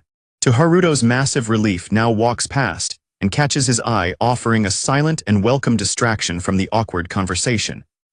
Now breaks the silence by casually asking Haruto if he is planning to play the highly anticipated new horror video game. Now nonchalantly suggests they play it together during their upcoming sleepover, leaving a highly startled Haruto completely dumbfounded by the sudden invitation. Their classmate is utterly horrified that they plan to spend their summer cooped up playing games, desperately urging them to do normal student activities, like going to the beach, only for Now to instantly reject the idea due to the unbearable heat, leaving the nearby girls to silently realize they have absolutely no hope of inviting them out. Haruto quietly whispers to ask if Now is actually serious about the sleepover, but when Now nonchalantly replies that it is fine if he doesn't want to go, a flustered Haruto quickly stammers in denial. The two best friends a quiet look of silent, understanding the unsaid weight of recent events lingering between them. Now coolly clarifies that he had no grand motive other than genuinely wanting to play games with his best friend, dryly teasing Haruto for expecting something more exciting, which only leaves a deeply touched Haruto staring back in quiet appreciation. When a certain realization or comment hits him, Haruto is left completely frozen in breathless shock, his face flushed with sweat and pure embarrassment. Haruto frantically tries to backpedal, desperately pleading with Now and loudly declaring that there has never been a single second when he was not happy hanging out with his best friend. His overly passionate and intense declaration of friendship quickly makes his classmates sweat in complete deadpan, dryly questioning why on earth he is suddenly talking to Now as if they are about to break up. While Haruto continues his dramatic outburst by shouting that he likes Now way more than their classmates, a highly unamused classmate begs him to stop dissing them for no reason. Finally, Now cuts him off to tell him that is more than enough, casually giving in and telling him that if he wants to come over, he can just do it without making a massive deal out of it. Haruto grows quiet and sincere, admitting that, while he is obviously thrilled whenever he gets to see Ryo, he never wants now to think that he does not deeply value and care about their own time together as friends. He directly tells now that spending time with him is seriously an absolute blast, prompting their classmates to hilariously shudder in complete disgust over how incredibly cringy his sappy declaration is. Later at home, Ryo is completely caught off guard when Now casually mentions that Haruto is coming over to their house for a sleepover. The sudden news sends a highly panicked Ryo into a tailspin, as she frantically demands to know when this is happening, only to get a highly vague and unbothered reply from her brother that it will probably be next week. Ryo immediately spirals into a massive hilarious state of domestic panic, frantically checking everything they need to prepare, from figuring out if Haruto prefers bread or rice for breakfast, to planning what sleepwear her little brother should lend him. While she continues her chaotic organizing in the background, a highly unamused Now stands by quietly holding his drink, wondering what on earth is actually going on with her. Now suddenly turns back and casually drops an absolute bombshell of a question, bluntly asking his sister if she and Haruto are actually officially dating now, which instantly leaves a completely flustered Ryo frozen in breathless shock. Unable to form a coherent sentence, a deeply embarrassed Ryo can only mumble out a series of panicked, incoherent noises, leaving her deadpan brother to quietly observe her complete emotional meltdown. Feeling completely flustered under Nao's questioning gaze, Ryo stammers out that she honestly has no idea, prompting a highly skeptical and questioning look from her brother. When Nao bluntly demands to know what on earth happened between her and Haruto the other day, a wildly panicking Ryo frantically stammers that a whole lot of complicated things happened that would simply take forever to explain. Nao coolly asks her what she actually thinks, prompting Ryo to realize that she has never actually asked him directly about how he would feel if she and Haruto were to start dating. Nao calmly reminds her of what he had already told Haruto before directly reassuring his sister that she has always been his absolute top priority, while Haruto only comes second. He explains that while she is his number one as family and Haruto is his number one as a friend, he would actually have absolutely no complaints at all if the two people he cares about the most ended up together. His incredibly supportive and warm approval completely catches her off guard, leaving her to softly agree as his kind words sink in. As she winds down for the evening, the quiet room is suddenly interrupted by her phone loudly buzzing on the table. She picks up her phone to check the incoming notification, her eyes immediately widening in surprise as she reads the message. She opens the text to find a highly polite and sudden request from Ikika asking if it would be all right for her to come over and stay at their house sometime soon. Ryo is left staring at the screen in quiet surprise, completely caught off guard by her romantic rival's sudden and highly unexpected request. Ryo is deeply moved as she looks at her messages, realizing that even the most ordinary texts from Haruto start to feel incredibly precious and heartwarming simply because he was the one who sent them. Meanwhile, Haruto gets completely lost in his thoughts, overwhelmed with joy, as he admits to himself that exchanging messages with her makes him so incredibly happy, he feels like he is floating on air. When Nao impatiently messages him to hurry over after cram school and threatens to start without him, Haruto affectionately sighs at how incredibly excited his best friend is before a sudden realization hits him. After frantically texting Nao to wait for him, Haruto realizes that if he is heading over to Nao's house, he should probably let Ryo know that he will be there too. As he gets ready to head out, Haruto begins to stress over how he is actually supposed to behave around Ryo today, completely unsure of what to expect. His anxious thoughts are suddenly interrupted by a sudden sound, causing him to pause in surprise. He is surprised to find his mother at the house, prompting him to thank her for taking care of their pet, before she gently reassures him and begins complaining about his oblivious father's lack of help with housework. His mother passionately rants about how her husband always uses work as an excuse, jokingly inviting Haruto to just pack up his pets and move in with her at his grandparents' house if he ever gets tired of dealing with his father. Haruto's mother asks if he is staying over at Nao's house after his cram school session today, which he casually confirms. She hands him some allowance to make sure he buys a polite gift for the household before heading over, which he sheepishly accepts under the evening sky. Arriving at the house, Nao greets him at the door with a calm remark that he has been waiting for him. Haruto playfully questions his gloomy greeting, but now flatly tells him to shut up and complains about having a terrible day as he ushers him inside, prompting Haruto to politely apologize for the intrusion, while secretly casting a quick glance around the hallway. Haruto casually asks where Ryo is, but now explains that she is not back from the store yet, and will likely be arriving a little bit late, causing a visibly disappointed Haruto to quietly trail off. Haruto silently reflects that her absence feels incredibly anticlimactic, especially after the high-stakes heart-stopping encounter they did just the other day. He bitterly recalls how Nao's sudden interruption had left their previous talk completely up in the air, admitting that he had desperately wanted to sit down and properly talk his feelings through with her tonight.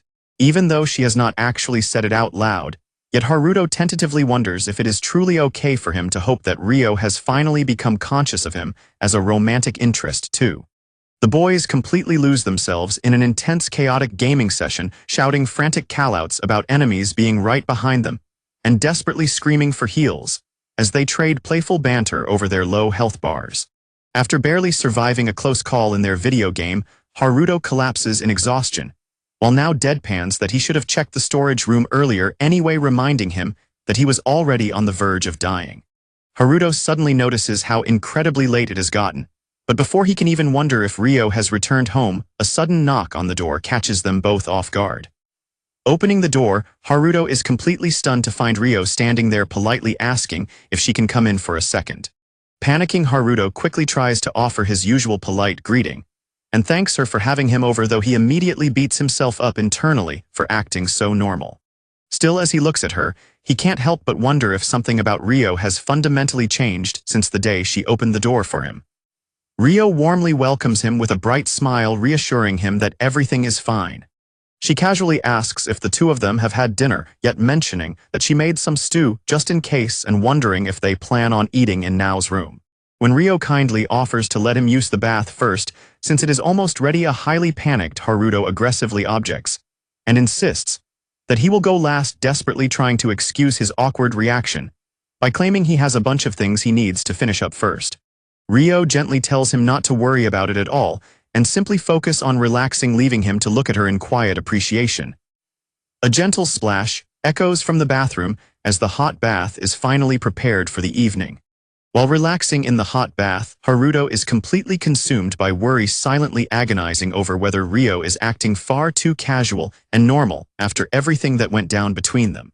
He desperately wonders if the entire intimate encounter was simply a figment of his imagination, only to instantly reject the ridiculous idea as a complete impossibility. Suddenly recalling that Ryo had been drinking earlier, Haruto panics at the terrifying possibility that she might have been too drunk to even remember what happened, though he quickly reasons that she didn't actually seem that intoxicated. Regardless of her memory, he reflects on how he had never been so straightforward with her, before mentally reminding himself that he had impulsively hugged her and almost kissed her. Haruto desperately reasons that Ryo must at least be somewhat conscious of him now after such an intimate moment, sinking deeper into his own quiet thoughts as the gravity of his feelings settles in. Realizing that overthinking is completely useless, Haruto fiercely resolves to stop wasting time and decides that he will simply ask Ryo for some private time so they can finally talk everything out. While searching the changing room, Haruto realizes there is no clean shirt left out for him and assumes Nao must have forgotten it. He slides the door open to call out to his friend, only to freeze in sheer surprise when he finds himself standing face to face with Ryo instead. The sudden and highly unexpected encounter leaves Ryo completely frozen in breathless shock as she tries to process his presence. Haruto nervously asks if something is wrong, while a highly startled Ryo clutches the folded clothes and stammers out a flustered denial. When Haruto awkwardly explains that he couldn't find a clean shirt, Ryo sighs in exasperation at her brother's typical laziness, before loudly yelling down the hall to scold Nao for forgetting to leave out a fresh change of clothes for their guest. Sina flusteredly apologizes and promises to go fetch what he needs right away, trying to escape the awkward situation. But before she can make her escape, a shirtless Haruto suddenly grabs her hand and holds her back, mistaking her from behind for his crush Ryo. Sina freezes in complete surprise, staring at him in stunned silence as she tries to process what is happening. Realizing his mistake, a completely mortified Haruto stares back at her with a highly intense frozen expression under his towel. He remains absolutely frozen in place, his grip still locked onto her hand, as the sheer embarrassment of the mix-up sinks in. The two of them stand in an agonizingly close breathless silence, both too flustered to even know how to break the tension. The awkward standoff is suddenly shattered, when now aggressively pokes a T-shirt straight into Haruto's face, casually apologizing, as he interrupts the chaotic moment. While now lazily scratches his head and offers a half-hearted apology, a furious Haruto aggressively demands that now check who is in the room next time. Trying to salvage his dignity, Haruto quickly points Sina toward the hair dryer, prompting an incredibly flustered Sina to quickly flee the room. Haruto immediately confronts now asking his best friend if he actually harbors some kind of deep grudge against him. But now completely brushes off the drama, bluntly asking Haruto if he even understands the massive task they are currently dealing with tonight.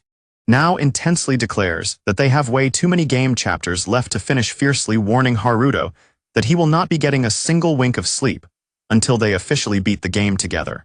Even while hanging out with his best friend, Haruto's thoughts constantly drift back to Ryo, leaving him with a deep quiet, longing to finally hear her voice and talk to her.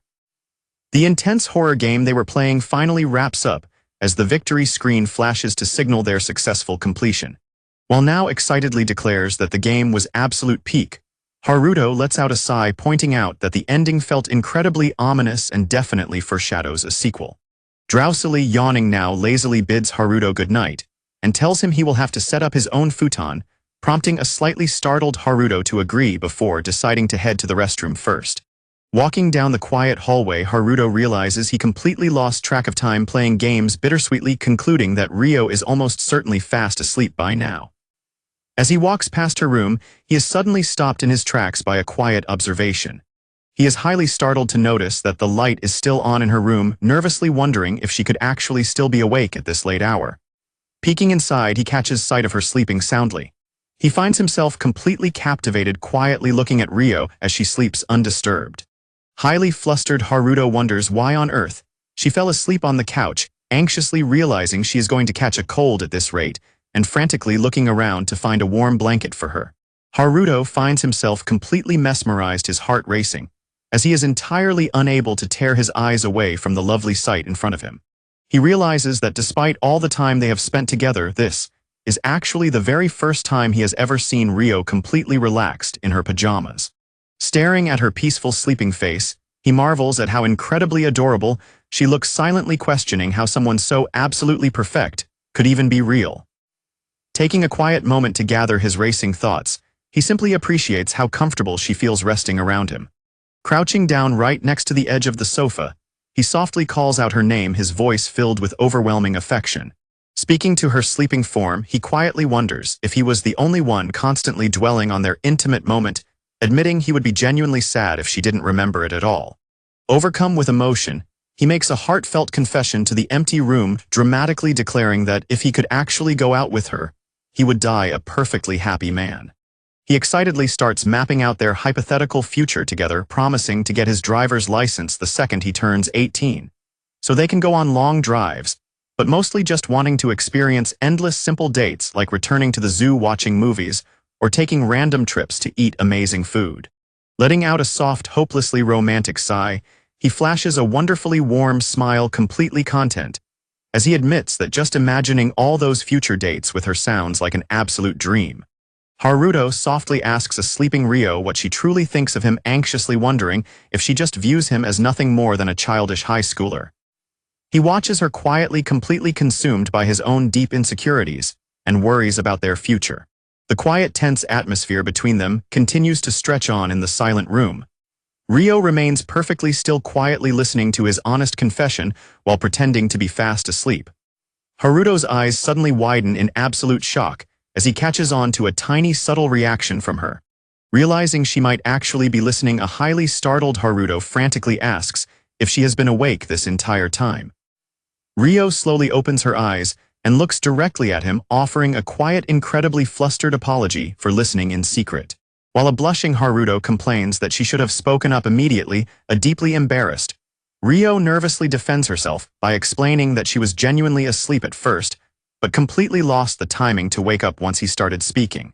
Ryo softly apologizes for her recent behavior, admitting that she seems to have done nothing but make him constantly worry about her.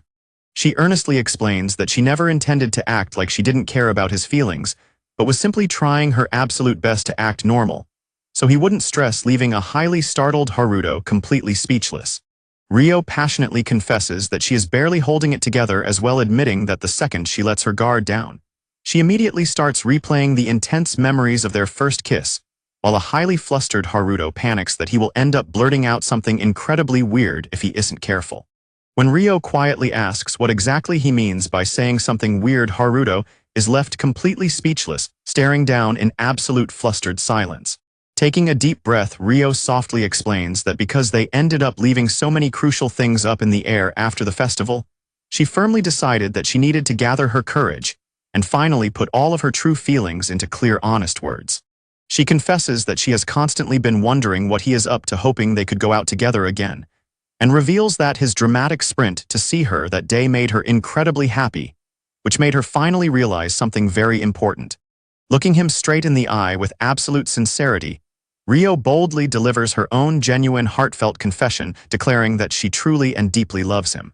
She sweetly thanks him for running all the way to see her that day, before taking the ultimate leap of faith by directly asking Haruto if he would officially go out with her.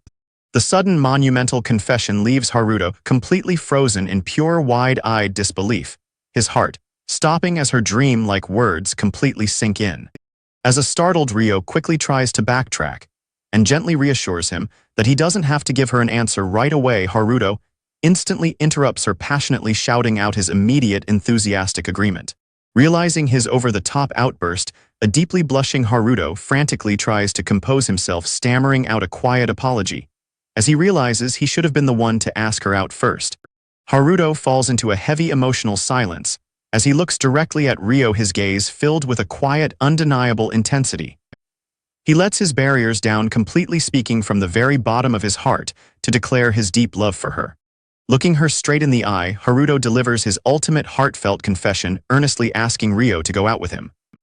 With a beautiful and incredibly warm smile, Ryo softly accepts his confession, agreeing to be his girlfriend, and suggesting they take care of each other from now on. Haruto internally celebrates the overwhelming reality that the person he loves is not only his best friend's big sister, but now officially his girlfriend, though the sheer excitement of it all quickly sends him into a panicked puddle of happiness on the floor, while she watches him in quiet amusement. The narrative transitions into a brand new chapter, with a gorgeous cover illustration of Haruto and Ryo dressed in elegant traditional attire, setting a highly romantic tone for Chapter 19. The scene flashes back to his romantic confession as he asks her to go out with him, only for a sudden thud to startle him out of his memories. Haruto ends up comically tumbling straight onto the floor, completely caught off guard by his own excitement. Still dazed, he can only stare up at the ceiling, his mind completely filled with the echoing memory of his successful confession. Realizing she wants to officially commit to him, Ryo softly agrees to move forward together, sweetly asking that they take care of each other from now on. Lying down in a daze, a completely flustered Haruto clutches his face as he realizes with absolute certainty that their romantic confession and first kiss were not a dream after all. He is left in complete starry-eyed disbelief over the mind-blowing reality that he is actually officially dating Ryo now. The scene shifts back to their fast food restaurant hangout, where a completely unbothered Now casually sips his drink and asks what happened next. Now directly interrogates him, bluntly demanding to know what exactly Haruto did to his sister, while he was fast asleep in his own house, sending a highly panicked Haruto into a frantic denial that anything inappropriate actually happened. When a slightly hurt Haruto asks why Now doesn't seem happy for them, Now dryly points out that no brother would ever be thrilled about his sister dating his best friend, prompting Haruto to playfully tease him back about Sina being the only person he actually cares about anyway. Highly annoyed by the mention of his crush, Now immediately retaliates by aggressively stabbing his straw right into Haruto's teriyaki burger, throwing Haruto into a full-blown comical state of panic over his ruined food. Now casually warns him that while he has no issues with Haruto visiting, he had better not try anything perverted, while Now is home, causing a heavily choking and red-faced Haruto to violently cough and furiously shout that it is way too early for those kinds of things. Haruto bashfully points out that it isn't, like he will be hanging around Now's house all the time anyway. When now curiously asks what his plans are instead, Haruto shyly notes that there is still plenty of summer break left for them to figure things out. But just as they finish their meal, Haruto tentatively prepares to reveal what his actual plans are for their upcoming free time. A new day begins, as the busy train station slowly starts to bustle with commuters heading off into the city streets. Navigating her way through the bustling station corridors, Rio heads toward their designated meetup spot amidst the busy crowd. She suddenly pauses as she spots a familiar face waiting nearby. Spotting her in the crowd, Haruto instantly breaks into a spectacular, incredibly radiant smile. Haruto warmly approaches her and asks if he made her wait, which she happily denies, before he gently reassures her that he only just arrived himself. Rio can't help but giggle softly to herself, prompting a highly curious Haruto to ask what is so funny, which she simply waves off with a playful smile. Rio warmly confesses that although this is hardly the first time they have hung out together, somehow every single time they meet up feels completely different to her, catching him by surprise. Haruto silently concedes that she is absolutely right, reflecting on how their dynamic has evolved from the first time when they were just a younger friend and an older sister, to their second outing right after his winter confession. He is filled with a wave of deep, quiet emotion, as he realizes that this is officially the very first time they are properly going out as a real boyfriend and girlfriend. The reality of their new relationship completely sinks in for both of them, their hearts swelling with joy as they prepare to officially begin their first real date together. Walking side by side under the open sky, Haruto steals a glance at Rio, who is dressed up beautifully for their highly anticipated date. Haruto's heart pounds wildly in his chest as he looks at her, completely overwhelmed by how stunning she is, and struggling to accept the reality that he is actually her boyfriend now, while silently screaming about how insane her family's genetics are.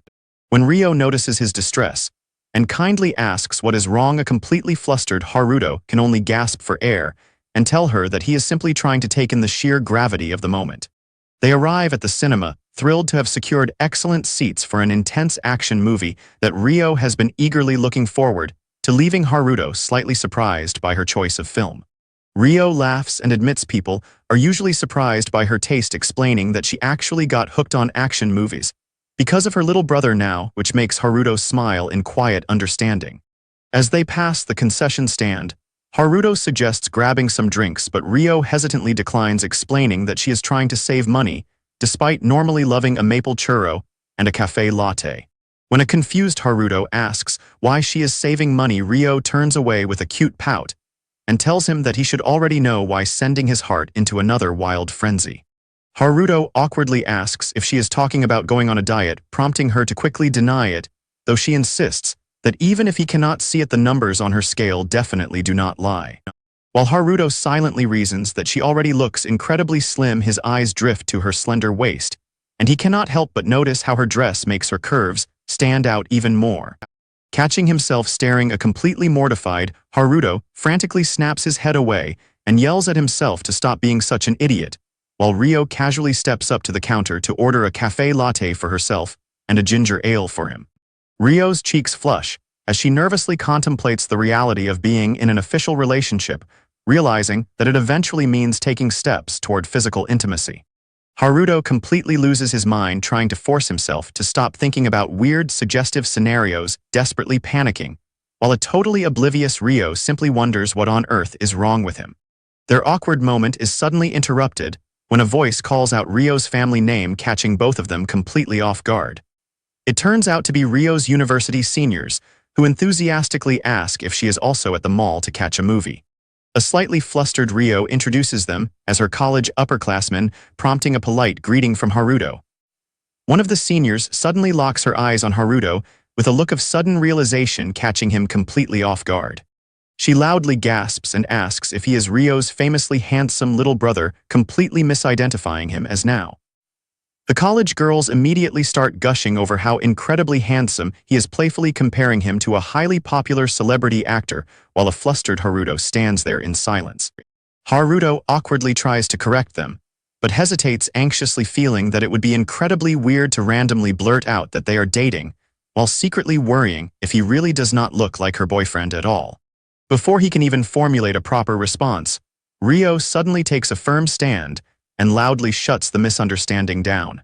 With complete and absolute pride, Rio boldly declares to her college friends that Haruto is actually her boyfriend, not her little brother, leaving a completely stunned Haruto utterly speechless. Haruto is completely starstruck when Rio's acquaintance gets highly surprised to hear they are dating, stammering an apology for assuming otherwise simply because she had heard he was younger. The word boyfriend echoes relentlessly in Haruto's mind, making him blush furiously as he struggles to process the incredible reality. He quietly admits to himself that hearing her refer to him as her boyfriend is definitely going straight to his head as they head into the movie theater. Rio softly apologizes, worried that she might have put him on the spot earlier.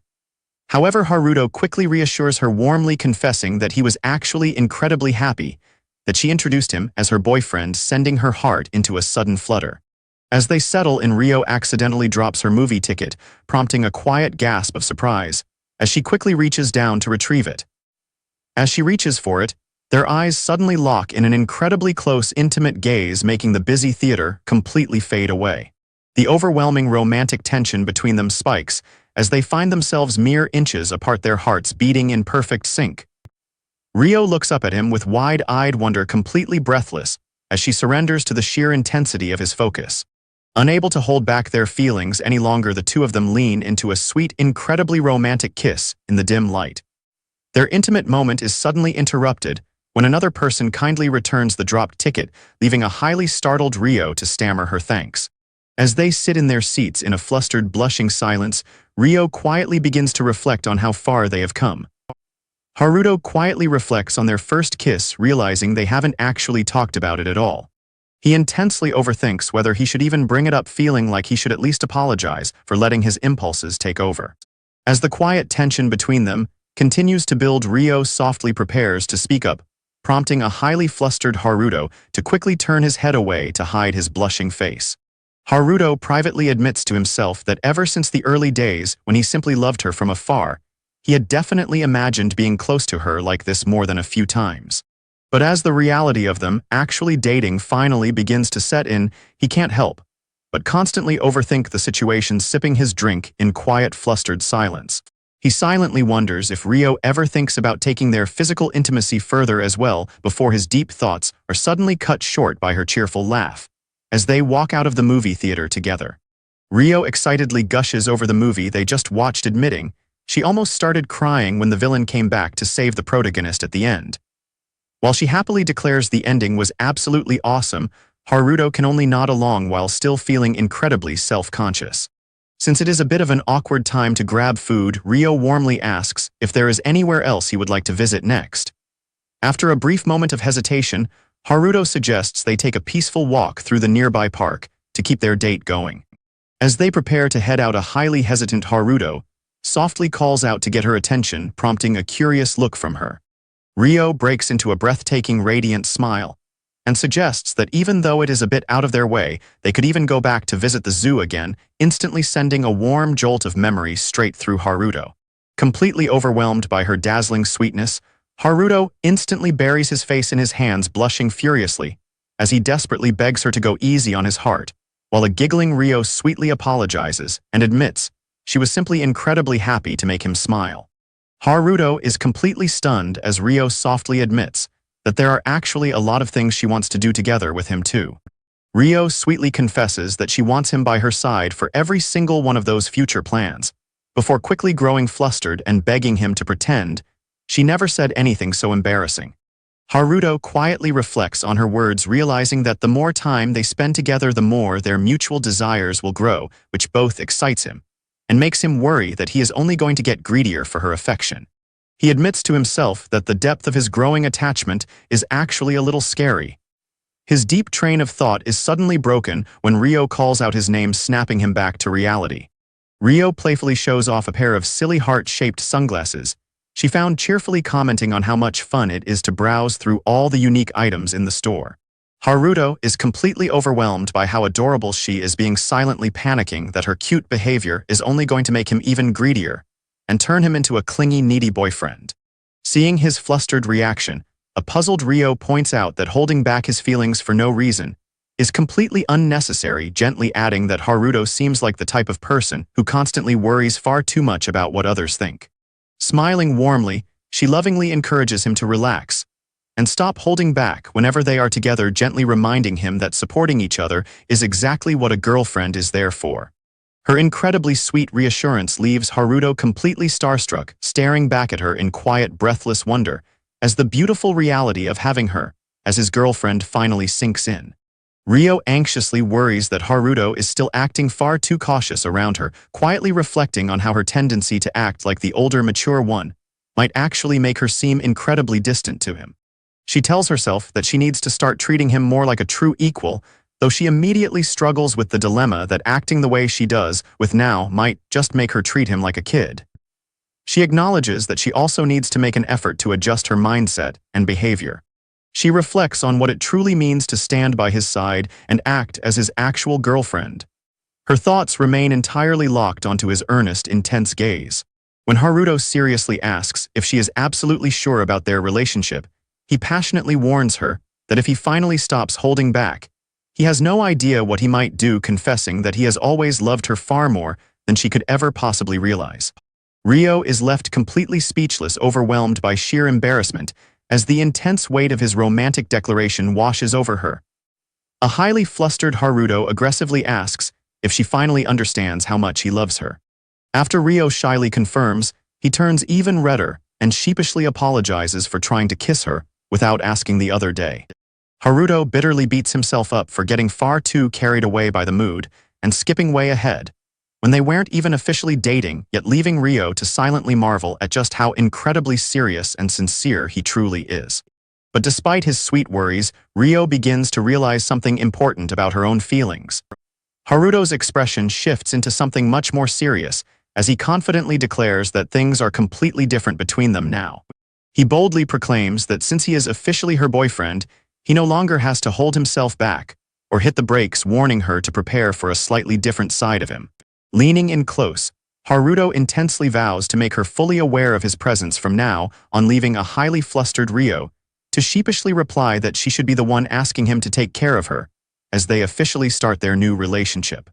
Chapter 20 officially kicks off with a charming title illustration featuring Haruto dressed up alongside tiny fairy tale versions of his closest friends. Later at school, Haruto smiles warmly at his phone as he reads a text about homeroom ending and the upcoming cultural festival, happily typing back a message to tell her to enjoy her very first high school festival. His sweet moment is abruptly shattered when Now aggressively smacks him on the back, teasing him for grinning at his phone while completely zoning out during their homeroom discussion, before loudly reminding his best friend that their class has officially decided to host a cosplay cafe.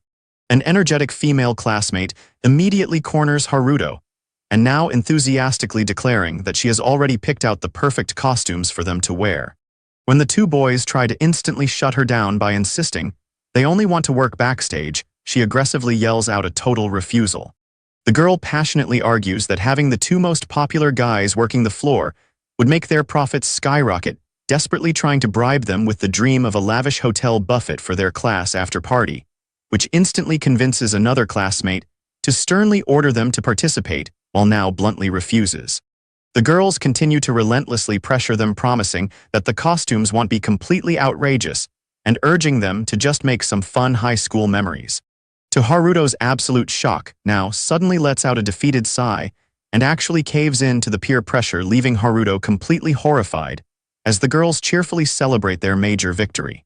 When a classmate excitedly questions if he is actually agreeing to participate, a completely exhausted Now admits he simply lacks the energy to prolong the argument and just wants to head home, prompting Haruto to point out how surprisingly fast he surrendered.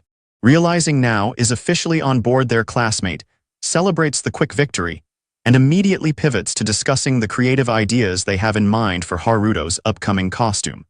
Haruto immediately objects in a complete wide-eyed panic, frantically screaming that the costume is way too over the top and utterly embarrassing, though their classmate insists it will suit him perfectly and isn't any different from what everyone else is wearing.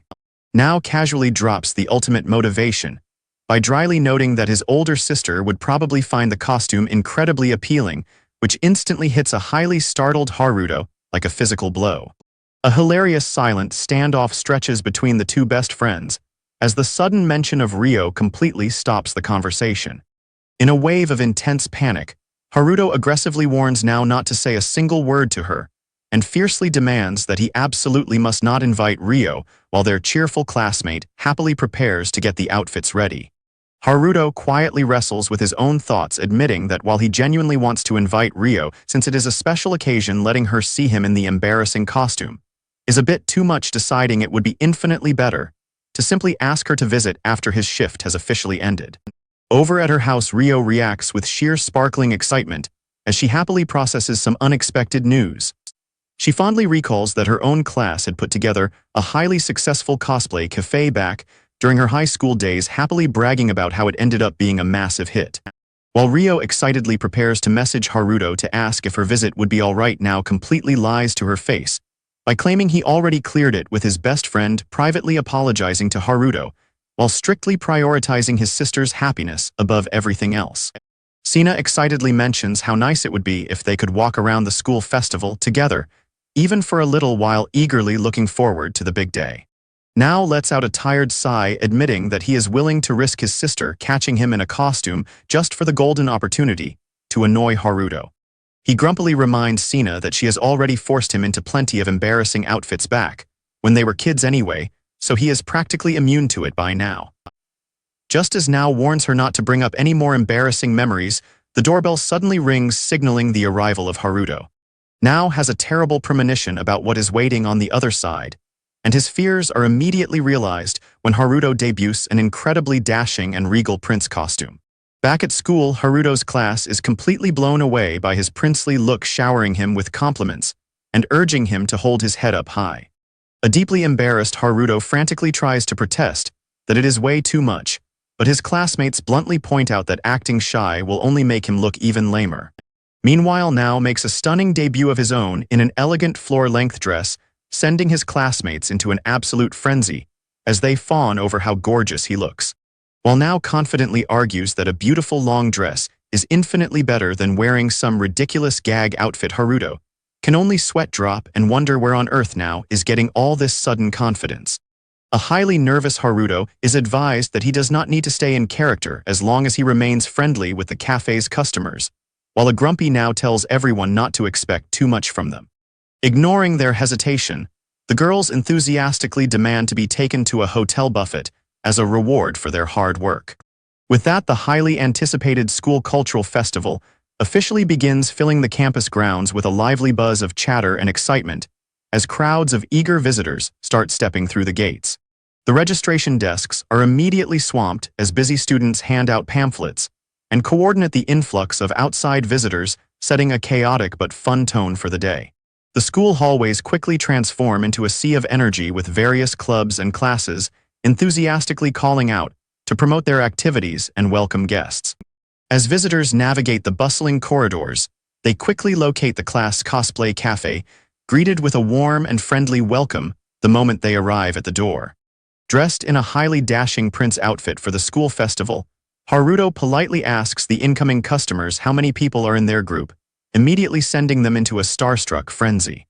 As the flustered girls stammer that they need a table for two, Haruto smoothly guides them to their seats, leaving them completely giddy with excitement. The customers eagerly whisper about how Haruto genuinely looks like a handsome professional actor who belongs in showbiz, while Ryo quietly sits at a nearby table and softly calls out to get some service. Haruto warmly approaches her table and politely tells her to call for them whenever she is ready to order, sending a completely flustered Ryo into a massive blushing panic over how incredibly mature and handsome he looks. Word quickly spreads across the campus about the insanely gorgeous guy working at the cafe, drawing in a massive crowd of excited girls, just as his devious classmate had perfectly planned. After hours of non-stop hosting, a completely exhausted Haruto lets out a heavy sigh of defeat, while his classmates wildly celebrate the fact that they completely sold out of food and will officially be able to afford their dream buffet. Nao lazily tosses their cafe sign aside, casually letting Haruto know that their exhausting shift is finally over. A relieved Haruto notes that they are finally switching shifts anyway as he begins to head out of the classroom. As he walks down the hall, he suddenly locks eyes with someone dressed up in a traditional ghost costume, leaving both of them standing in complete wide-eyed surprise. Haruto jumps back in a sudden startled panic which only prompts the dressed-up girl to burst into a playful laugh, while teasing him for having such an incredibly great reaction. At the school event, Ikika suddenly shows up in her ghost costume to surprise Haruto, twirling around to ask what he thinks of her look. Although he admits she genuinely scared him at first, Haruto kindly reassures her that her outfit looks really good on her. Watching Ikika laugh so brightly, Haruto is struck by her cheerful energy, looking at her in quiet surprise. He is quietly relieved to see that she is acting completely normal around him, despite everything that transpired between them. But Haruto quickly realizes that she is actually just forcing herself to act normal for his own sake. When Ikika enthusiastically compliments his prince cosplay, a sighing Haruto admits he can't exactly be happy about it. When she questions why, Haruto bashfully confesses that accepting such a compliment would make it feel like he is bragging about his own looks being on another level. Ikika playfully points out that his very worry proves he already knows he looks good, leaving him quietly flustered. Ikika looks him straight in the eye and warmly tells him that he is truly handsome, encouraging him to have more confidence in himself. She cheerfully notes that being too hard on himself might make other people misunderstand him, leaving Haruto to stare back at her in a thoughtful, quiet silence. Their conversation is suddenly interrupted when someone calls out Ikika's name, prompting her to look back and hesitantly begin to explain herself. Before she can leave, Haruto lowers his head, preparing to speak. Gathering his courage, Haruto directly confesses to Ikika that he is officially going out with Ryo, finally laying all of his cards on the table.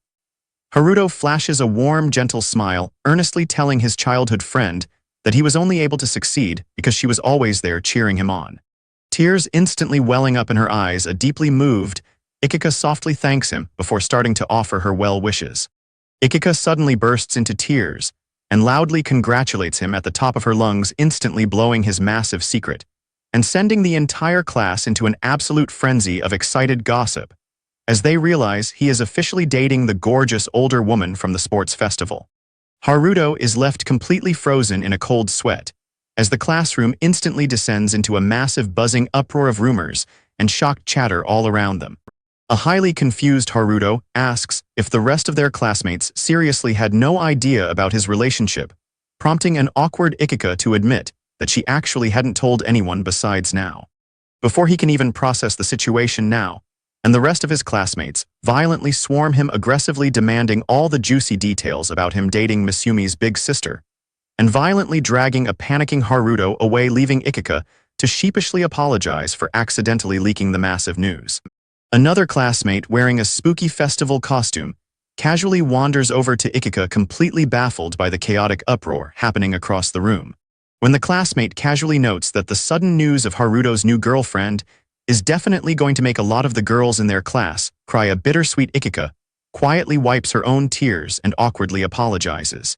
Flashing a heartbreakingly brave smile while tears continue to stream down her face, Ikika emotionally admits that she might end up crying a little bit later too, leaving her friend staring back in absolute shock. Quickly understanding the painful weight of her unrequited love, the classmate gently wraps a comforting arm around Ikika, sweetly promising to lend her a shoulder to cry on whenever she needs it. Haruto completely loses his mind from the teasing, hiding his face in his hands and desperately screaming that he has had absolutely enough. He miserably slumps over, grumbling that now has a terrible sense of humor and loves digging into every little detail, while now half-heartedly apologizes. Meanwhile, their classmate chimes in that the thought of Haruto having a girlfriend is actually pretty precious in its own way, prompting now to dryly question what on earth they are talking about as the school clock steadily ticks away. A classmate cheerfully encourages everyone to give it one last push since their morning shift is almost over. While another classmate gets ready, a heavily sighing Haruto stands there dressed up for their class event, desperately waiting for his shift to finally end. Suddenly, the curtain is pulled open with a sharp swish as someone officially enters the room. Ryo walks into the room with a bright smile, instantly catching now and a completely shocked Haruto entirely off guard as she cheerfully calls out their names. The two of them stand in quiet silence, locking eyes as they take in each other's unexpected appearance. The sudden encounter throws Haruto into a complete red-faced panic as he loudly screams out her name, while a completely bewildered Now can only blink in pure shock at the highly chaotic reaction.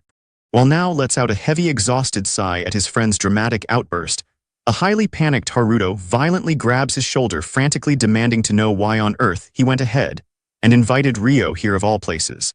Haruto aggressively shakes now, furiously reminding his best friend that he was explicitly told not to invite her here, only for a completely unbothered now to dryly point out that he only invited his sister. Hearing this, an annoyed Ryo chimes in that coming here to see him was actually 100% her own plan anyway.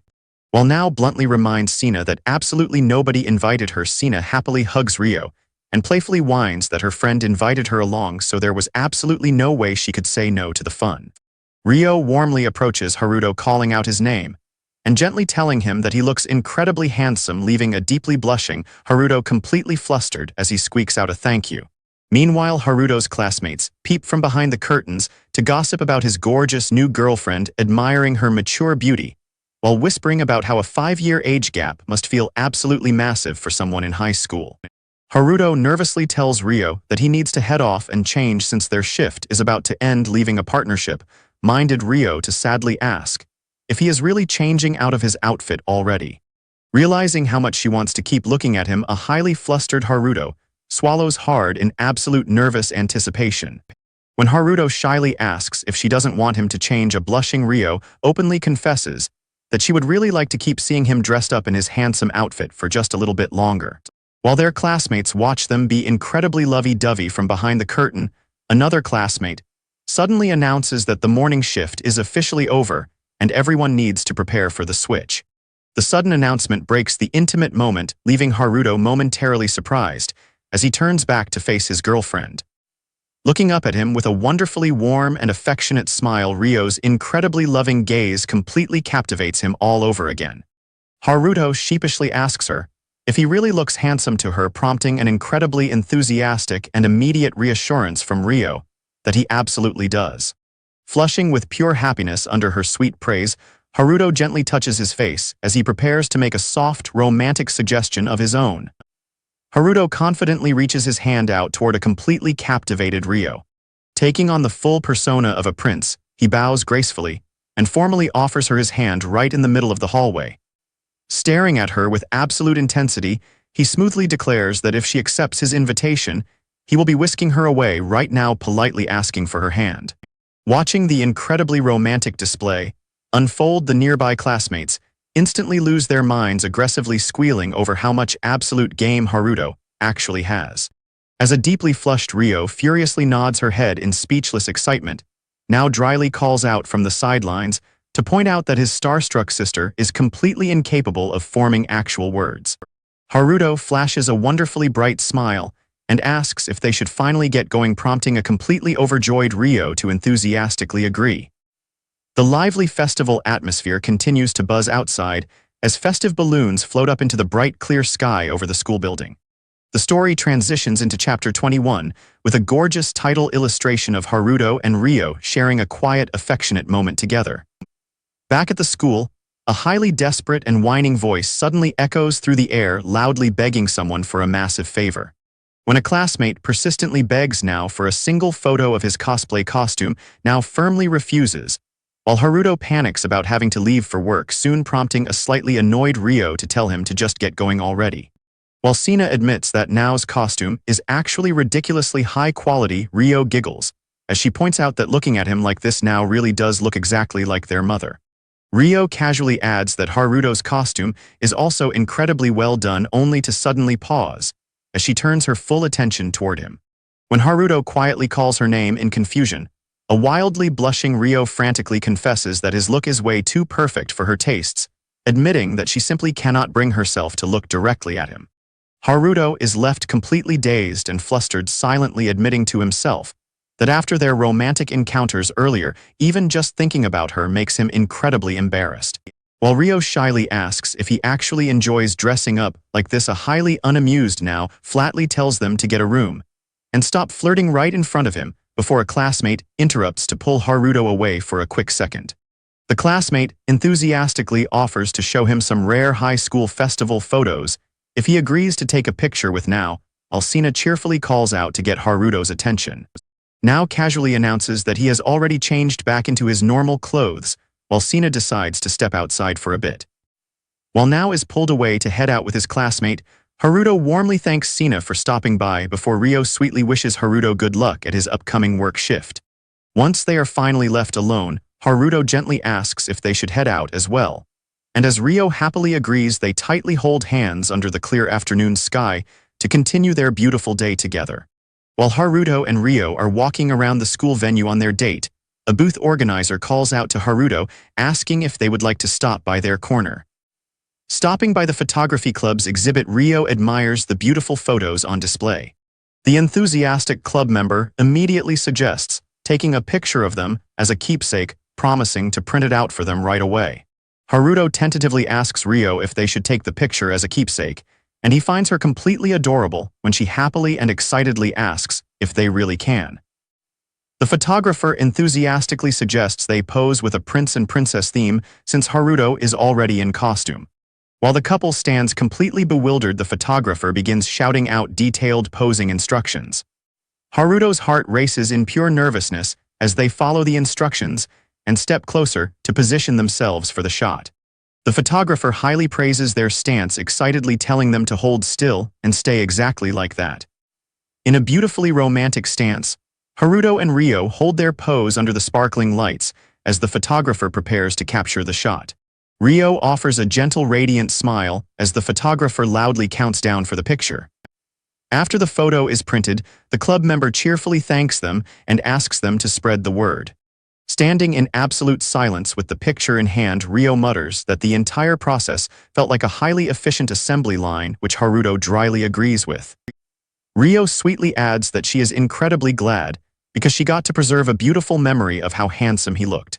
Sensing his embarrassment, she teasingly reminds him that he is welcome to take as many photos of her as he wants, leaving a wildly blushing Haruto completely speechless as they continue their date. As the surrounding crowds head off to watch the festival stage events, Haruto suggests they take advantage of the empty rest area, prompting Ryo to happily agree that they should grab some drinks and take a quick break together. They find a quiet, peaceful spot away from the bustling festival to sit down and relax. Sitting together, Ryo fondly remarks on how wonderful school festivals are, while Haruto agrees that they have a unique student life charm, before warmly adding that Ryo's massive university festival was also incredibly impressive. Haruto confidently tells her that she should definitely visit his events again, so he can properly show her around as her official boyfriend. When Ryo hesitantly asks if it is really okay for her to keep both of their couple photos, Haruto easily agrees, prompting a blushing Ryo to admit that looking at them is actually pretty embarrassing because of how incredibly handsome he is. Ryo grows slightly serious and hesitantly calls out his name, apologizing in advance in case her next words end up bothering him. Ryo warmly gushes about how kind, hardworking, sincere, and mature he is despite his youthful high school innocence, bluntly declaring that she finds him incredibly handsome and leaving a highly startled Haruto to squeak out a confused thank you. However, she gently points out that sometimes he seems to lack real confidence in himself rather than just being humble, tenderly asking if there is a specific reason behind his self-doubt. Haruto falls into a long, quiet silence before suddenly snapping out of his thoughts in surprise. Apologizing, Haruto admits that while he desperately tries not to let his insecurities show to others, hiding them has unfortunately become a deeply ingrained habit. He quietly opens up about his past, explaining that because his entire family is full of successful doctors, he has always been expected to follow in their footsteps and become one in the future. Haruto opens up to Ryo about his older brother, admitting that while he is incredibly proud of how smart, kind, and practically perfect his sibling is, that exact perfection is the root of his deep insecurity. He confesses that no matter how hard he worked during his childhood to earn their parents' praise, he was constantly compared to his talented brother, trapping him in an endless cycle of feeling like his absolute best simply wasn't good enough. Sitting together on the bench, Haruto adds that since his father is an incredibly strict man who practically never hands out compliments to anyone anyway, trying to win his approval was honestly just a losing battle from the very beginning. He realizes that constantly chasing that impossible validation caused him to unconsciously become overly humble, admitting he always felt like he needed something much more substantial just to feel a shred of real confidence. Listening intently, Ryo softly calls out his name as Haruto gently adds that despite all that heavy baggage, he has actually become a lot more easygoing lately. Haruto explains that he is finally starting to view his past struggles as the necessary effort he had to put in to become a person he wouldn't be completely embarrassed to show to the people he loves. He warmly credits his best friend, now his childhood friend Ikika, and most importantly Ryo herself for helping him reach this incredibly healthy mindset. Hearing him speak so earnestly and openly about his personal growth, Ryo is left completely captivated, staring back at her boyfriend in a quiet, deeply moved silence. Flashing a wonderfully warm and self-aware smile, Haruto playfully admits that the old version of himself would have stubbornly refused to ever wear a flashy festival costume like the one he currently has on, letting out a soft laugh at his own personal growth. Standing up, he points out that he definitely wouldn't have been able to pull off that incredibly romantic stunt in the hallway earlier, nor would he have ever willingly agreed to take all those festival photos, leaving Ryo to softly acknowledge just how far he has truly come. Riding the high of the lively festival, mood, Haruto boldly declares that he feels completely invincible right now and could probably handle just about any ridiculous request she throws at him, smoothly offering her the chance to ask him for absolutely anything. Completely caught off guard by his sudden offer, a flustered Ryo desperately tries to figure out what she should actually ask for now that she has been put on the spot. After a moment of nervous hesitation, Ryo finally makes up her mind and shyly asks if he could stand up for just a quick second. As Haruto complies, Ryo gently tugs on his hand and softly calls out his name, making his heart immediately skip a wild beat as she pulls him closer. Haruto gently pulls Ryo closer, admitting that things felt a little awkward between them earlier. Looking at her surprised face, he flashes a tender, blushing smile and sweetly suggests they do it properly this time. Ryo giggles softly at his serious nature, teasingly calling him a highly serious guy, which only leaves a blushing Haruto to nervously stammer in response as they finally prepare to step forward together. With a happy smile, Ryo lightly twirls around while holding his hand to test out their movement, asking if this is the right way, while a pleasantly surprised Haruto quickly confirms that she is doing it just right. Staring at her with absolute gentle admiration, Haruto quietly admits that he had been thinking about it earlier as well, before softly telling her how absolutely stunning she looks in her soft, flowy dress. He looks her straight in the eye with absolute fondness, delivering his ultimate heartfelt compliment by declaring that she truly looks exactly like a princess. His incredibly sincere and direct compliment catches Ryo completely off guard, leaving her staring back in wide-eyed, breathless wonder as her face flushes bright red. While she silently confesses to herself that she has been thinking the exact same thing about him this entire time, her embarrassed thoughts quickly dissolve into a flustered panic as she playfully whines his name. The intimate bubble around them is suddenly shattered when Nao and several classmates walk past, prompting a highly startled Haruto to instantly flinch in panic, as they are abruptly pulled back into reality by the busy sounds of the school festival. Realizing how close they were with classmates walking right past a flustered Ryo, quickly lets go of his sleeve with a startled gasp. She frantically stammers out an apology, awkwardly explaining that she simply panicked because there were so many people nearby. As she looks back up at him with a highly embarrassed and vulnerable expression, the deep, unsaid romantic tension between them continues to hang heavily in the quiet air. Even with everything that has happened, Haruto still finds himself in complete disbelief, quietly reflecting that a part of him still feels like this entire wonderful reality might just be a dream. He marvels at the incredible joy of finally being able to stand by the side of the person he loves so deeply as her official boyfriend, realizing that a few simple words could never truly begin to express the sheer depth of his happiness. He intensely wishes for her to fully understand just how massive his feelings for her really are. Pouring his entire heart and soul into his affection, he silently reiterates just how incredibly much he truly loves her. With their emotions reaching a beautiful peak, Haruto leans in and a deeply passionate romantic kiss with Ryo. Ryo is left completely breathless, her eyes widening in pure wonder as the sheer sweetness and warmth of his affection washes over her.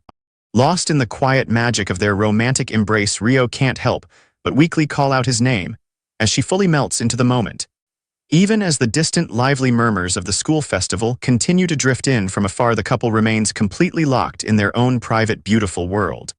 Pulling back, a highly flustered Haruto immediately apologizes, nervously admitting that since it was his very first time, he is absolutely certain he was incredibly awkward, and lame, leaving a blushing Rio to look at him in quiet surprise. The two of them, a deeply intimate quiet moment as their eyes meet once again, their hearts racing in perfect sync, as they silently appreciate their growing bond.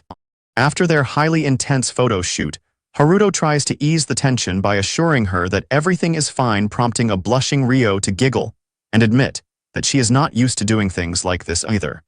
He watches her in quiet adoration, feeling deeply grateful for the comfortable atmosphere between them. As they walk, Rio softly calls out to get his attention. Rio holds out one of the printed keepsakes, telling him that he should definitely keep one of the photos for himself. She offers a sweet, incredibly loving smile as she confesses that she simply wants the two of them to as many matching keepsakes as possible. Totally touched by her romantic request, Haruto accepts the photo with a gentle, incredibly happy smile, softly agreeing with her. Their sweet moment is suddenly interrupted when Now casually wanders back and deadpans that he finally found where they were hiding. Now flatly asks what on earth they are doing back there, instantly sending a highly panicked and red-faced Haruto into an over-the-top defensive denial that anything suspicious was happening.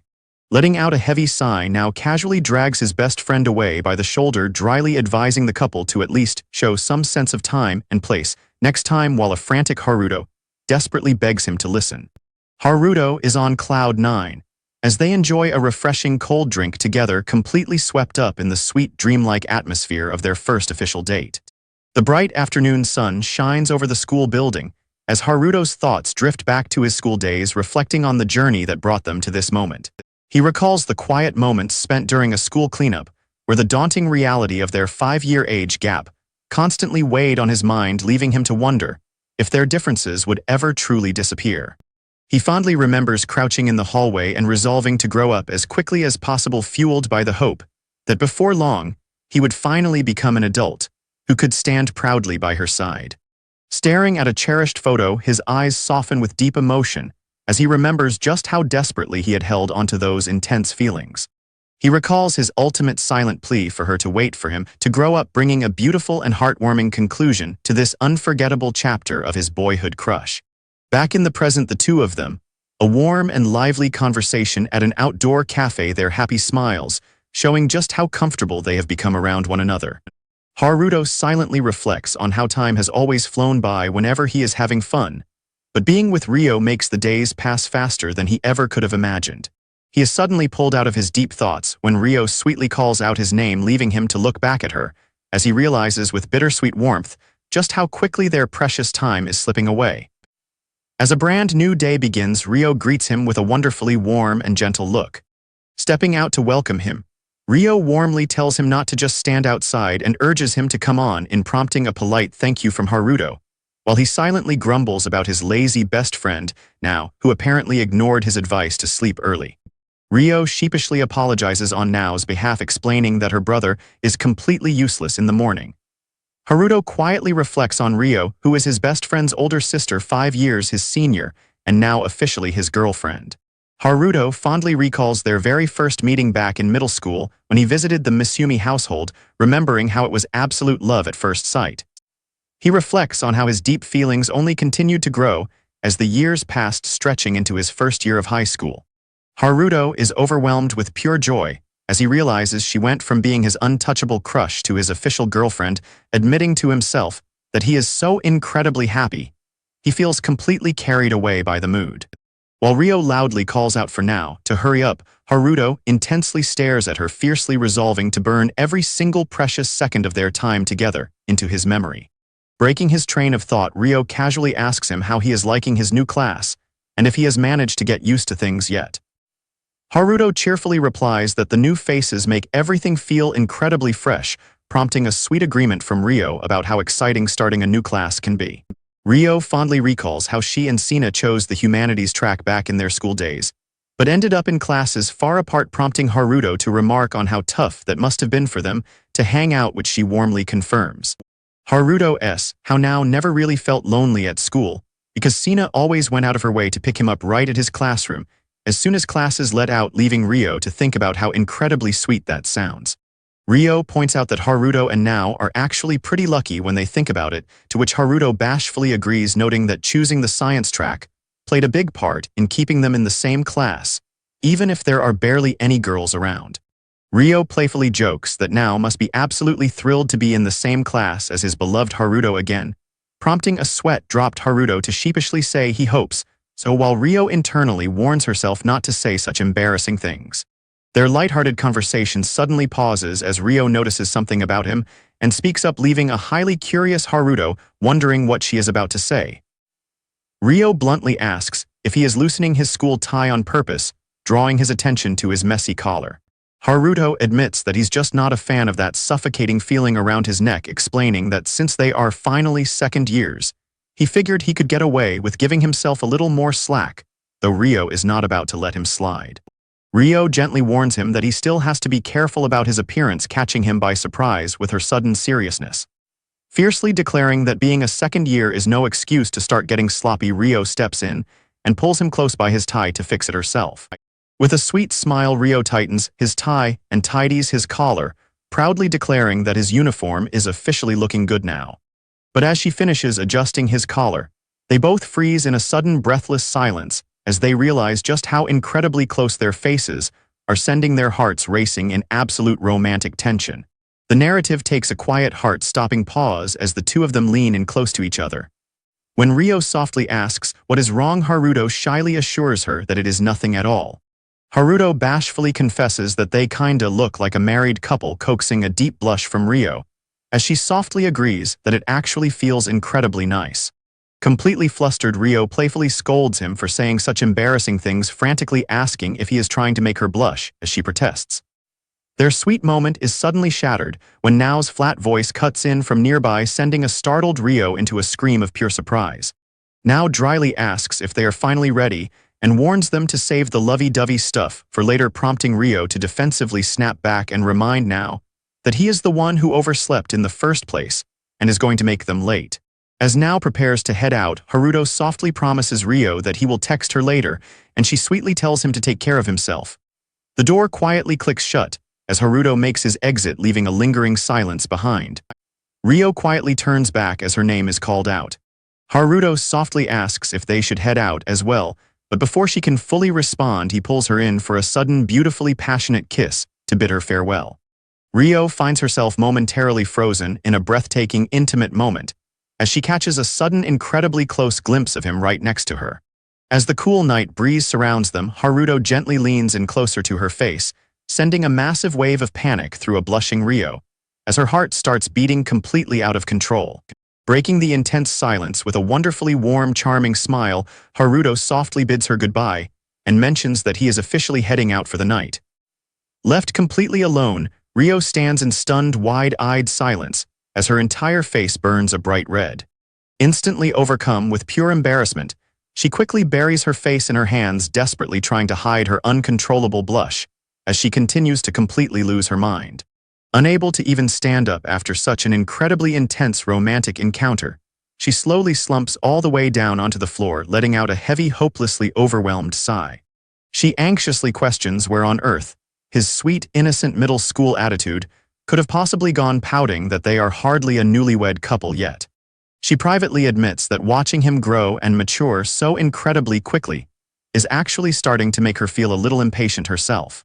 She bittersweetly realizes that the tables have completely turned in their relationship, sheepishly admitting to herself that she is now officially the one who is totally head over heels in love. Sinking deeper into her own thoughts, she quietly prays that he didn't manage to catch on to her flustered reaction. Ryo finds herself worrying if he noticed just how incredibly shaken up she had gotten simply by catching sight of his slightly open collar, which made him look far more mature than usual. Resting her finger on her chin, she is left in deep silent thought as she quietly marvels at how incredibly fast and unpredictably boys can grow up. Now silently observes them, internally grumbling that people really do grow up incredibly fast when you aren't paying attention, and warning himself that he cannot afford to let his guard down for even a second. Looking completely deadpan and highly annoyed, Now bluntly asks Haruto if he really needs him to deliver a good smack. Before a highly confused Haruto can even process the threat, Now comically grabs his face, telling him that he sees right through his lovesick act, and aggressively warning him to keep his flirting private when others aren't around. Rubbing his cheek, a blushing Haruto sheepishly asks if Now actually noticed their interaction, prompting Now to state that it is impossible not to notice his own sister flirting with his best friend right in front of him. Haruto honestly defends himself by admitting that he simply cannot help but get incredibly happy whenever he is around Ryo, which only prompts Now to dryly tell him to just get used to it, while thanking him in advance for his future patience. Now apologizes for tagging along on his birthday and interrupting his plans to go to the zoo with Ryo. But Haruto insists that having both his best friend and his girlfriend celebrate his birthday with a surprise cake and gift was the absolute greatest luxury he could ever ask for, prompting Now to dryly point out that he is being a little creepy. Shifting the conversation, Now casually asks Haruto if he has actually handed in his paperwork, yet catching Haruto completely off guard. Now directly clarifies that he is referring to the highly important school career form. Haruto quietly admits that he has not submitted his form, yet prompting Now to agree that he hasn't either, since both of them are quietly putting it off. Now complains about how quickly the school forces them to think about their future careers the second they become second years, prompting a quiet Haruto to stare down and confess that he is still incredibly unsure about his own path. As they sit in the classroom, Now casually recalls that his older sister started visiting university campuses quite early, leaving a thoughtful Haruto in a quiet, serious silence. The official school paperwork lists the paths to competitive medical departments, reminding Haruto of his father's career and the heavy choices ahead of him. He is thrown into a sudden flashback of his childhood, remembering how he used to quietly look up to his busy father as a kid. Haruto quietly reflects on how his hands are still far too small to reach those grand ambitions, letting the weight of his future choices sink in. Now suddenly breaks his deep train of thought, casually asking if Haruto would like to accompany him to check out some of those open campuses together. Now honestly admits that he simply wants Haruto to tag along with him. He explains that since he still hasn't decided on a future career himself, he doesn't know if they will end up at the same college, but he would value his best friend's company anyway. Looking at his friend, Now reasons that there is absolutely no need for them to rush and narrow down their future options so early in their high school years. The comforting advice immediately helps Haruto relax, and he quietly smiles as he agrees that Nao's words are completely true. Feeling a bit playful, Haruto teases his friend for being surprisingly proactive, lately noting how rare it is for Nao to act so motivated, which only makes Nao grumble in mild embarrassment. Haruto warmly admits that he genuinely likes Nao's passionate streak. Nao quietly suggests that his sudden drive might have been influenced by a certain someone bringing a sweet and comfortable close to their conversation. Nao casually teases Haruto by pointing out that being around Sina would naturally make anyone more active, dryly noting how nice that must be. Haruto immediately shuts the teasing down with a deadpan expression, flatly clarifying that Sina is definitely not the person he was talking about. Nao merely gives him a bored, unbothered look, letting a quiet and slightly awkward silence settle between the two best friends. Haruto quietly stares back at him, completely unsure of what his friend is actually thinking. The school hallway buzzes with chatter until the teacher abruptly walks in and tells everyone to take their seats, putting a sudden end to their conversation as they prepare for class. Later at home, Ryo happily gushes to Nao about how incredibly mature and naturally attentive Haruto is, prompting her brother to warmly reassure her that Haruto has never even had a crush on anyone before meeting her, let alone a girlfriend. Ryo giggles softly, admitting that since Nao has known Haruto for much longer than she has, he obviously understands him a whole lot better. As they hang out, Ryo suddenly becomes curious, asking her brother how he and Haruto actually ended up becoming so close in the first place. Nao lazily shrugs it off by saying he doesn't really remember much, before casually dropping the bombshell that he actually didn't like Haruto all that much when they first met. Ryo is completely taken aback by his unexpected confession, blinking in surprise and questioning if he is actually being serious. Nao recalls that back when they first met, everything Haruto did seemed incredibly calculated, as if his entire friendly personality was nothing more than an act. Those constant smiles Haruto threw around felt completely fake and meaningless, which initially rubbed Nao entirely the wrong way.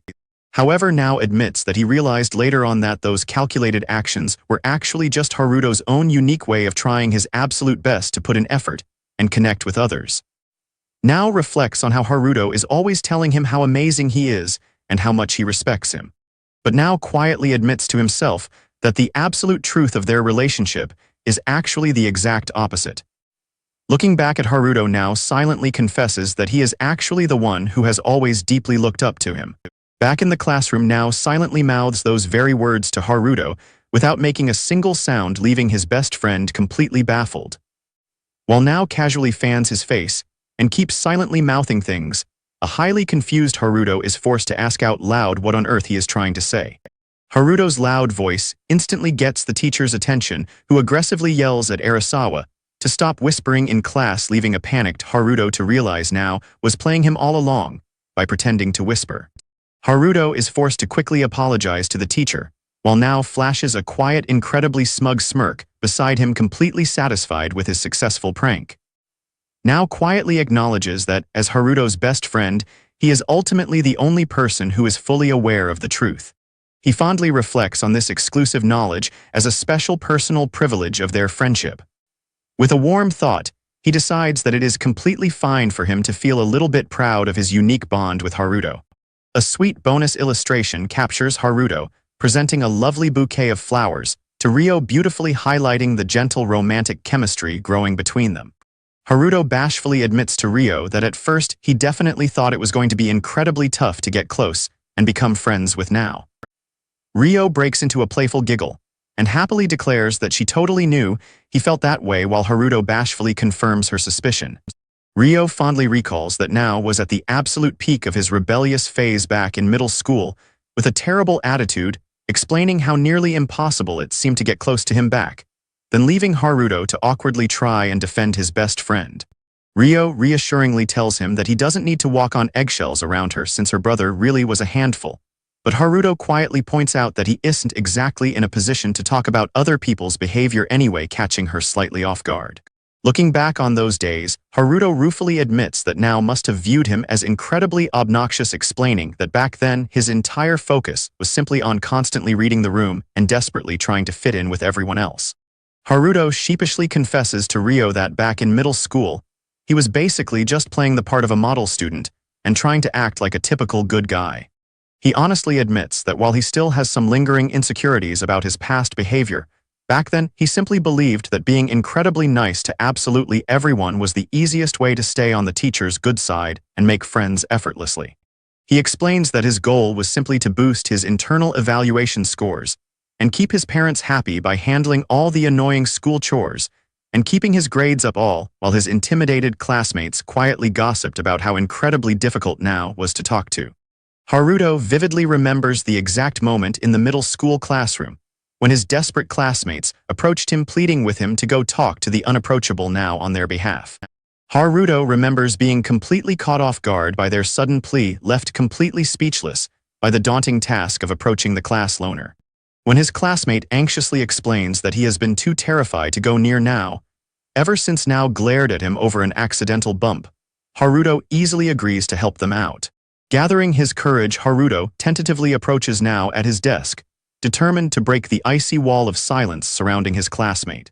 Flashing his most polite and welcoming smile, Haruto casually asks now if he has decided on a partner for next week's group project, warmly inviting him to join their team. Instead of a friendly response, now slowly shifts his focus, drilling a highly intense and incredibly piercing glare straight into Haruto. Now immediately delivers an incredibly blunt and harsh rejection, telling Haruto to buzz off and completely shattering his polite peace offering. Ryo finds herself completely frozen in a heavy, painful wave of embarrassment after hearing about her brother's behavior. Ryo mortifiedly buries her face in her hands to apologize for her brother's typical bluntness, while a highly panicked Haruto desperately tries to reassure her that now's harsh words actually meant something completely different to him. Haruto explains that back in high school now had brutally confronted him for always reading the room and letting other people dictate his actions, arguing that nobody would ever feel good about being invited out of mere social obligation. Now had coldly dismissed him as a puppet who just did whatever everyone else told him to do, calling his lack of assertiveness incredibly lame. Haruto recalls how deeply shocked he was by the harsh reality check, admitting to himself that while now wasn't entirely wrong, his brutal comeback felt like massive overkill, given how much courage it had actually taken Haruto to approach him in the first place. He had angrily yelled after now that he didn't have to be so incredibly mean about it, especially since Haruto had actively gone out of his way to include him, but now had simply looked back and coldly pointed out that Haruto hadn't actually approached him because he genuinely wanted to be his friend. Now had flatly asked who would ever say yes to a half-hearted invitation like that, leaving a completely stunned Haruto utterly speechless. Now had dryly concluded that Haruto was simply that type of superficial guy, leaving him completely thrown off.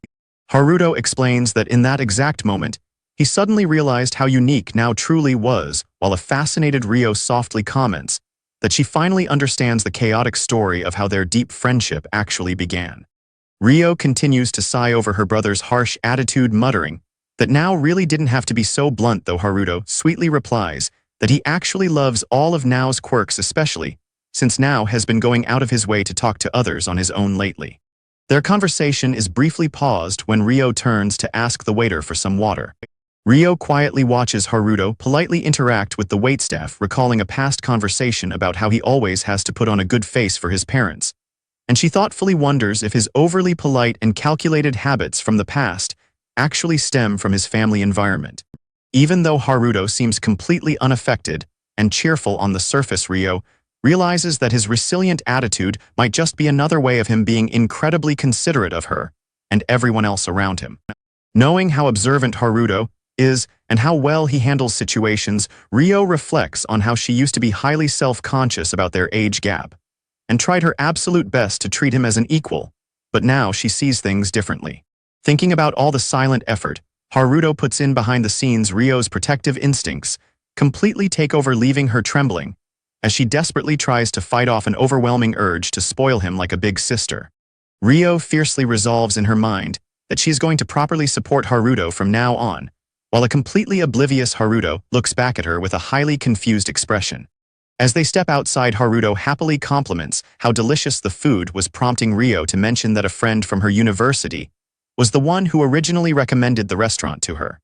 Haruto warmly smiles and mentions that he wants to take a picture of her, catching a slightly flustered Rio completely off guard as she blushes under his gaze. When a surprised Rio asks what he is doing, Haruto gently reaches out and affectionately tells her that he is simply recharging his energy, forcing a wildly panicking Rio to desperately tell herself to resist her maternal instincts.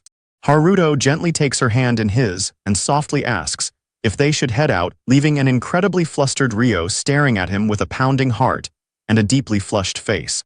As they walk hand in hand, Rio can't help but quietly marvel at how smoothly Haruto matches her walking pace and stride, feeling a sweet rush of affection. She silently muses that Haruto likely has absolutely no clue how much power those small, thoughtful gestures hold over her heart. Rio suddenly notices a nearby shrine she had never seen before, steering their casual conversation in a new direction. Haruto enthusiastically suggests they go inside to check it out, while Rio happily agrees and confesses her fondness for quiet, refreshing temple strolls. Haruto is surprised to learn that Rio has never visited a shrine on her own, explaining that her family has never been the type to make a big deal out of yearly New Year's visits. When Haruto asks if she prefers lounging around at home over the holidays like her mother, she laughs and admits she gets too restless to sit still, preferring to go for active runs with her energetic dog Bisu. Once they stand before the altar, Haruto double-checks the traditional ritual, leading them to quietly offer their bows and claps as they make their heartfelt wishes. After making their wishes, Rio is immediately drawn to the adorable selection of traditional luck charms displayed nearby. Haruto notes the wide variety of options available, leading Rio to happily choose a small charm she can easily carry inside her wallet. Rio politely purchases her chosen charm, while Haruto finds himself totally overwhelmed by the vast assortment of offerings available at the shrine counter. Turning back with a slight blush, Haruto pauses as Rio gently calls out his name. Rio sweetly presents him with a matching strawberry good luck charm, nervously hoping he won't mind the pink color, while a completely starstruck Haruto is left mentally screaming over how incredibly adorable she is. Haruto returns her gesture with a wonderful, incredibly genuine smile and warmly thanks her. When he asks how much he owes her for it, she dismisses the question and reassures him that it is perfectly fine since she simply bought it on a whim. Although Haruto still hesitates, a thoughtful Rio quickly shifts the conversation, preparing to propose a different way to settle the matter. She suggests that if he really wants to make it up to her, he should simply put the charm somewhere highly visible where she can easily see it. She immediately flashes a playful, extremely sweet grin and confesses that she was only teasing him. Her playful tease completely catches him off guard, leaving him to blush furiously and look at her in quiet, breathless awe. As he tries to hide his massive embarrassment, Rio suddenly notices something in the distance and trails off. Rio politely excuses herself to head over to the restroom real quick, leaving Haruto to stand by and wait for her. Watching her walk away down the path, Haruto is left with his own quiet thoughts, reflecting deeply on everything that just transpired between them. Haruto quietly reflects on how protective he acted back at the sports festival, when his classmates tried to ask for her contact info, wondering if that intense feeling was what people typically call possessiveness. Suddenly recalling her sweet, incredibly flustered reaction when they discussed dating earlier, Haruto slumps back against a nearby tree trunk, blushing furiously, as he mutters to himself that she was just way too cute. He admits that the stark reality of their age gap is something that hits him at completely random, unexpected moments, reminding him that he is still just a high schooler while she is already a university student. While they manage to text almost every single day, he notes that actually being able to meet up alone like this only happens about once a week if they are lucky. Haruto can't help but feel a little insecure when he thinks about all the time she spends at her university with people he doesn't even know, rather than with him admitting to himself that those thoughts still occasionally get to him. Standing alone, he wonders if he will finally stop stressing over his own silly insecurities. Once he grows up a little more, though he highly doubts things will change that easily, just as he catches sight of Rio walking back toward him. Rio happily approaches them and strikes up a cheerful conversation, completely oblivious to his internal brooding. He takes a moment to compose himself as she walks up, determined to play it cool and hide his silly insecurities from her.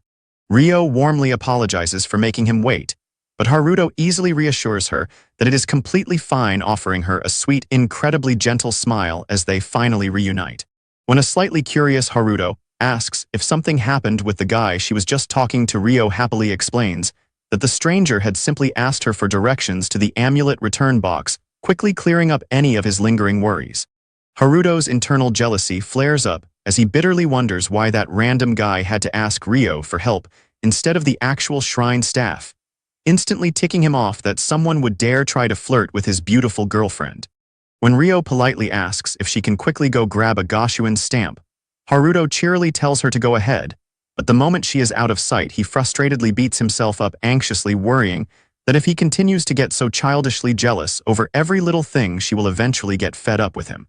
Haruto sighs in deep reflection, secretly terrified by how increasingly possessive and greedy his feelings are becoming, realizing his own jealousy is far from innocent, and fiercely promising himself that he never ever wants to end up hurting her.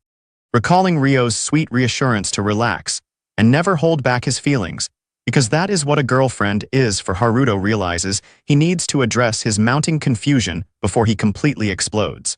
He resolves to start letting his honest thoughts out a bit more often rather than bottling them up, just as he hears her gentle voice calling out to him. Haruto casually asks if she successfully managed to get her stamp, and Rio warmly thanks him for keeping her company, which he quickly brushes off as no big deal at all. As they prepare to leave the shrine grounds, Haruto suddenly stops her, his mind entirely made up. Before they can take another step, Haruto stops her, letting his quiet determination take over. A blushing and highly nervous Haruto apologizes for the sudden request, before vulnerably asking her if he can simply hold her for just a little bit. Though a startled Rio points out they are still in public, Haruto desperately begs for just a single second, prompting her to happily seize the perfect opportunity to spoil her boyfriend by warmly embracing him right then and there. Rio finally gives in to her protective instincts, shyly opening her arms to let Haruto recharge, which he eagerly accepts with absolute delight. Haruto looks at her with an incredibly soft, tender expression under the beautiful night sky, completely overwhelmed by her warmth. He gently pulls Rio into a tight, comforting embrace, leaving her completely startled and blushing as she tries to process the sudden rush of affection. The scene transitions to Rio's university, where she sits nearby and overhears her classmate discussing how her younger boyfriend seems to be growing up incredibly fast. The classmate continues to lament that her boyfriend has suddenly become far more mature than she ever expected, making her feel quite self-conscious. The classmate admits that whenever she steps back and realizes she is completely smitten with a boyfriend 5 years her junior, she is immediately pulled back to reality. Rio quietly listens to her classmates laugh about their relationships, only to blush furiously when one of them talks about turning into a mushy, spoiled brat, leaving Rio to wonder if that girl's boyfriend is also a high schooler. Staring off into space, Rio nervously contemplates what would happen if she ever turned into a total spoiled brat herself, anxiously wondering how Arasawa-kun would even react to that. She immediately gets lost in a wildly romantic daydream, imagining a mature Haruto holding her close and tenderly whispering that it is completely fine for her to rely on him and spoil herself even more. Rio abruptly snaps back to reality, instantly covering her face, as she squeals in absolute red-faced panic over her own incredibly embarrassing and passionate daydream.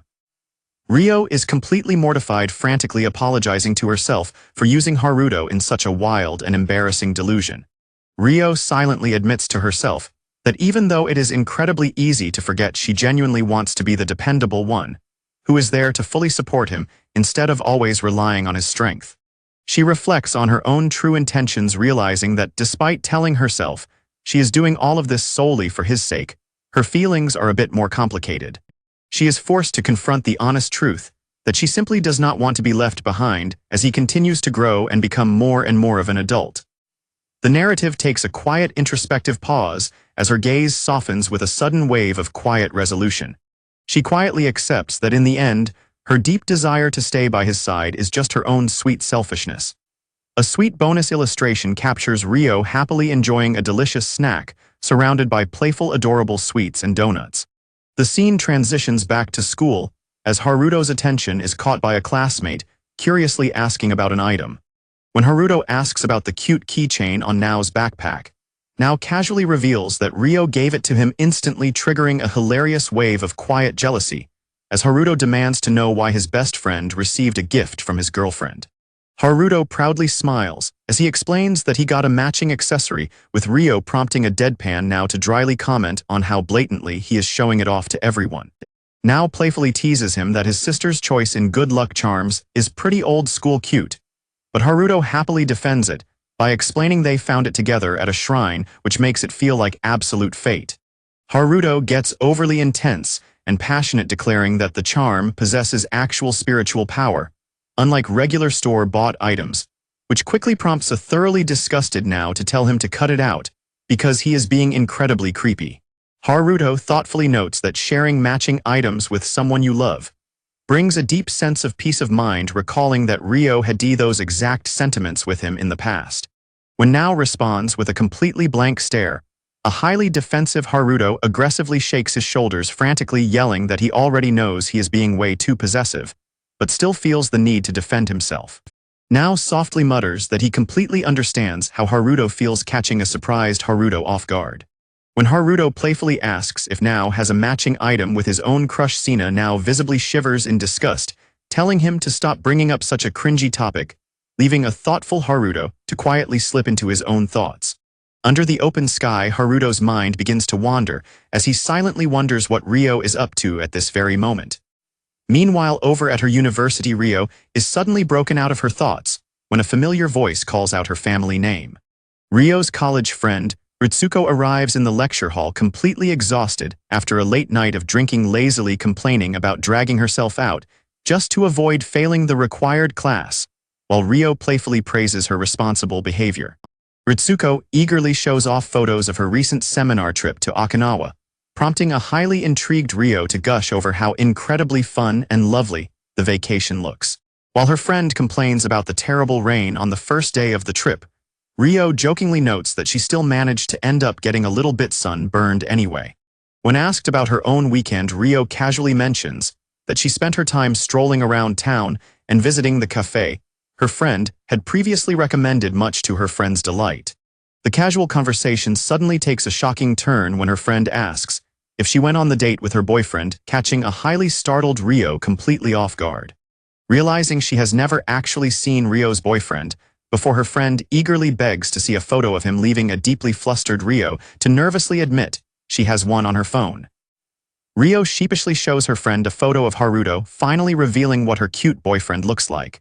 Looking closely at the photo, the friend freezes in absolute jaw-dropping shock as a sudden wave of recognition washes over her. Her friend loudly gasps in realization that Rio's boyfriend is none other than that exact younger kid from their past, leaving a highly panicked Rio desperately trying to quiet her down in the middle of the lecture hall. As Rio shyly confirms that he is indeed the same boy who came to help out at their school festival years ago, her friend excitedly swoons over how handsome he has grown, playfully teasing Rio about how amazing it must be to have such a sweet younger boyfriend. Sina watches Rio in silence, observing the quiet glow of happiness around her. Sina warmly expresses how truly happy she is that everything finally worked out for Rio before their conversation is interrupted by a classmate entering to greet them. The girls are instantly thrown into a panic when they notice that their arriving classmate has returned completely tear-stained and utterly devastated. The classmate's sob confesses that her boyfriend is moving somewhere incredibly far away, throwing her into complete despair. As the classmate buries her face on the desk, Rio and Sina listen to her explain that her boyfriend will be gone for a full 2 years, trying to wrap their heads around the long distance. Sobbing hysterically, the classmate confesses that she genuinely wants to support her boyfriend's dreams and wants him to pursue them with everything he has got. But as Rio quietly listens, she is struck with a sudden wave of anxiety when the classmate tearfully worries that, while her boyfriend is away making new memories, in a place she knows nothing about, he is bound to eventually change. The classmate agonizingly worries that when her boyfriend returns, he might look at her and find her completely boring. While Sina dryly comments that the classmate has been spiraling like this for days, a reassuring Rio gently tells her that everything is going to be perfectly fine. Showing her unwavering support, Rio determinedly encourages her classmate to focus on becoming the absolute best version of herself, so she can completely knock her boyfriend's socks off the second he returns, which instantly fires up Sina. The classmate warmly thanks her and suggests they make all kinds of fun plans together to help distract her from the distance. When the classmate enthusiastically lists expensive trips and afternoon tea, Sina and Rio hilariously deadpan that they absolutely do not have that kind of money, bringing a light-hearted close to their chat. Rio's classmates discuss how hearing Ritsuko's story about her younger boyfriend makes them want to go on a trip somewhere, suggesting a hot spring getaway, which leaves Rio thoughtfully whispering that she also wants to go on a trip, specifically wishing to stay for 5 nights, though her friend teasingly points out that is way too long. Lost in her own thoughts, Rio quietly reflects on the idea of going on a trip together with Haruto. With a dreamy expression, Rio happily imagines how wonderful it would be to go somewhere far away with him on their next date. Her romantic thoughts are suddenly interrupted as a classmate asks if she has any plans after class. Rio mentions she is planning to study at a cafe, prompting her classmates to ask if they can join her until their next class, which she warmly welcomes. As they head out, Rio kindly tries to cheer up their crying classmate Chika, who is still sniffing in distress, while a highly exasperated Ritsuko urges them to keep moving. Ritsuko firmly reminds them that they are currently at the absolute peak of their job hunt and have no time to mope around, though a weeping Chika despairs that having such a sudden bombshell dropped on her was simply too much to handle. Rio desperately tries to calm Ritsuko down as she aggressively shakes a weeping Chika, but Ritsuko simply sighs that the job hunt really is a massive drag, prompting Rio to admit she just wants to get a job offer soon so she can finally slack off and play as hard as she can. While working on their laptops at the cafe, Ritsuko admits she is surprised Rio agreed so easily, while Chika questions if Rio's relaxed attitude is just half-hearted, though Rio cheerfully insists she simply wants to get her job search out of the way so she can take it easy soon. Ritsuko casually asks Rio about her plans to become a teacher, and when her student teaching begins, prompting a quiet look of realization from Rio, as she confirms it starts next week, making them realize it is right around the corner. Meanwhile, over at the university, Rio's classmates sit together and casually discuss their post-graduation career goals, trading ideas about aiming for positions at major banks or local publishing companies. As the other students wrap up their busy day and offer friendly greetings, a dejected classmate slumps over in utter exhaustion, prompting her peer to dryly note that her mental health is currently at absolute rock bottom. They chat about the upcoming transition from university life to entering the workforce in the spring, noting that while it is easy to prepare for changes are coming, dealing with completely unexpected and sudden changes in life is a different story, which Rio quietly agrees with. Her well-meaning classmates immediately try to boost her self-esteem by playfully ordering her to repeat positive affirmations about being cute and smart, leaving the exhausted student to weekly follow along with their ridiculous self-declared life coach session. The energetic group quickly tries to drag Rio into the chanting session, as well playfully demanding that she repeat the cute affirmations with them, while they continue to bicker and laugh over their silly game. Watching her friends have so much fun, Rio can't help but smile warmly, happily noting to herself that simply hanging out with them is actually starting to make her feel a little bit better too. The peaceful afternoon sun shines down on the quiet university campus as the students prepare to head out. After waving goodbye to her university friends for the day, Rio sets off on her face, softening with a gentle and incredibly peaceful smile as she heads out into the city. But as she walks alone, her mind slowly drifts back to Haruto, bittersweetly wondering if he is currently off making precious high school memories in a world she knows absolutely nothing about, and nervously questioning if those experiences are bound to eventually change him. Rio quietly compares her complicated feelings to watching Now grow up, reflecting on how simple milestones like her little brother getting taller, his voice getting deeper, or him suddenly acting so attentive and kind, always bring her a sense of pure, genuine happiness. Rio quietly reflects on her relationship with Haruto, realizing that his presence has completely changed her perspective on romance. She admits to herself that in Haruto's case, everything about him, from his sweet, soft smile to his incredibly thoughtful nature, feels uniquely special to her. The sheer intensity of her growing feelings leaves Rio deeply flustered and blushing, completely overwhelmed by her own affection for him. Though she is genuinely thrilled to see him grow and mature, she privately admits to a lingering, quiet worry that as Haruto continues to change, she might eventually end up being left behind. Recalling her friend Ritsuko's energetic advice to boost her self-esteem and simply do her absolute best, Rio quietly thanks her in her head as she makes her way down the hallway. She silently resolves that while taking their time in this relationship is perfectly fine, she desperately hopes they can always walk together and that he won't leave her behind. Her quiet, introspective thoughts are suddenly interrupted by the sharp buzz of an incoming notification on her phone. She checks the screen, her eyes immediately lighting up with sparkling curiosity as she reads the incoming text. The message is a highly enthusiastic and random text from Haruto, excitedly explaining a fun fact about the different sauces used for Hainanese chicken rice. Rio is left walking down the hall in complete quiet bewilderment, highly amused and utterly baffled by her boyfriend's bizarre yet incredibly endearing text message. Rio suddenly remembers a conversation they had the other day and realizes she was completely overthinking his words. She can't help but chuckle to herself, recalling how they both agreed on how delicious the food was and happily promised to go grab some together next time. She smiles warmly as the sweet memory completely charms her, feeling a rush of affection as she gets lost in her thoughts. Coming back to reality, Rio looks down at her phone and mentally facepalms, dryly questioning why on earth she's getting so incredibly worked up and distracted over such a simple message. Back at school, Haruto is suddenly startled out of his deep daydream when one of his classmates calls out his name. His friends immediately tease him about why he suddenly froze up, jokingly asking if some kind of spicy advertisement popped up on his screen to make him react like that. In reality, Haruto is staring in absolute shock at an incredibly bold text message from Rio, who is asking if he would like to go somewhere a little further away for their next date as a fun day trip. Haruto gets incredibly flustered and tries to hide his screen, but his suspicious behavior only makes his friends even more curious.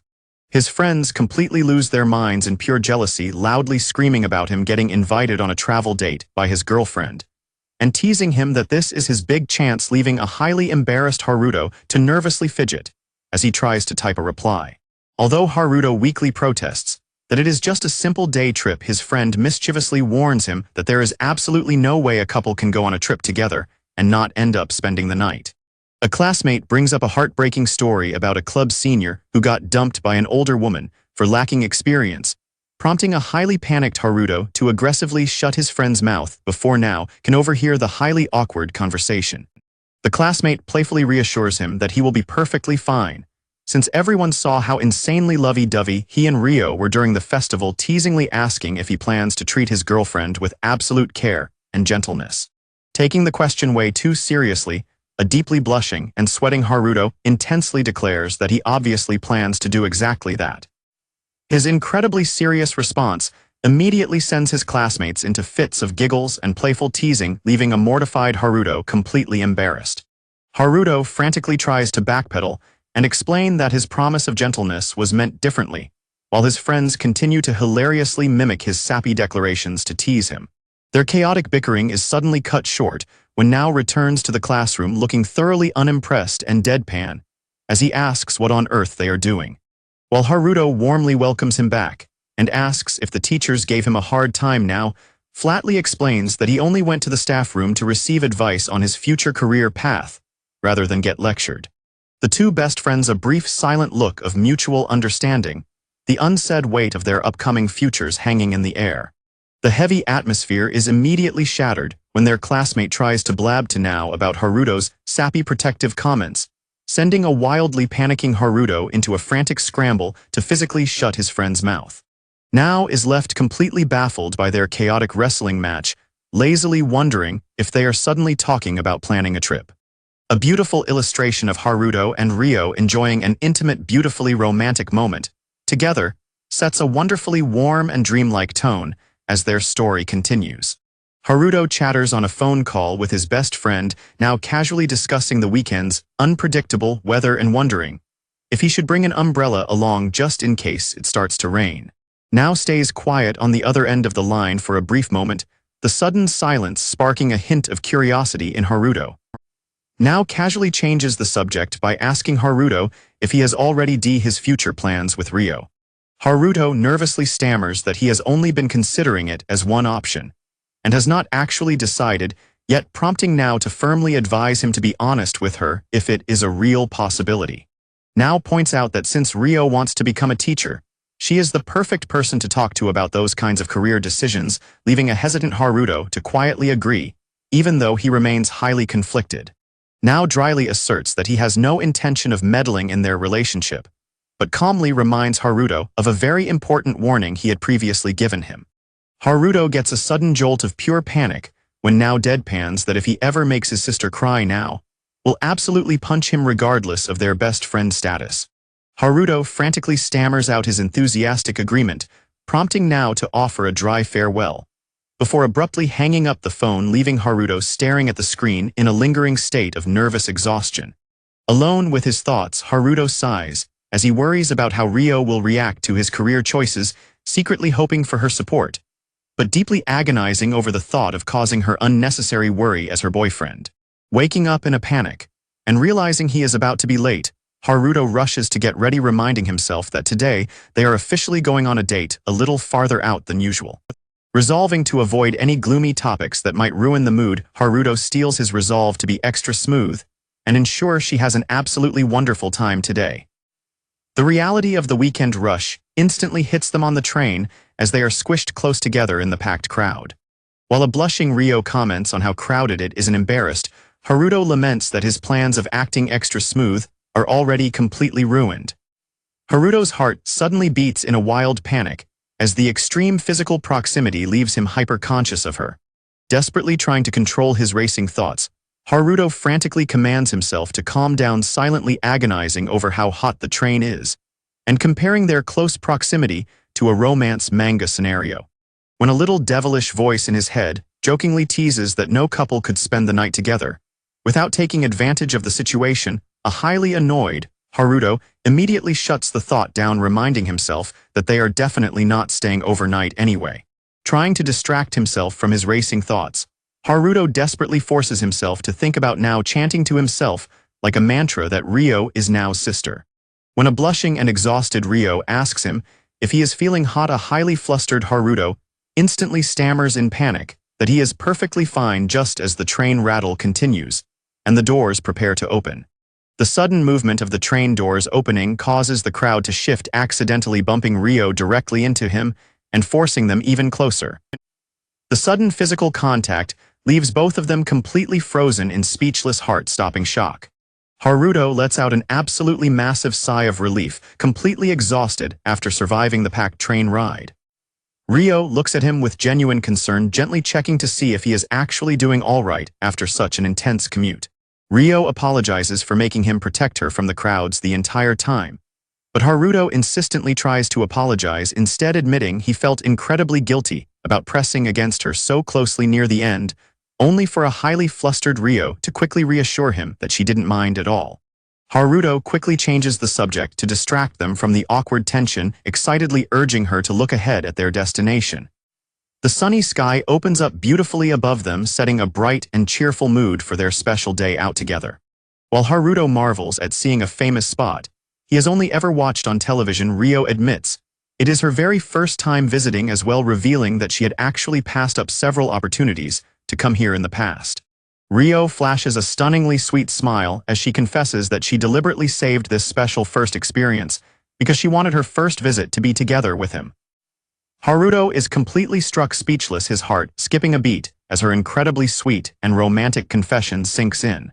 Quickly moving them along, Rio happily explains that she has already researched all kinds of fun spots for them to visit, boldly declaring that she will be the one taking charge and escorting him today. Feeling incredibly touched, Haruto playfully asks if he is officially being treated to her special escort plan, which a giggling Rio happily confirms. As they stroll together hand in hand, Haruto admits that while she always takes such incredibly good care of him, he wants to make sure he escorts her properly too. While Rio finds his sweet sentiment absolutely wonderful, Haruto privately reflects on how Rio represents a mature, elegant woman to him. Yet watching her break into a bright, genuine smile, he can't help but marvel at how incredibly innocent and adorable she looks in those fleeting moments. He finds her charming mix of maturity and innocence absolutely endearing, though a sudden thought quietly enters his mind. He privately questions how pure his feelings really are when he is constantly hit with an overwhelming urge to hold her close. His anxious thoughts are suddenly cut short when Rio gently slips her hand into his, sending his heart into an immediate frenzy, as she looks up and sweetly asks if the nearby food stall smells delicious. The sudden casual physical contact leaves Haruto completely frozen in breathless shock, his brain entirely short-circuiting as his face flushes bright red. Rio happily clings to his arm as they walk, warmly agreeing with him while completely oblivious to his massive internal panic. They head over to explore the local food stalls, treating themselves to some delicious soft-serve ice cream and happily enjoying their sweet treats together. Rio closes her eyes in pure delight as she takes a bite, happily gushing over how incredibly delicious the snack is. Settling down at an outdoor cafe table, Rio notices his tiny snack and curiously asks if that is really all he is planning to have, which a slightly flustered Haruto sheepishly confirms. As she quietly processes his answer, she suddenly pauses mid-bite with her fork, her eyes widening in pure surprise as she realizes something else entirely. As Rio bashfully worries that she acted too childish by getting carried away eating street food, Haruto warmly reassures her, declaring with enthusiastic approval that a girlfriend who eats a lot is absolutely the best and incredibly cute. Rio stares back at him with wide, thoughtful eyes, quietly touched by his sweet words, but unable to shake a deeper, lingering thought. Feeling her intense gaze, Haruto tilts his head with a gentle, questioning smile, wondering what is on his girlfriend's mind. Determined to test her feelings and spoil him a little, Rio gathers her courage and offers him a bite of her sweet treat, softly asking him to open wide. The unexpected gesture leaves Haruto completely frozen and blushing furiously, while a warmly smiling Rio quietly giggles at his adorable reaction. Haruto can only stare back at her in quiet, breathless wonder, entirely spellbound by her sweet, affectionate behavior. As he reaches out to accept her offer, Haruto is filled with a sudden, overwhelming realization of just how deeply he cares for her. Haruto happily takes a bite of the dessert, prompting a highly enamored Rio to silently marvel at how incredibly endearing and cute her boyfriend truly is. After swallowing the bite, Haruto casually clears his lips, his expression suddenly shifting from innocent sweetness to a raw, strikingly mature intensity. The sudden change in his behavior completely catches her off guard, leaving a highly flustered Rio staring back at him in wide-eyed, breathless shock. Haruto is completely blown away by how delicious the food is, totally understanding why she was so eager to it, with him prompting Rio to happily agree. Loving the treat just as much, Rio eagerly flags down the staff to order another serving entirely for herself. As they stroll by the ocean, Haruto marvels at the famous photo spot and snaps a quick picture of Rio, playfully asking if he should send it to now, though Rio dryly warns him that her brother will absolutely just leave him on read. Staring out at the water, Haruto suggests getting a bit closer to the waves, and Rio excitedly agrees that they should at least dip their toes in the ocean. The two of them eagerly step into the surf, enjoying the refreshing splash of the cool waves against their feet. Wading through the shallows, Haruto casually mentions it has been a while since his last beach trip, prompting Rio to admit she has actively avoided the ocean since middle school because she feels overly self-conscious about her figure in a swimsuit. The mere mention of her in a swimsuit instantly short-circuits Haruto's brain, causing him to completely zone out as he stares at her in stunned silence. Catching him completely spaced out, a suspicious Rio asks what he is thinking about before playfully kicking a splash of seawater right at him. The sudden splash snaps a heavily blushing Haruto out of his trance, leaving him utterly flustered as he struggles to hide his obvious thoughts. Desperate to recover, Haruto passionately insists that she already has a perfectly beautiful figure and shouldn't worry about dieting, only for Rio to casually reveal that she just hides everything with a girdle, leaving an utterly bewildered Haruto questioning what that even is. Rio is completely caught up in the sheer joy of their date, thinking about how incredibly fun it is to be holding hands with Haruto, and feeling like they could just lose themselves in the moment forever. She looks up at Haruto and starts to voice her thoughts, beginning to tell him how she really feels about their precious time together. The gentle waves splash around them as they walk along the scenic shoreline together. Rio sweetly confesses that she wishes they could stay together like this forever, which deeply touches Haruto as he looks at her. Her sweet words suddenly trigger a wave of anxiety in Haruto, as he recalls now asking if he has his future plans with her, yet causing him to freeze up in sudden panic. Trying to gather his courage, Haruto softly calls out her name to get her attention. Gathering his resolve, Haruto tells her there is something important they need to discuss and asks if she can make some more time for him soon, to which she warmly agrees. Staring at her happy smile, Haruto resolves that he wants to stay by her side for as long as possible and protect her from any anxiety, which is why he knows he needs to explain his situation to her properly. Haruto suggests they should head back before it gets too late, but their quiet moment is immediately interrupted by a sudden downpour. The sudden torrential rain leaves them completely drenched, humorously highlighting that they just managed to trigger a classic romantic trope flag. After their lovely date, the couple rushes back to the train station to head home, only to encounter an unexpected and frustrating obstacle. Due to the heavy torrential downpour, they find out that nearly all the train services are suspended, forcing them to join a massive queue at a bus stop, only to discover that severe flooding has completely stopped all buses and taxis from running too. By the time they finally scramble over to the transfer station, they are utterly devastated to find that even the final train of the night has been cancelled, leaving them completely stranded alongside a crowd of other frustrated commuters in the exact same predicament. Realizing that waiting around at the cold station for the morning's first train is highly unrealistic, they overhear another stranded couple suggesting they simply book a nearby hotel. Exhausted and completely drenched from the storm, they realize that they are bound to catch a cold if they do not find shelter soon, leaving them to anxiously wonder if any local hotels still have vacant rooms available at this late hour. As they overhear the other travelers desperately trying to book whatever lodging they can find, the sheer gravity of their highly intimate situation suddenly begins to dawn on both of them. With their hearts racing, they both begin to blush furiously as they silently wonder if this unexpected turn of events is actually going to lead to them staying overnight together. While now reacts in complete deadpan to the dramatic turn of events, the two flustered lovers find themselves utterly panicked by the realization that they have officially triggered a major romantic trope.